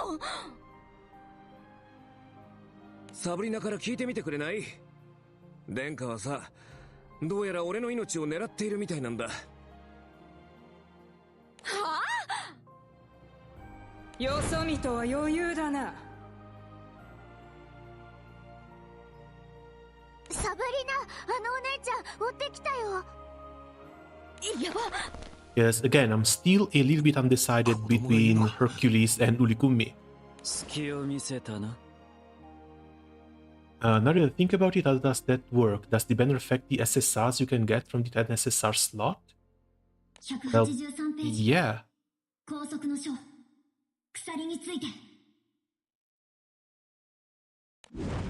Like, if you roll right now, you have higher chances of getting characters, standard characters. If we get a reset in 14 hours, and we have the summer characters coming back, then the summer characters are added to the pool, so if you get lucky, you can get one of your missing summer characters. That's also the reason why you don't buy the anniversary ticket, or at least you don't use it immediately on summer characters. And if it's not summer characters and it summons instead, there's a pretty good chance that Yatima is going to be in that pool. She should always be in that pool. And that's going to be a little bit of an extra chance to get her with your free rolls. So, if we go to summon Ritaps, I'm going to try and save and luck out on the Atima tomorrow. あなたを上に連れて行きます。すみませんけど、ちょっと我慢していてください。離せ。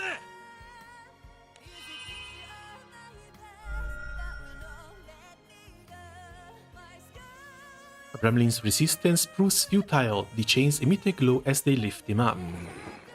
この状況、アブラメリンを連れて行かれるのはやっぱり良くないよね。And where the hell is Sandalphon? Yes, if Sandalphon had anything to do, it was likely going to check out on Raziel. あ、そうだ。一時休戦としません？断る。ナナシ、そこで一瞬待ってて。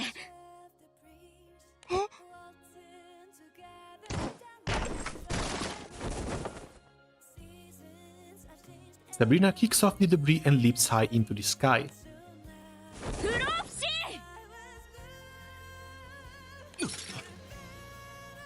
鋼鉄の鎖です。剣では切れませんよ。こっちだ。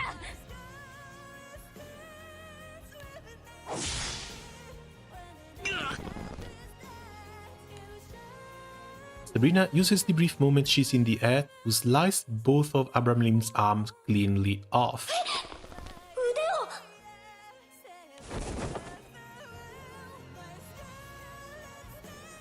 Abramlin and Sabrina fall back together. Oh yeah, they're going to grow back anyway.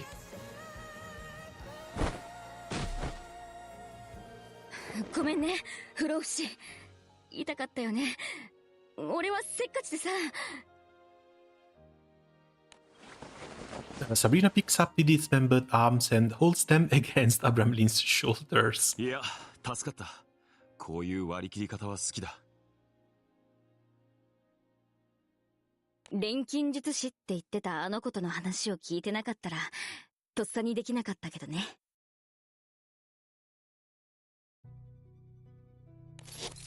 もうくっついた。アブラメリンだ。I love how Raziel is a little simple-minded. 俺はサブ The リナ。 fact that she's an archangel means that she shouldn't be, but she hasn't showed up in any of the What Makes the Sky Blue series, so ナナシ、さっきの I 聖書 wonder 銃 what she was. I really wonder where she was. あのお姉ちゃんいなくなっちゃったよ。なんだ、逃げたのかな。そういえば、アトムもいないな。いえ、移動するのです。What? What commenced the chains that had restrained Abramlin earlier to now bind Sabrina's arms.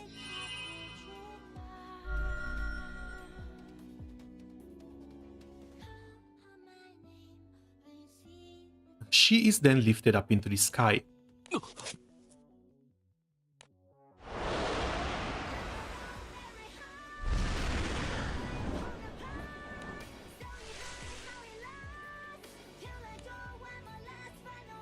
And she vanishes into the ether amid a sudden sandstorm. Just kidnapped. Hopefully. Cedric makes sure to take full advantage of the moment Sieta is distracted. Bro, your wife has been kidnapped.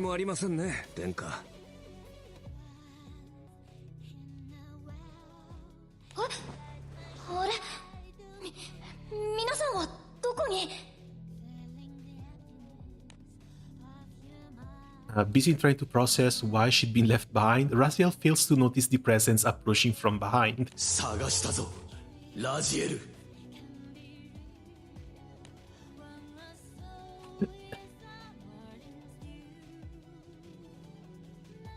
She probably doesn't deserve that look.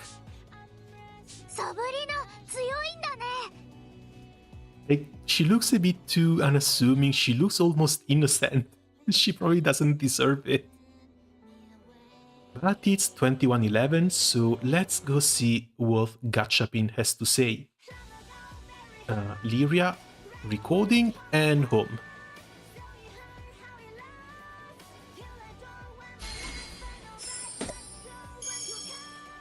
Super ticket, fantastic.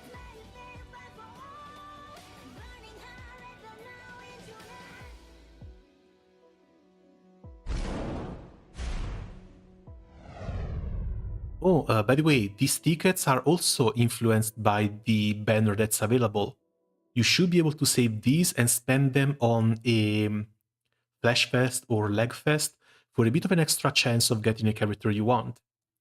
They do not give you Cerulean Sparks though. サービスチケットに施設周辺の観光スポットをペルフェット島の一件ではそうだ外の風で整ちゃんと湿気対策をすればそれじゃあ早速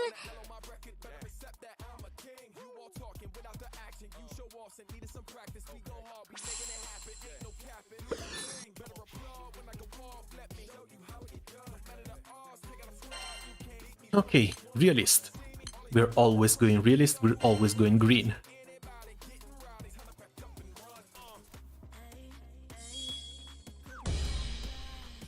Still, we are likely going to get another killer banner, so I don't think I care too much about a good roll right now. If I can keep saving the luck for later, that's likely going to be way better.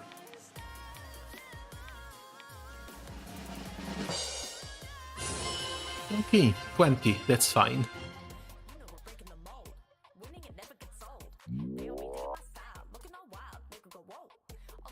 Let's see, 20, if it's 3 more days, there's a small chance that I might actually be able to hit a frenzy, or at least a full bar, once we reach the Flash Fest.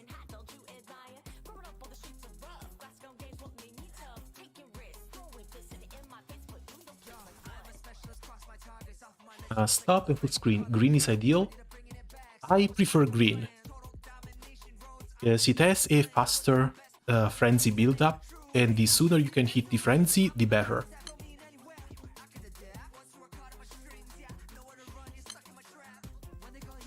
They updated these? No, they did not update these. It's nice that they updated the sell price information, as if you're going to get a 100 gold moon weapon just to sell it.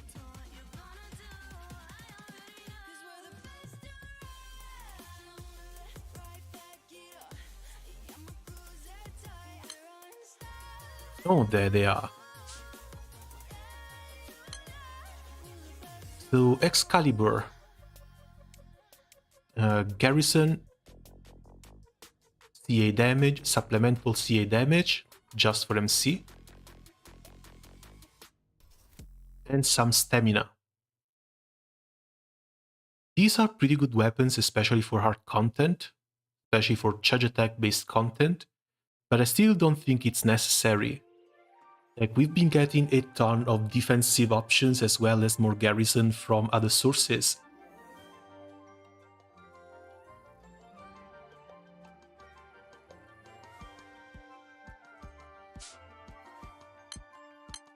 Mercury is honestly just a very fun weapon. One turn cut to cooldowns, and the best part is the double activation for damage skills. This is something you normally use on Robin Hood and Nighthound. Nighthound already has a skill that deals a crap ton of damage. With this, it activates twice. Boost to crit might also be nice, especially now that we have the overcap. The double attack and crit rate, just double attack here, I don't know. Seen Hercules used a lot in the Proving Grounds to get the highest scores possible, but that is a bit of a niche scenario, and I'm not sure if I want to get a 100 gold moon weapon just for a bit of a niche scenario.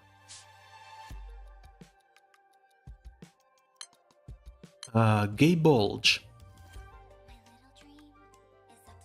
Progression, every superior elemental attack will be a critical hit. this doesn't look bad. This doesn't look bad at all, especially for stuff like... what's his name? Priest 5. Try an OTK with Priest 5.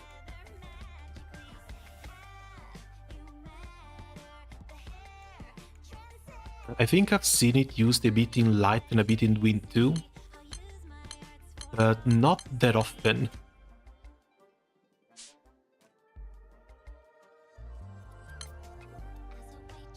Damascus Knife, chance to deal massive bonus damage up to 2 times on charge attack, 10% boost to item drop rate, boost to skill cap, and Echo to their allies against foes with Bounty.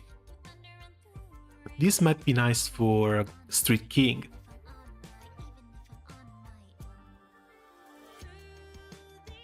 It has a damage cap at least, but Graphite doesn't get boosted. Hell, none of these gets boosted.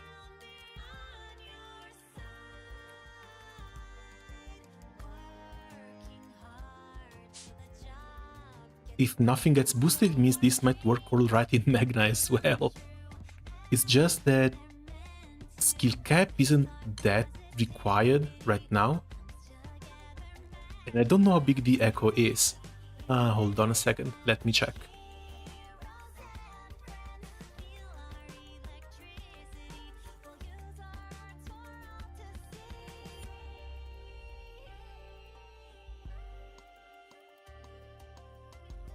Oh, Damascus Ice is a 10% echo.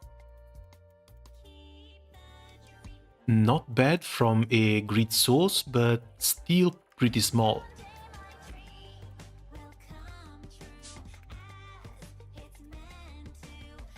Caduceus is something I've seen used a couple of times in Light.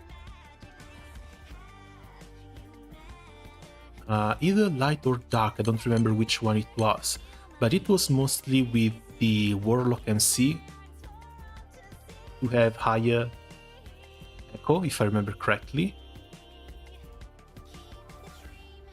Cut to skill cooldown every turn when your HP is 50% or below. So you want to play this a little bit with Enmity and Garrison.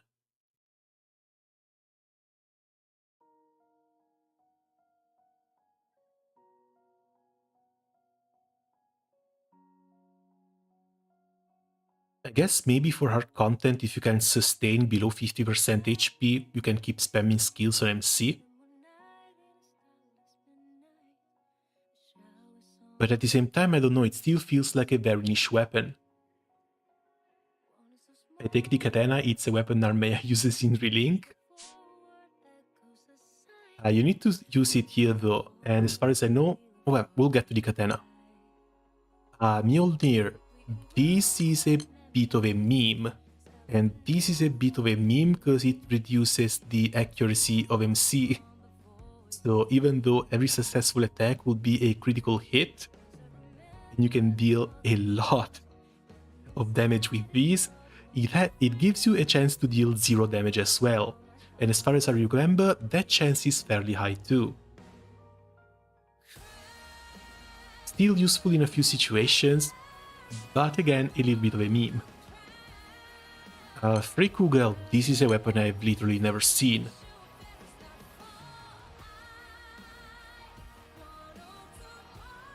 %80 accuracy at ULB, which means 20% chance of missing, right?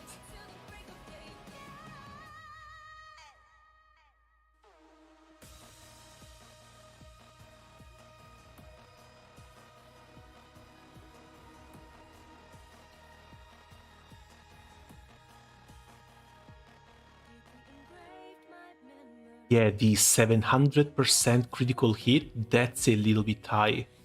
Not to mention 20% boost to critical hit damage cap.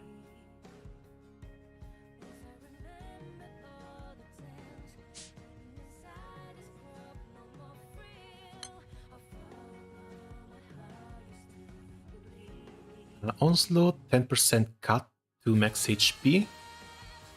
Big boost to multi-attack rate, medium boost to multi-attack rate. Ew, no, absolutely not. Like Onslaught, if you need it, you can have you have characters with skills applying it.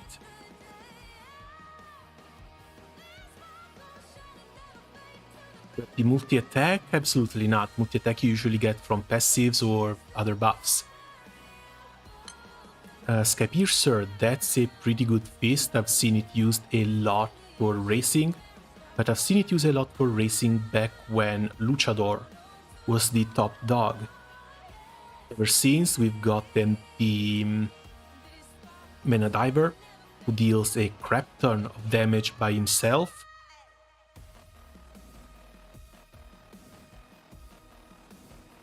And other elements have characters like Percival, who can give you a free tag team.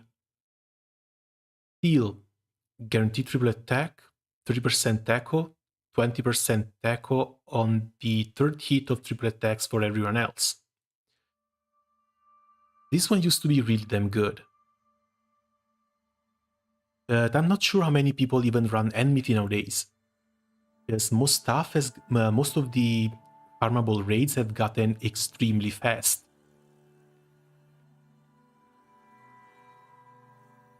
Earth Lucha, why not?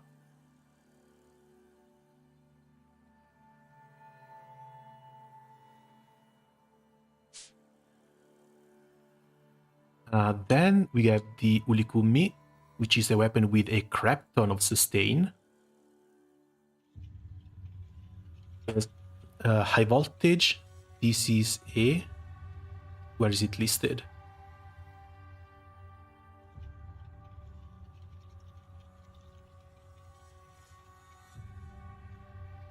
Oh, the wiki doesn't even list how big the high voltage is. Well, it's attack and defense up at least. At 4-star it gets a 3k heal with debuff success boosted. That's very nice for sustain as well.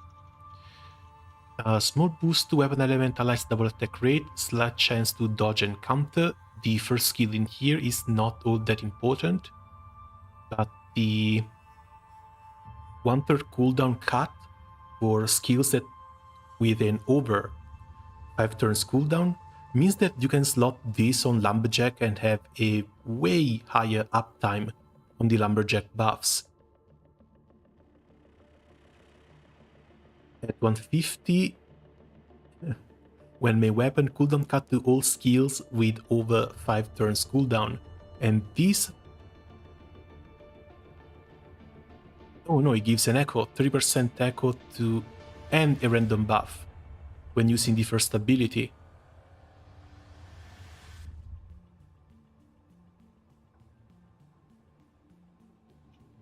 Weapon element as Small Majesty, again, not that important. Best thing in here are going to be the charge attack and the cooldown cut on the skill here. Attack is boosted 5% per party, maximum 3%, so in pubs that's 3% attack and defense boost. And that's why I've been thinking of getting this one. Should be decent for long fights, should be decent for full auto. And since we're going to have a Dark Guild War coming up, this might also help a bit.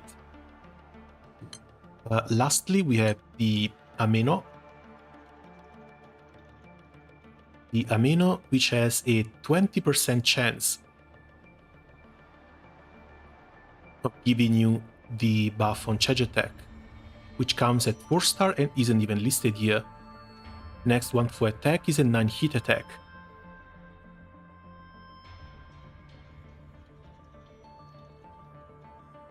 Steel. Apparently, Cane Katana is better than this.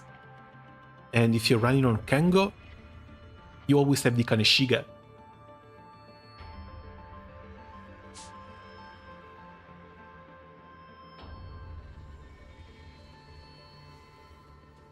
Let's see, did I miss something?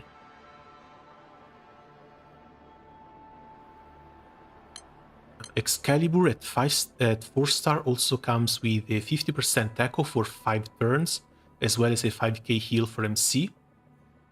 On top of Garrison, on top of the boosts to CA damage and CA cap. Kind of wish I got lucky and I got a dark one instead of a water one when they gave it for free.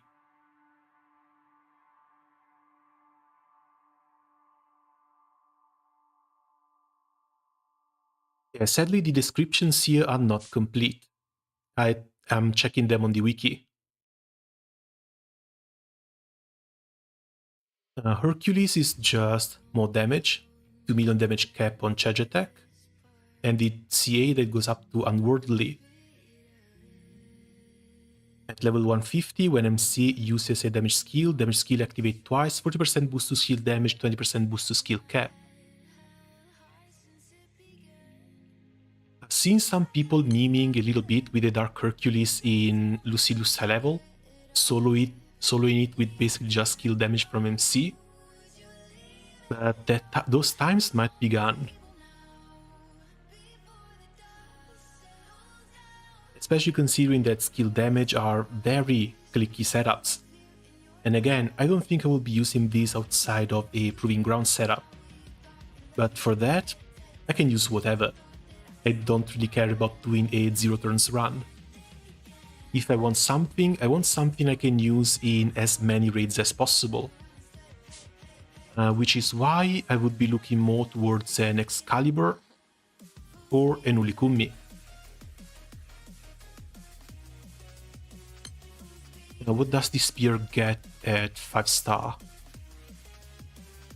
Team-wide Keen. That's also not bad. That's a supplemental damage for the entire team. And 20% boost to the critical hit damage cap. To all allies.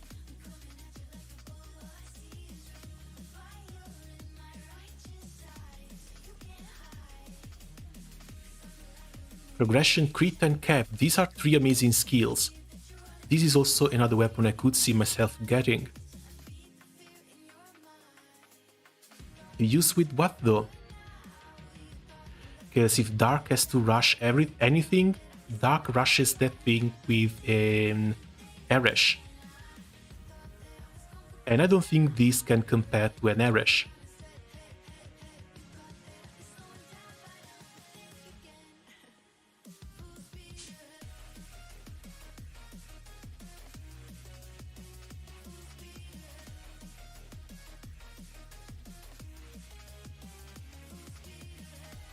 No, that can't work with Eresh. Eresh has to be main hand too, and the Guyball has to be main hand as well.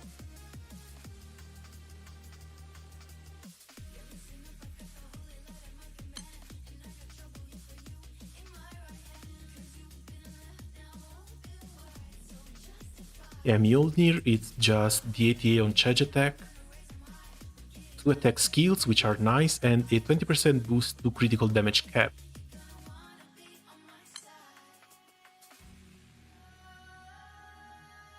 But that's the thing too, like, once I get the Eresh, everything that has a slow turn clear time, that's gone.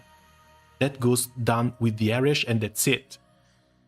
If I need to pick something, I need to pick something for longer fights and sustain, which is why Ulikumi and Excalibur would be the 2 top picks. Excalibur for Paladin, Ulikumi for Lumberjack.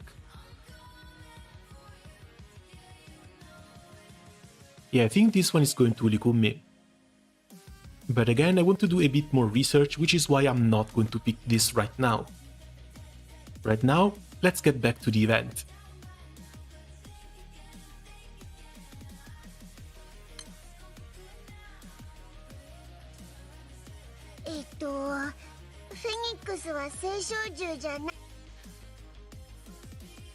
Normal reaching 1 million? Well, normal breaking 1 million. Because we already had the, what do you call them? Exalta weapons too.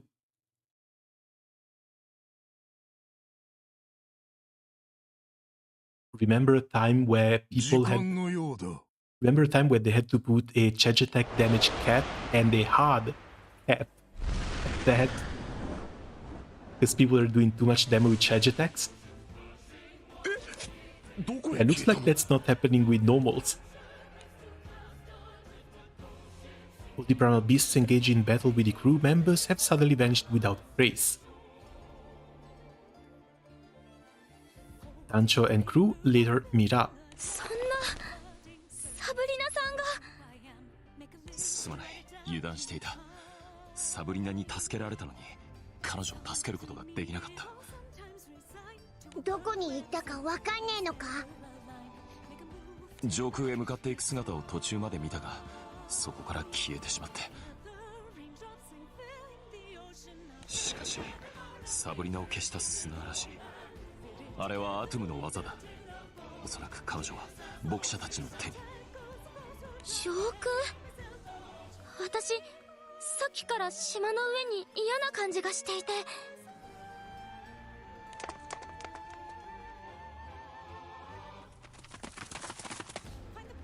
なんだありゃ。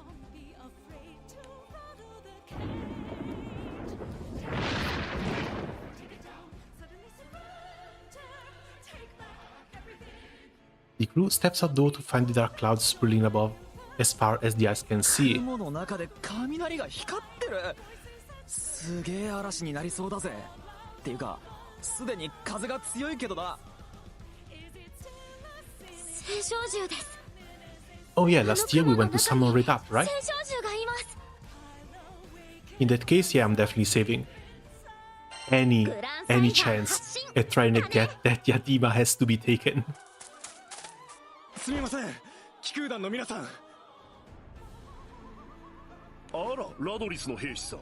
確かお客さんを避難させていたのよね。その報告のために戻ってきたのですが、我らの騎士団長サブリナが上空にさらわれるのを目撃しまして。サブリナはオイラたちが助けに行くから安心してくれていいぜ。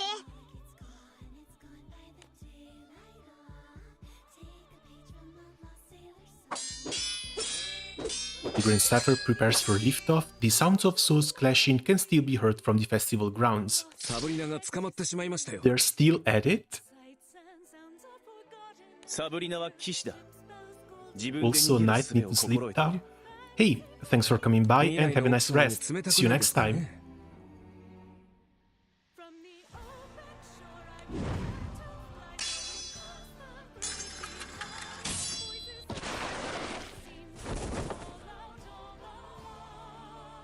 Siete uses the moment Cedric is caught off guard to escape through the hole in the ceiling. Also, it's nice that they're trying some different animations here. あ、シエテさん、今までどこにいたんですか？俺も何が何だか、セオドリク王子に殺されかけちゃってさ。ただ王子はどうもフェニックスと関わりを持っていたらしい。すごい力をもらったことは間違いない。フェニックス？なんでそいつが？っていうか、そんなこともできんのかよ。そうみたいだよ。困ったね、これは。何が起きているのやら。何が起きているのかはこいつに尋ねよう。サンダルフォンさん。That poor thing. A familiar woman stands before the crew, the back of her neck grasped by Sandalphon to assure she doesn't escape. 誰だ？その猫みたいに縮こまってるのは。彼女は天使、ラジエルだ。天使だって？ラジエルは団長の抹殺を例の聖少獣らと話し合っていたんだ。ところで見慣れぬ顔があるようだが。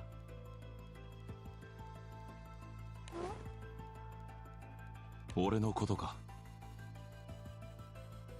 不死身の油メリン。いろいろと詳しそうだな。なんでこいつが天使に命を狙われなくちゃならねえんだ？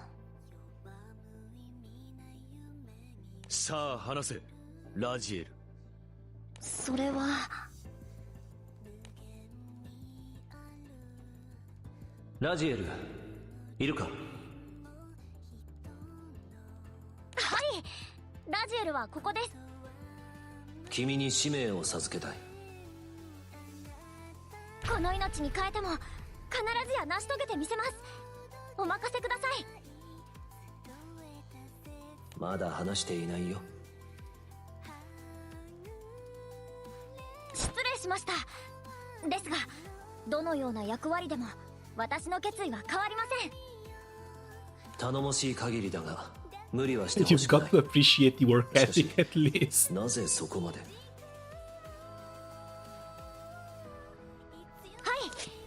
ラジエルはサンダルフォン様に嫉妬しているからです。サンダルフォンに嫉妬？はい、サンダルフォン様はルシフェル様といつも一緒だからです。顔を合わせてはいませんがいつも後ろの方から観察しています。そうか、よくわからないが、そのサンダルフォンはルシファーの指示で作ったのだ。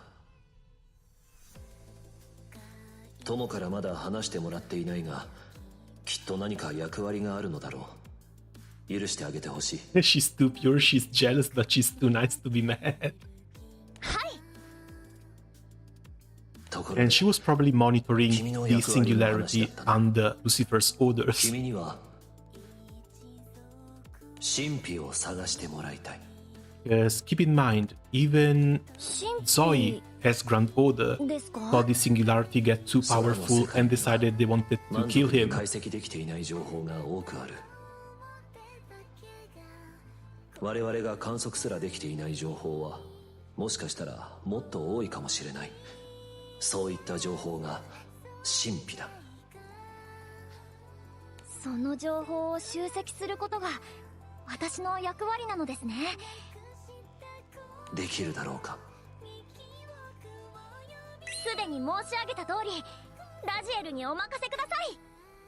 君が持つその書があらゆる情報で溢れ返ることを期待しているよ。そしてその書はきっといつか君自身を助けることにもなるはずだ。Raziel departs alone from the Sky Realm, focusing entirely on searching for enigmas.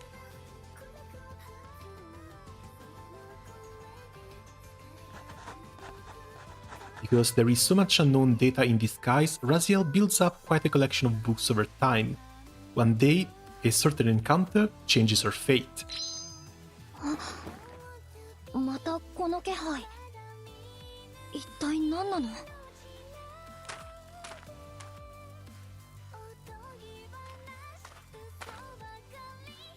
？Having been created with heightened senses in order to fulfill her role, Raziel quickly noticed the nearby presence. こんにちは、鳥さん。あなたはラジエルね。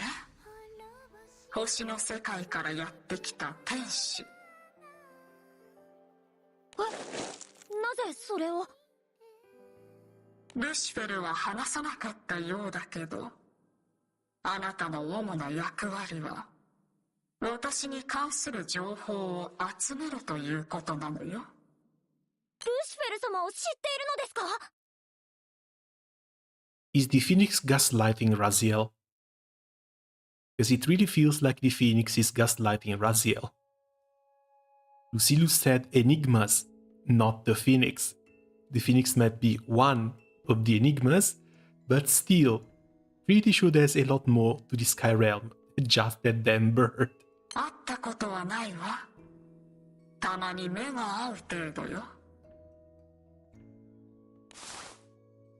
Raziel looks up in a perplexed manner. 目が合う？ここから星の世界とですか？互いに感知しようとする瞬間が重なることがある。You can see she's too simple to not be deceived. 優れた聖少獣ね。彼は。And I also see a Phoenix who's a bit of a narcissist. ということをフェニックスに言われたのですが。フェニックスのことは以前別の聖少獣が調べていた。だから初めての接触ではない。とはいえまだ彼女についてはわからないことだらけなんだ。可能な限り調べてみてほしい。しかし君の役割が彼女の調査だけということはないよ。空の世界を広く記録してほしい。 What did I just say? What did I just say? わかりました。私は何でも構いません。なぜなら彼女は本質的には空の世界の住人ではないからね。だからこそ貴重な存在とも言える。彼女のことを大切にしてほしいと言われたんです。だからあなたのことを大切にしますね。あなたもルシフェルも優しいのね。はい、ルシフェル様は優しいんです。ところで空の世界の住人ではないとは一体どういうことですか？あそこよ。私はあそこで生まれたの。The phoenix rears its head looking towards the sky. Raziel follows its line of sight. あそこって何もありませんよ。よく晴れてます。眩しい。太陽しかありませんけど。Wonder how fried phoenix will taste. Hey for the welcome. But yeah, trying to fry that might be a little bit difficult. 太陽っていうのは火の塊なのでは？正確ではないけれど、その認識でおおむね合っているわ。プラズマや宇宙についても話してあげようかしら。あなたに興味があるのなら。あります。The phoenix relates to Raziel what it is known of the sun and cosmos from personal experience.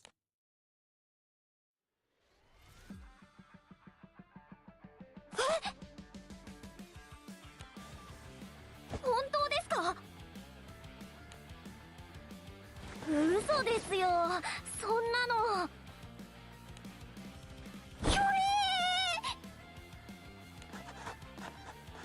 Fascinated by every little tidbit from the phoenix, Raziel tries to jot down all the details in her book. なんだか情報が膨大すぎて、今私の頭は爆発しそうです。でももっと聞きたい。今度は宇宙について教えてください。では少し見せてあげるわ。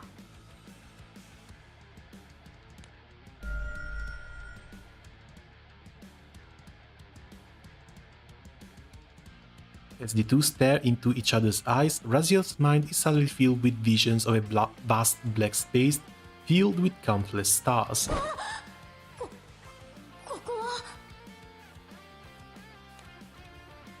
Raziel finds herself in the black space, racing through it at a breakneck speed despite herself. 怖い。どこへ？何ですか？これは。やめて！やめてください！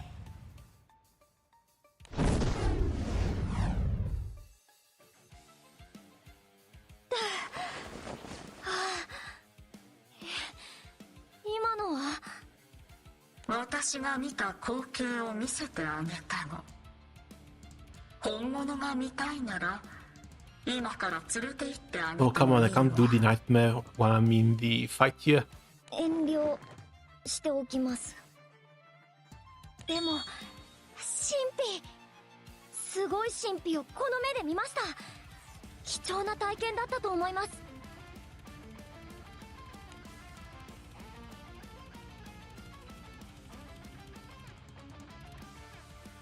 The Archangel and Great Bird would meet occasionally throughout the years, having similar conversations each time. 不老不死、あなただけではなく、あなたの血を飲むとですか？ええ、Okay, the event is almost done. Should be around 10 boxes. The second boss fight, you like it? Oh, I hope so. Like, this has been pretty okay so far, even if it felt like it dragged a little bit. なぜわかるのですか？私を作る最小物質が教えてくれるのよ。他の生命体に取り込まれても死なず、エネルギーを保ったままだって。太陽のように長く力強くね。つまりそれは取り込んだ宿主を不老不死にすることになるわ。Like the sun itself, in other worlds, it becomes immortal. I guess the Phoenix doesn't know that the sun is about to die too. It's only going to take another 4 billion years, but the sun is going to extinct as well. 実際に不老不死がいるんですか？その人間を不老不死にして、あなたたちの言う創世神に一緒に立ち向かったのよ。その人はどこにいるんですか？その辺を歩いているわ。そんな近所を散歩する感じで。あなたの血と涙を少し譲っていただけませんか？ものすごく興味があります。研究して原理を解き明かしたいんです。お願いします。ダメよ。私の血を欲しがる存在は多いわ。でもこれを誰もが手に入れれば、この世の断りが壊れてしまうでしょ。それは確かに。だから一度だけだったのよ。私の長い生の中であの人間はただ一度よ。Yeah, and that poor guy has been trying to kill himself for 5,000 years.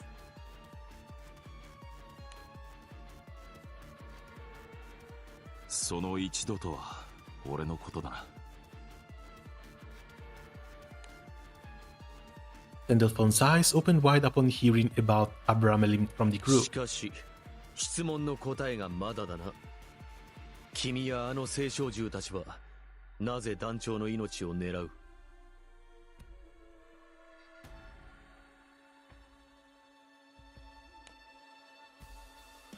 ？Ziel falls silent at first, only to realize she cannot bear the many curious glances directed her way.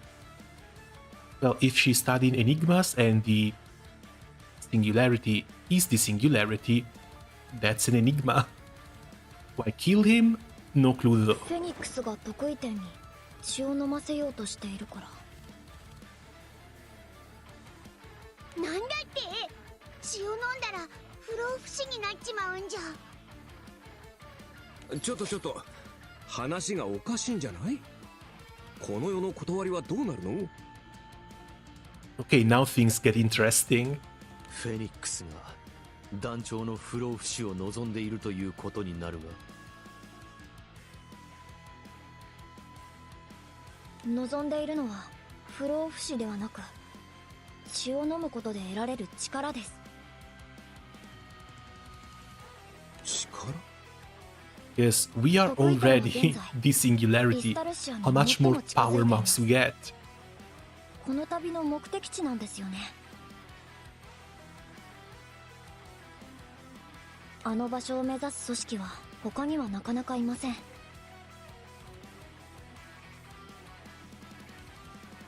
フェニックスは得意点、あなたを高く買っています。この長い旅を経てついにイスタルシアに到達せんとするあなたが、もしフェニックスの血を飲めば、あなたは創世神の力を得ます。Oh, nice. Three more tickets. フェニックスの寿命を知っていますか？そいつの寿命が何だってんだ。彼女が生まれたのは30億年前です。30億？今から30億年前、彼女は太陽で産声を上げたんです。最高速度も知らないでしょう。なんと高速の 99% で飛行することが可能なんですよ。むちゃくちゃ言うな。She has these stats どんだけのエネルギーを持ってんだ。What a freaking 空気 nerd. 抵抗はどうなってんだよ。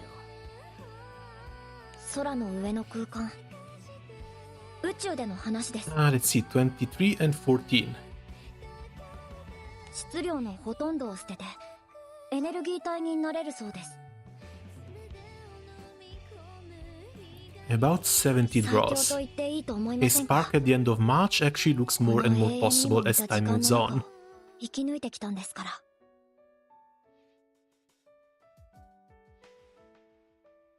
ですが、そんなフェニックスにも天敵と言える相手が現れました。それが創世神です。創世神の爪には、後に星の民から不死殺しと呼ばれる力が宿っていました。不死殺し？それがフェニックスの持つ不老不死や治癒力を大きく阻害したそうです。30億年を生きるフェニックスに傷をつけた唯一の存在、それが創世神なんです。どう思う？アブラメリン。初めて知った。だが納得だ。Well, at least now we know who incited the war and why.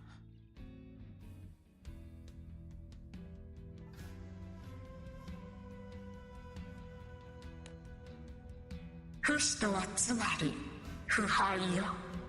死なない限り負けることはないのだから。神の力は私にとっても厄介。単独では危険と判断したわ。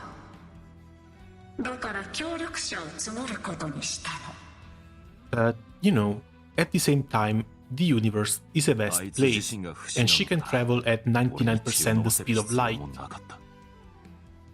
Pretty sure she could have avoided Bahamut. さらに言っちゃうとさ、創世神と戦う必要すらないよね。So many contradictions to keep track of. Well, a couple of pieces are at least trying to slide into place. 相手が天敵となりゃ話は別だ。宇宙規模で動けるやつがわざわざ勝負を挑むってことは逃げるわけにもいかないんだろ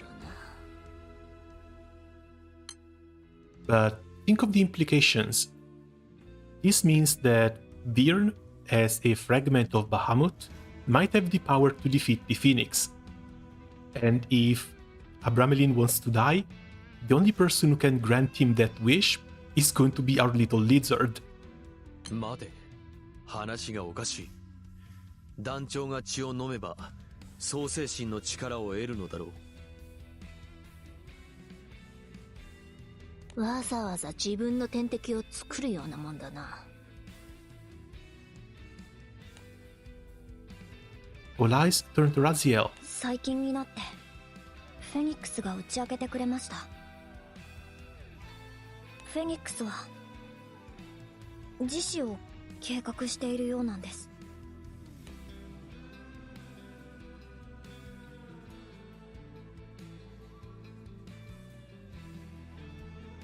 And another one that just wants to go.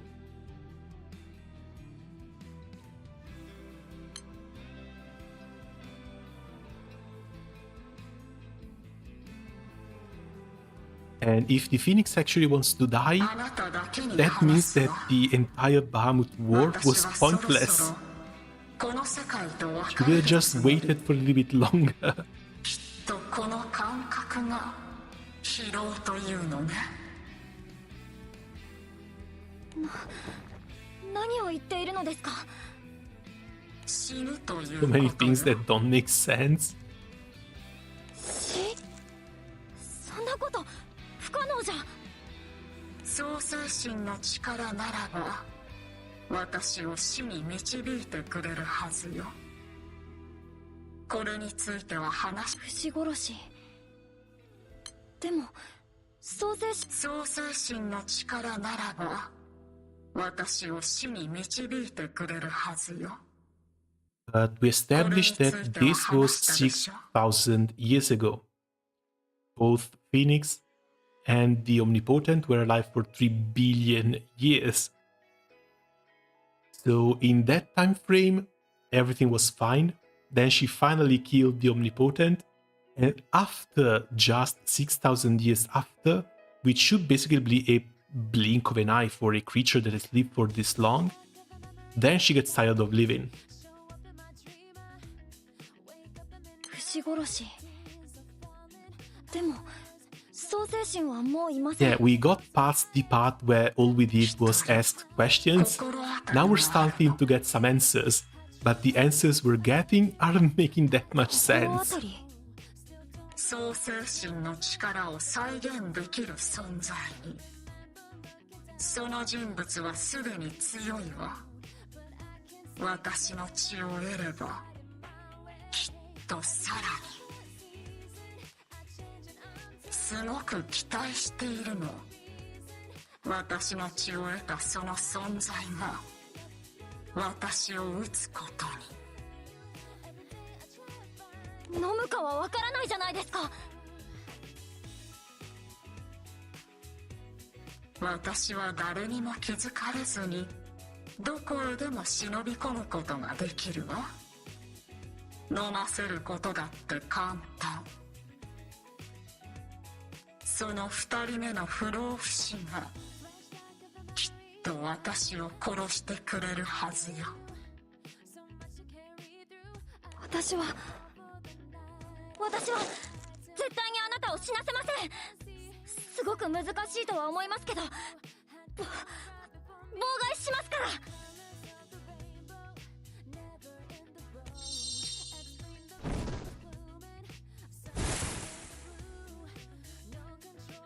Raziel takes her leave of the Phoenix, and somehow her plan to save the Phoenix was to kill the Singularity.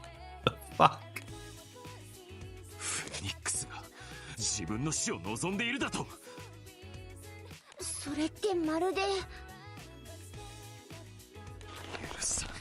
許さんぞ。俺を不老不死にしておきながら勝手には死なさん。いや、これでお前とフェニックスは利害が一致したんじゃないのか。こいつが不老不死になって創世神の力を得ればお前もようやく死ねるはずだ。お前なんてことを。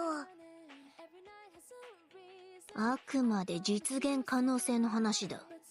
それにこれは外野がとやかく言えることじゃねえ。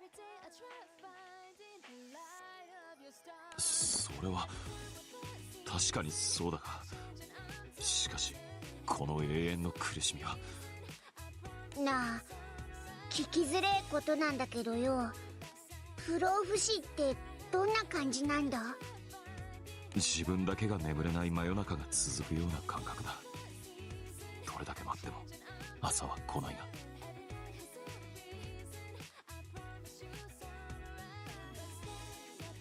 仲間も歴史も記憶も皆俺が起きていることも知らずに眠りについてしまった。願わくはこの苦しみは誰にも押し付けたくはない。団長にもな。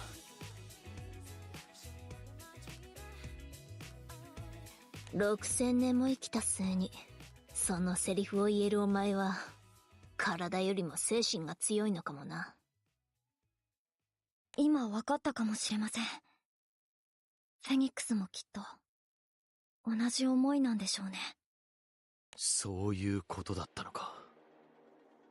サンダルファンさん？牧者というあの聖少獣たちがどうして団長の抹殺を企んでいるのか、これで分かったぞ。え？サンダルフォンは分かったの？俺は分からなかったけどな。そもそも団長ちゃんが仮にフェニックスを倒せば彼らはむしろ自由になるんじゃないの？もしかしてルリアは気づいたようだな。The Diviners are not under Phoenix. The Diviners are under Raphael. Sorry, Raziel. させない。死ぬなんて許さない。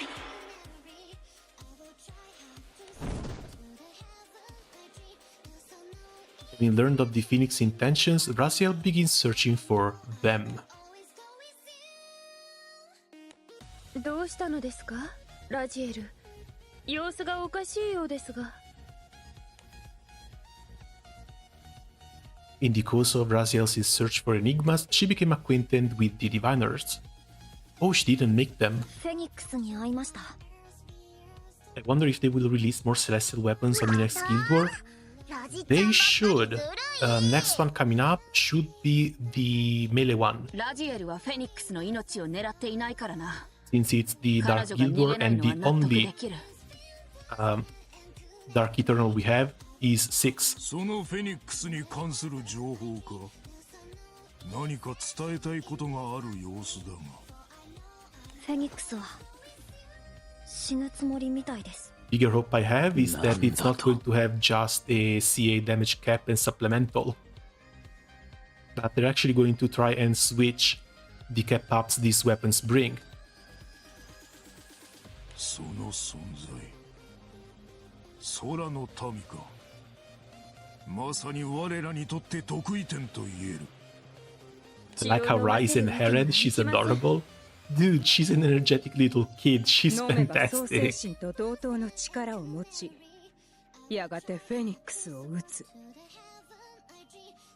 Now, best two designs go to Osiris and Ra. Horus follows suit, and the fourth one is Tefnut.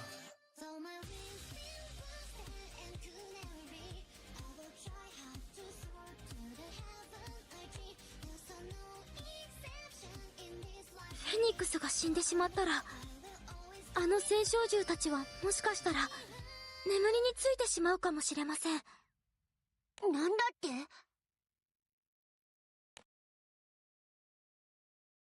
牧者は空の世界を支配や管理するために作られたわけではありませんし、破空戦争にも参加していません。最初からフェニックスを捕まえるためだけに作られたフェニックス追跡装置です。Yeah, but for these two, we already went over how most primal beasts should be able to swap their core programming. So even if the Phoenix is gone and they lose their purpose, they can just stay awake and travel the Earth, or start looking for their own purpose of existence. Hell, they even have the commander too. Raziel could just give them another purpose. 使命を半ばで失った聖少獣は活動停止に追い込まれる危険性が高い。牧者は目的が限定されている分、その目的が消えてしまう。Or maybe I'm just coping, trying to find a reason to keep them alive and make them become playable. でもフェニックスは捕まえられない。だから彼らはそれ以外の方法で自己防衛に動いているんです。得意点の抹殺。彼らは防衛本能に従ってこれを実行しようとしています。得意点がこの世から消えればフェニックスは死ぬ手段を失うから。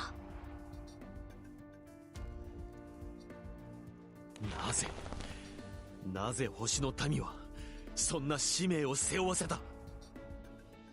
彼らは聖少獣のことなんて何とも思っていないからですよ。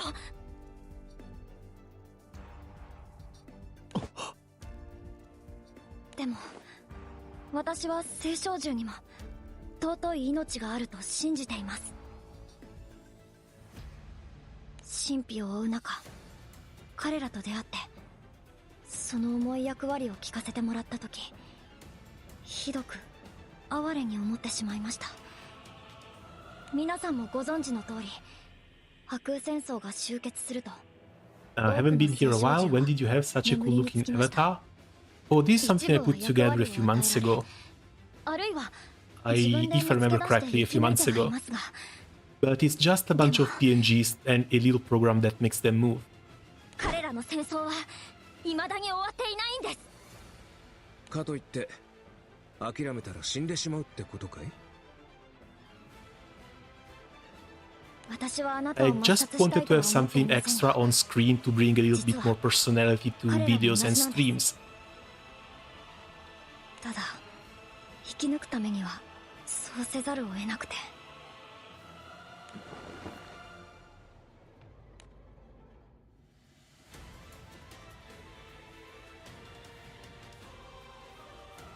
A giant vessel lurks inside the dark clouds that the crew is heading towards. It's deck rife with activity. 得意点たち、やっぱり船に乗って向かってきてるよ。そうでなければ困ります。ところで、この船は何なのだ？人間が普段使用しているものを別の島から移動させてきました。風で浮かせています。アブラメリンの出現は予想外だったが、せっかくだ。今日こそ奴を捕まえるぞ。アトゥッちゃんとアブラメリンは犬猿の仲良しだもんね。犬猿の中では？そう言ったよ。言ってない。A mortal bound to a chair, seemingly having been forgotten, watches this exchange. ねえってば。おい、何か言ったか？悪いんだけど、鎧を外してくれない？鎧って動いてないと蒸れるんだよね。さっきから汗がすごくてさ。こいつ、後ろ手に担当を持ってるぞ。腰のあたりに隠していたのだろうな。すごいですね。人間ならではです。そういった備えをする青少獣はきっと数少ないでしょう。鎖を外そうとしたところを刺そうとする魂胆だったのか。念のため担当だけ取り上げておこう。俺は騎士団長だよ。死ぬのも仕事の一つ。人質としての価値はないと思う。死ぬことを恐れないのか？恐れはするよ。別に死にたくないし。でも自分以外の死の方が怖いかな。両親の死でそれを知ったから。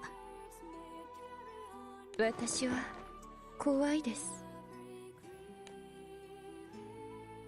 The other primals fall silent, a reaction that surprises Sabrina. なんだこいつら、青少獣らしくないな。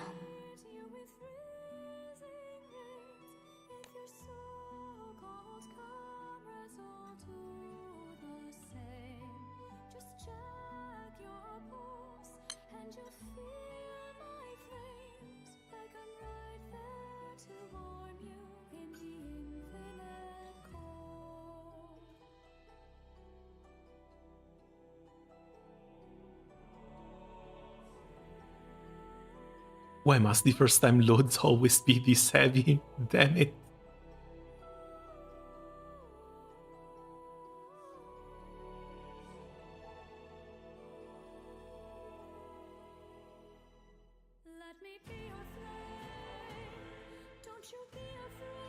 Hey, come on. Load.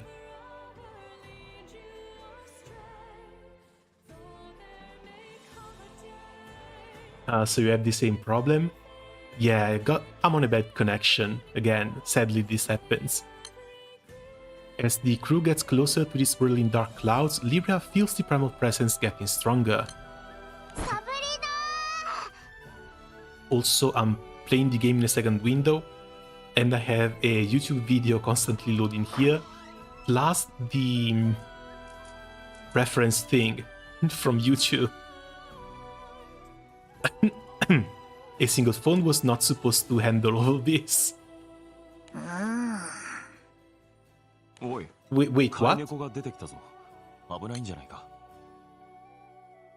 Nanashi's shouts are lost in the wind. Just then, the door behind them opens up and a tiny figure pops up on the deck. I mean, we've seen Wilnas at the beginning, but we haven't seen any of the other dragons until now. 動物全般好きだ。人の言葉を話さないから記憶に残りづらいところがいい。Don't speak our language is a blessing. Wait, that's Iwia. You're in for a bad surprise. ありがたい存在だ。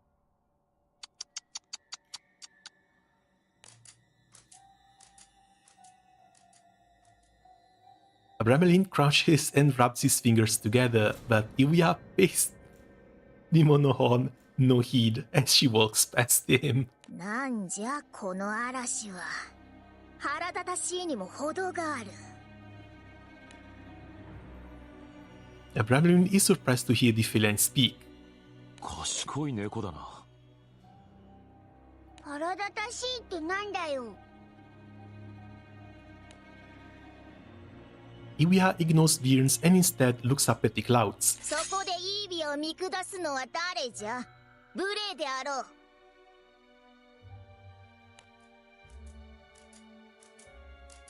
Is that not a storm?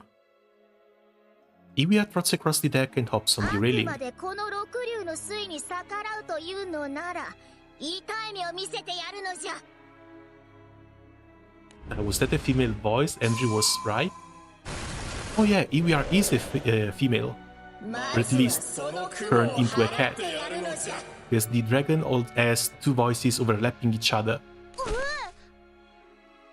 猫が竜に。ルリアちゃん、ティアマトにもお願いしてみたら。そうですね。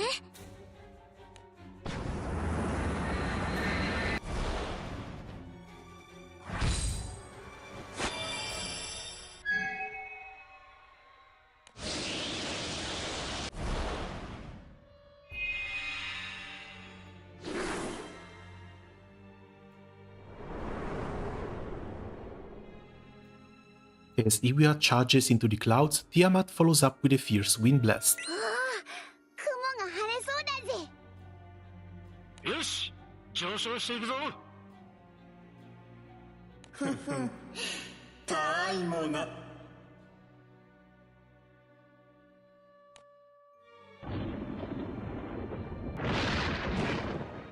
なんじゃ。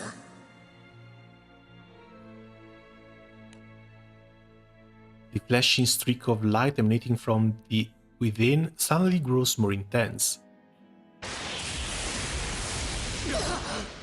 This has to be Megu's doing.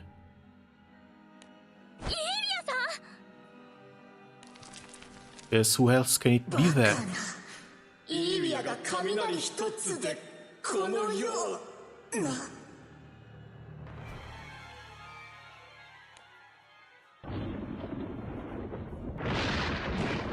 Yeah, the longer we go on, the more question the event brings up.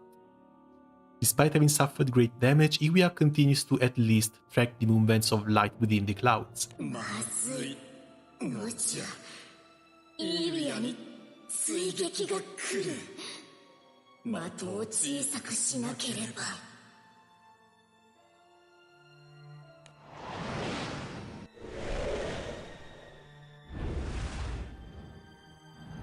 深く。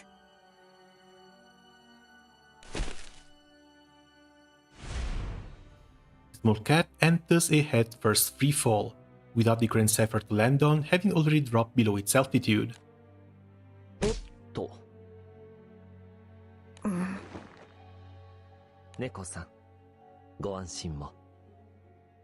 he's going to get his pretty face scratched. 六竜の水か。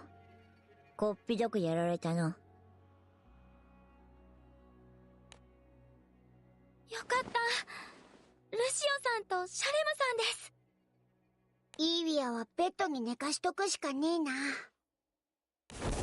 These souls are mighty sus to do that to Iwia and Wilnas? ただいま。俺に Very, お帰りと言えと very. いうのか。うっかり言ってくれるかもと期 But 待 if してい that's た the んです case, が it means that the true antagonists of the さすが story に私も疲 haven't れ shown た up な yet. あれだけの原初獣の相手となるとなかなかかったるいぞ Because the Phoenix has just been messing things up from the background. 他人の空にだ。 Poor ひとまずそう thing. 思え。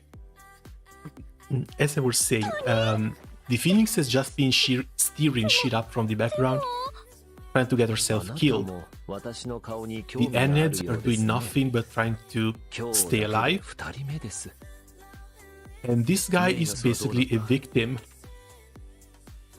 仕留め損なったはっきり言おうあれは強い妙な魔法を使うのだな多勢に無勢でしたしね飛び立つグランサイファーを見かけこうして立ち寄ってみたのです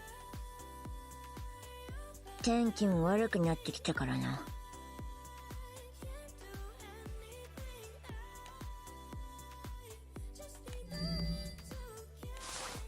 待て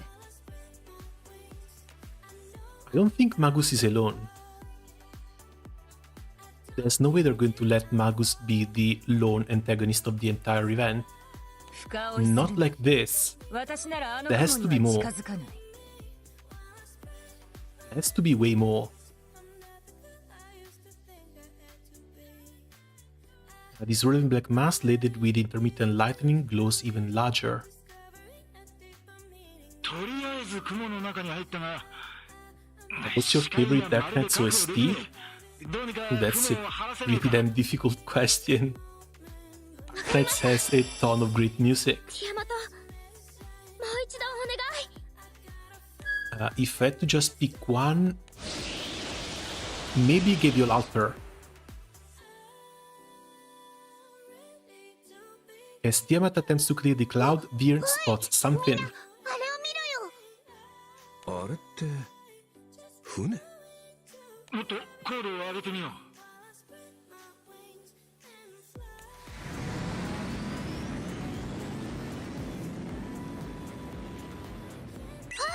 サブリナがいるんだよ本当ですそれに他の人たちは第2ラウンドの気配 Where is Elisa Aaron coming from? We haven't seen her since the casino. I wasn't even sure she was on board. みんな上だもう遅いんだよね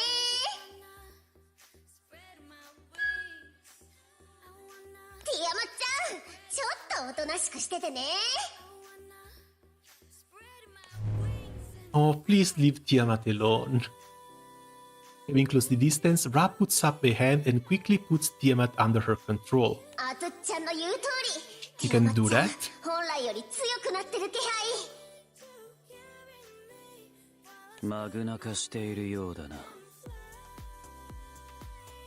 得意点と青の少女両方の影響を受けたか Hello, hello, 星 Vincent. の How are 民 things によって going? 作られた獣が空の民によって浄化され育て上げられていく今や得意点を支えることが聖少獣としての新たな役割になったのでしょうそして得意点も聖少獣を育てる互いに育て合う関係性ですねもはや空の世界の生き物かしかしなぜティアマトが得意点の旅の始まりから連れ添っていることが関係していそうだ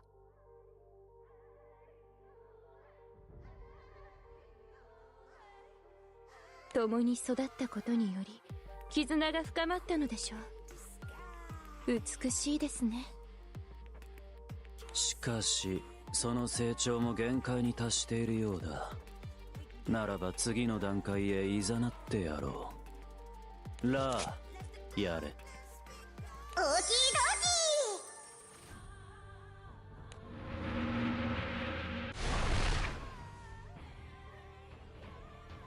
some sort of essence pours into Tiamat from Ra's raised hand. What she's doing is inexcusable, but she looks too damn cute for me to be mad at her. Damn it. フェニックスの力を注いであげてるだけだよ。フェニックスだと。フェニックスの力の真髄は他者への力の提供にあると言える。Like, she would be committing war crimes and we would still be trying to find an excuse for her. 力も同じように扱うことは可能だ。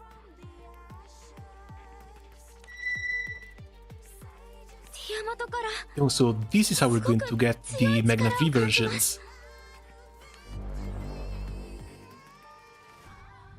I like how Tefnut is the only one who wants peace, while the others don't mind getting their hands dirty. I think they've done a pretty nice job separating the personalities of the 6, or, well, 7, considering there's a 7th one, who is not really a primal beast.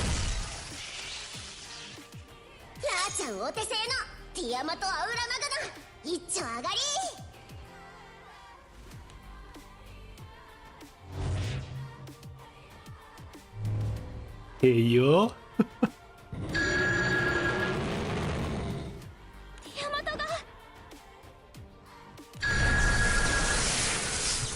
That's the second time Tiamat gets corrupted. なんて風だ。ポートブリーズの上空でこんなのあの時と同じじゃねえか。ティアマトが私の呼びかけに全く応じません。大きな力を感じます。これまでのティアマトよりもずっと強い。While the Greece occupied with Tiamat, Atum lights a flame in his palm. Phoenix.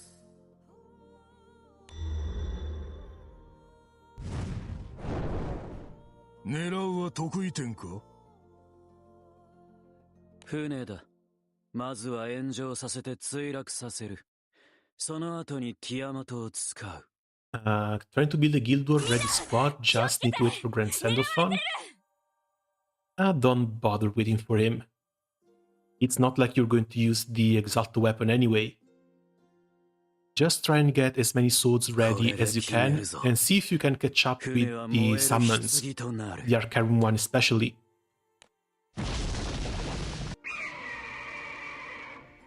Squad ready for the Guild War, just trying to get mad so I can get my Opus to 5-star.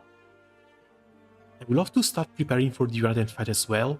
The problem is that we're going to get Magna 3 from March 25th. And between the 25th and the 7th, where the United fight starts, Light is likely going to change a lot. Because we're getting the Transcendence and we're getting the Magna 3 weapons. And sure, what's going to work right now is still going to work with the upgrades. Going to work better at that. But at the same time, I don't know. I think Light is going to change quite a bit. And the internet connection crashed again. But we should be back. Yeah, stream died, hopefully just for a couple of seconds. 魔法じゃないんだよ。なんか、えいってやると出るんだよ。微弱だが、感じるぞ。あの娘、フェニックスの力を持っている。は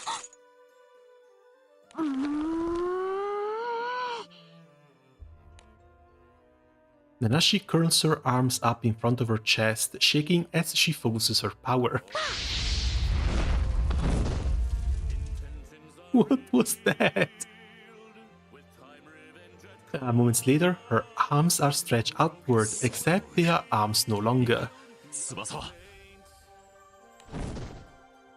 Nanashi begins fluttering her wings in front of the crew. 団長、ここまで連れてきてくれてありがとうだよ。ナナシ一人じゃこの雲の中は来られなかったから。いや、そんなことよりも聞きてえことがあるんだけどよ。And she can't be the Phoenix. ナナしの話は後だよ。 A newborn? Maybe? お願い、力を貸してほしいんだよ。ティアマトが来ます。私では制御できません。くそ、ティアマト、またお前と戦うことになるなんてよ。計画を変更する。船を燃やすのはやめだ。あの娘を捕まえる。団長ちゃん、わからないことだらけだけど、ここは戦うしかなさそうだよ。サブリナ、今助けるんだよ。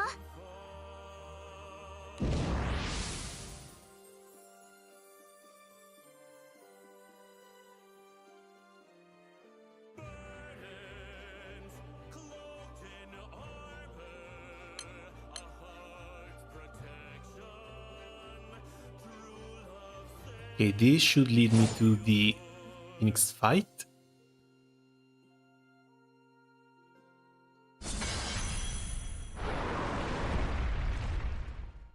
Holy shit, that's big!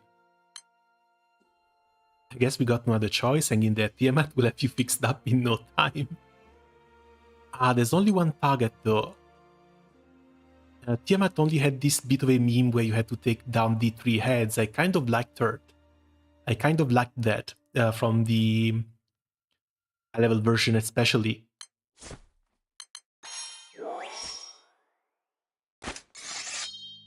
Any good choice for Ultima weapon for Dark Element? Ultima weapons don't really care about elements, so don't worry about that. Just pick a weapon that you have a lot of characters for. That way, you know you can use it most of the time. What rank are you?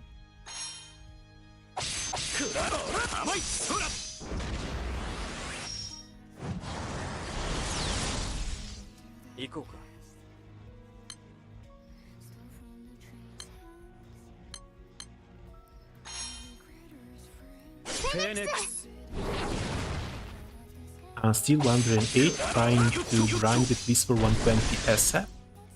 Oh, 108. Then yeah, probably try and get a sword. But Earth One should be a better pick.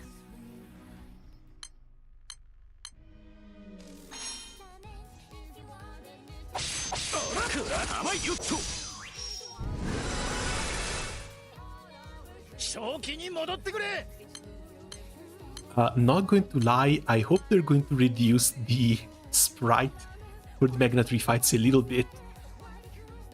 She looks great, but at the same time she occupies like 90% of the screen. That's a bit too much.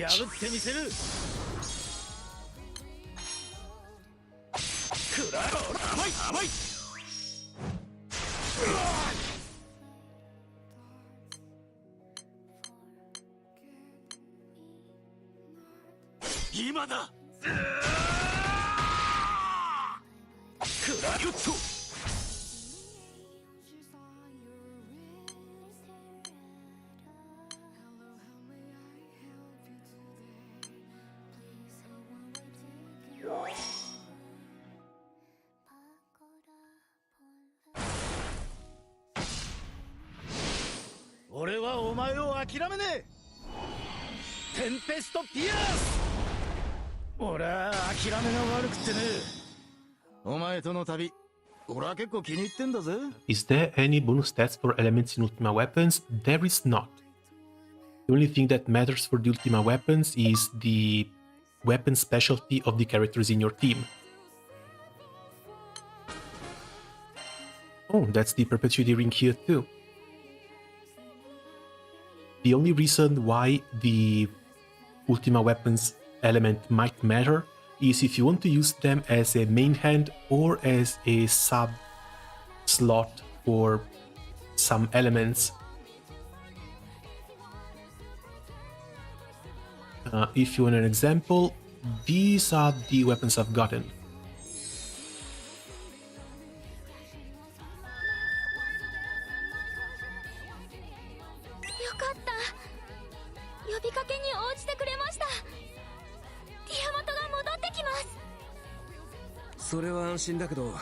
一見落着ってわけには。Yeah, since you're very low rank, try and pick something that you can use with the most characters possible. I see a lot of people suggesting a sword, since this is where most of the characters are.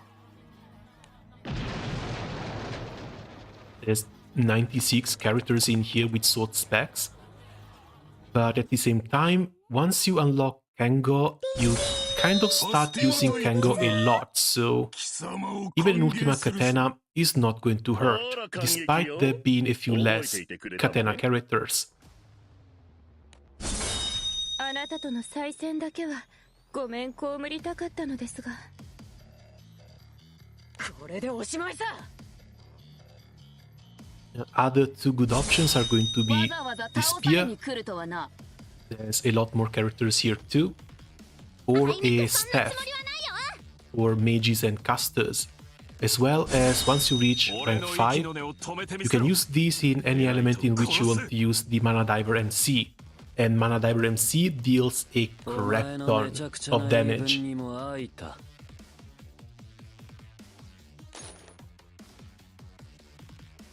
Oh yeah, I chose a staff since I use Mana Diver and I have characters like Lich, Halloween, Gabriel, Europa, etc. Staff makes sense too. 87 characters that use a staff specialty. But yeah, just go through your inventory, see which characters you have the most, or which type, and pick an element and pick a weapon based on that. Again, the elements don't really matter, but if you need to pick an element for those weapons, I would suggest going for these ones.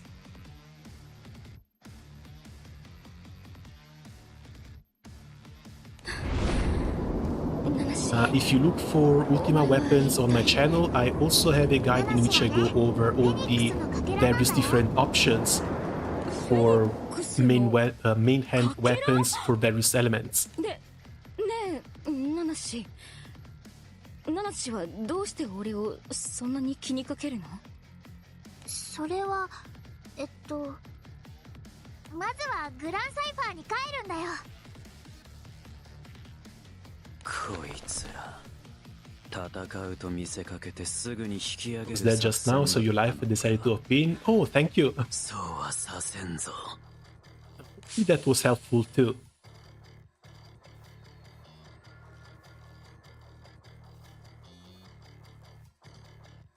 これは何をやってるテフルト。私ではありません。タイミングバッチリだわ、カリオストロちゃん。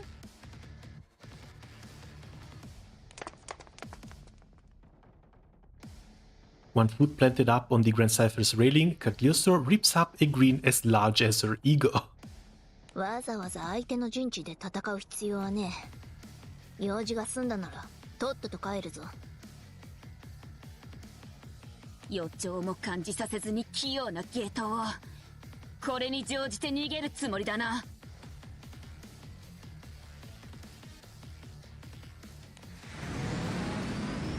Raziel watches the crew's movements from the Grand Cypher. すごい。聖少獣を相手にこの連携。団長を殺すなどとバカなことは考えるな。もっともそう簡単にやられることはないが。Can't really challenge Kag's ego, especially when that's been building up for 2000 years.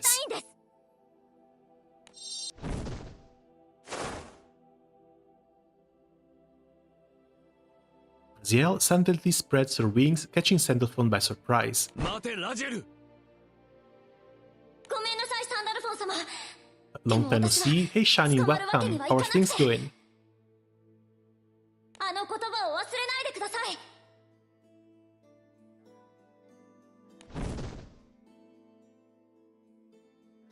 Breaking away from the ship, Raziel plunges back down towards land. あの言葉。ねえサンダルフォン、団長ちゃんもいいかな。人質のサブリナは救出したし、俺から情報共有ってことでさ、話があるんだよ。なんだよ改まって。セオドリク王子のことでね。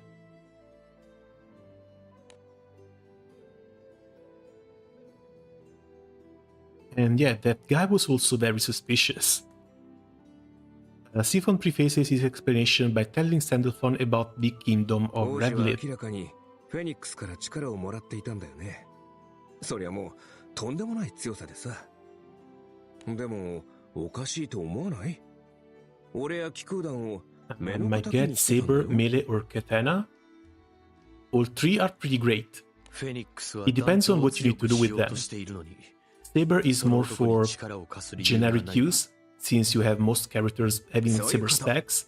天使長さ Melee is 話 great せる for じゃん。 fast comps where you want to use a luchador MC, 茶化す or な。 if you have characters like Wilnas, who are going to benefit greatly from it. While Katana is for charge attack based setups, since most Katana characters just work off of charge attacks. 私の言うフェ Since ニックス you're は still rank 108, 現存する天使にとって maybe consider 不可 going 欠な sword 存在か first. もしれないのです。 Katana is likely going to be the second best option though, because once you get to the high ranks and you need to start getting into the Raven's ま fights, だ何か隠 or している気が hell, する。 even right now, once you get to rank とい 150 うより、 for フェニッ Magna クスに Tree は and for 未 the 知の部分が Enneads, 残っているので you はない might かと want to 思う。 try running Kengo. And if you run Kengo with an unsigned Kaneshige, the Ultima Katana at ULB is going to be a pretty 私 damn たち big も boon. びっくりしましたよね。アスタロットじゃなかった。メガスはパンデモニウムの中で確かに倒したと思うんだけどな。そういえば、どうして君らは I got Kengo's weapons, so I guess I'll get his sword. You mean the なぜ katana? アスタロトを知っている？確か中で出会った閣僚のやつが言ってたんだったかな。Because Kengo setups usually look something like メガスさんと戦うと誰 if かを this 召喚 lets し me. たんでしたよね。 Something あ like いつが this. アスタロットか。Kaneshige as a main hand, Ultima Katana as your それ Seraphic はお slot. そらく意外だろう。アスタロトのな。アスタロトさんとメイガスさんがその後融合して大きな女の人になって。そうか。おそらくメイガスは自分の魔法でアスタロトを蘇らせようとしたんだな。しかし不完全な状態だった。だから自分の体をよりしろとして提供した。アスタロトはメイガスと融合して聖少獣の体を手に入れ If た I が use Kengo a lot, I should get Ultima Katana. Yeah, that was I was getting to. 死んだやつを魔法で蘇らせるってそんなことできるのか？メイガスは魔法に特化させることをコンセプトに作られたと聞いている。蘇生は完璧ではなかったようだがな。 As for the skills, stamina, charge attack damage kept up, and the 25% elemental amplified. 考えたくもないことだが、メイガスとラジエルには共通しているところがある。まさかサンダルフォンさん？何か考え事してんだな。とりあえずそっとしとこうぜ。あれ、シエテもか？ Standing beside the Supreme Primarch, the Eternal appears to be equally lost in thought. この世界では強者の論理は正論とされる一方、弱者の論理はざれ言と切り捨てられてしまう。 My dark team is using Relic Buster, so I'm thinking to get a saber. Look, there's no wrong option. Like, after a while, you will want 7 of these weapons so that you can put them in almost every team you make. 弱者を救えない。そんなことは分かっていたけど、真っ向から言われちゃったね。 So if you're still using Relic Buster for most of your setups, a saber is perfectly fine. Just try and get a nerfed one because you're not really going to want to replace that one. But if you get a katana, then you're better off for charge attack based setups with Kengo and other katana users. Like if you have Vajra for water, you will likely want a katana in that team. Once you get Octo, you will want a katana for earth as well.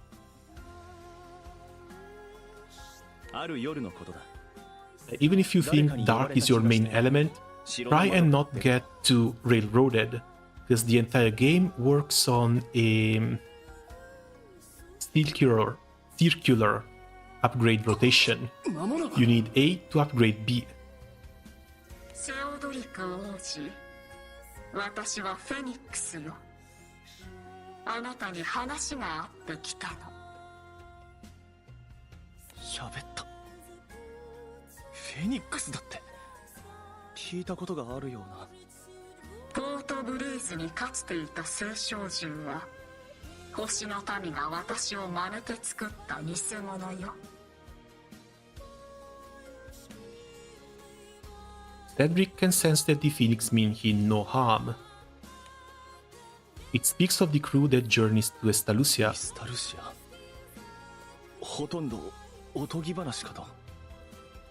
すでに恐ろしい強さだけれど、その団長がエスタルシアにつけば、創世神に匹敵する力を得てしま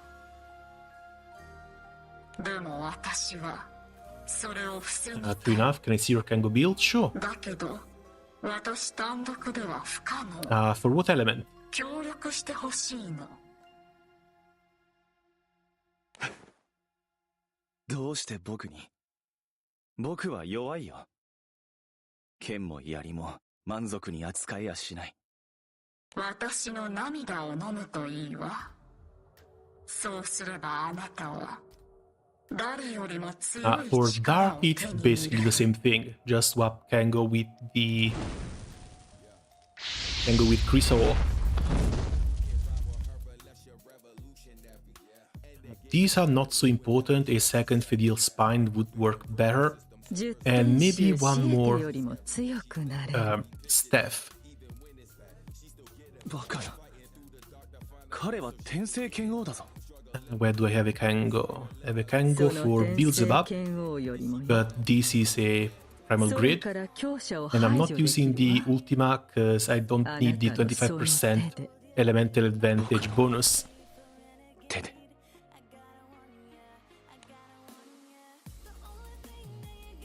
これ以上空に強者はいらない。弱者が強くなる時代だ。弱者が強く？そう。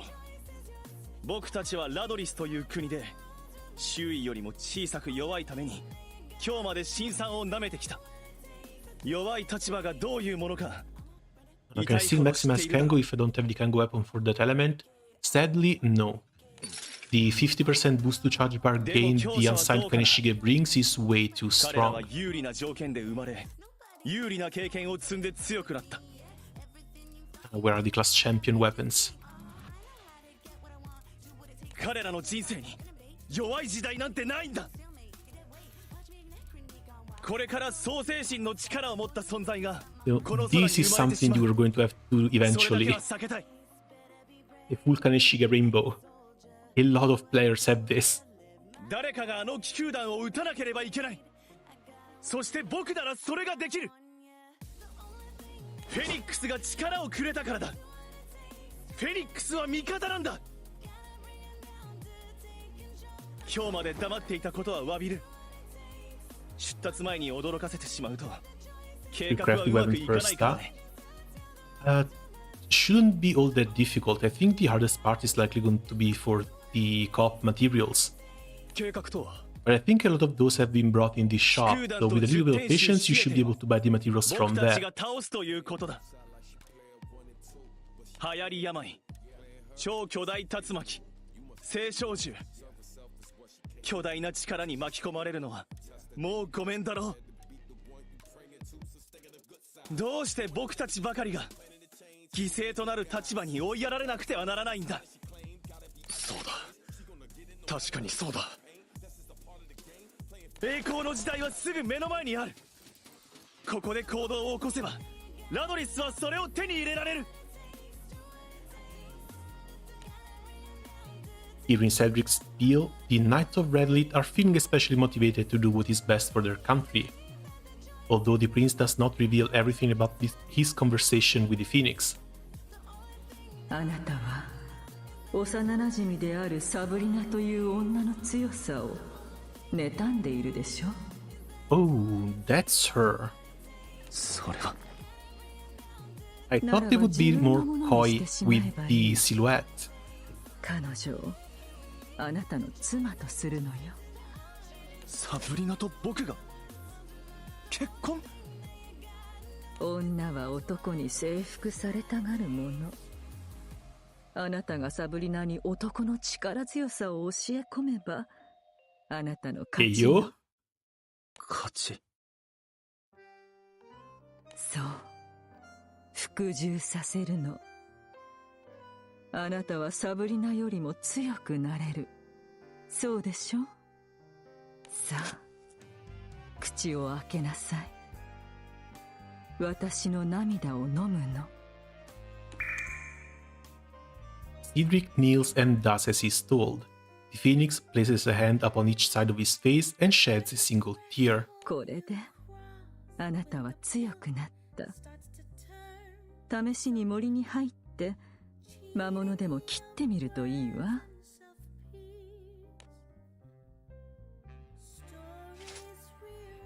Pointing his sword at the Grand Sapphire high above, Cedric makes a bold proclamation. 敵は気空団だ。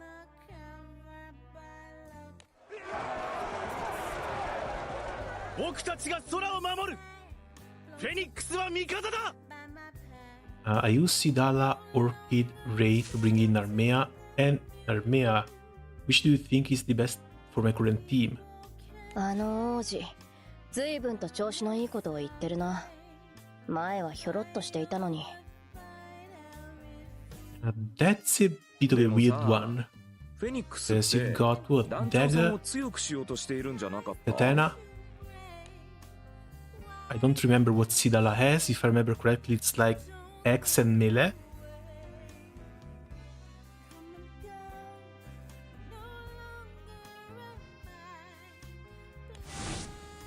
フェニックスの思い通りにはさせん。 But yeah, Ray is a non-issue これ there. 以上得意点が強くなったら、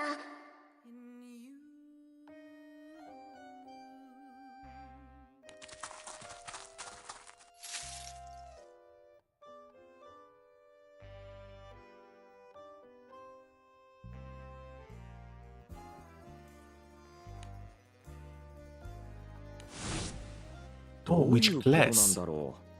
In the class's case, that's likely going to be a Mana Diver. If you have Mana Diver unlocked already. Otherwise, you can just run Relic Buster until you get there. Again, Relic Buster is a class you unlock from the side stories, the Society side stories, and you can unlock it at very low level. Once you unlock the Miserable Mist from a tier 3 class, you're basically set for most of the mid-game content, because Relic Buster is just going to carry you through that. あ、すまない。油断していた。だがまたすぐに現れる。彼女の目的がはっきり分かった。何としてでも俺から聞き出したいことがあるだろうからな。Kinda difficult to build a good team? Well, especially since building a good team means building a team around a single fight. Like, Granblue doesn't really have a general content or an all-around team. Each fight has its own mechanics, and you need to take those mechanics into account in order to try and exploit them as best as possible. Oh, Tiamat Aura Omega, we get the fight already. It's a proud one.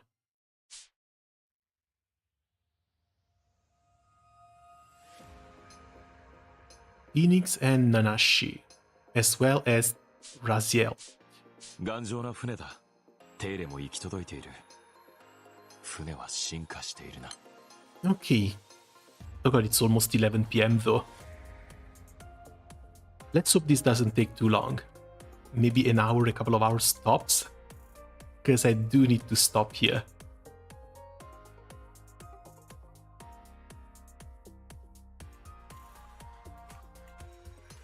As I was saying before, when it comes to raids, since each fight has its own mechanics, you're going to need a team specifically for like Magna and Magna 2. You're going to need another team for the Enneads. You're going to need another team for the Malices.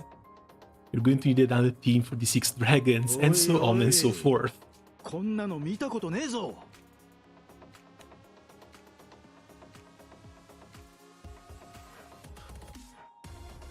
Takes 2 hours for part 3. Yeah, it means this is going to end at 1 AM. I can't really do this. As much as I would love to. Looks like I'm going to have to pause here and complete the event tomorrow. Still, it's not going to take long, so I'm just going to take a nap here. Again, thanks a lot for coming by, and see you tomorrow with the last part of the event. Ciao!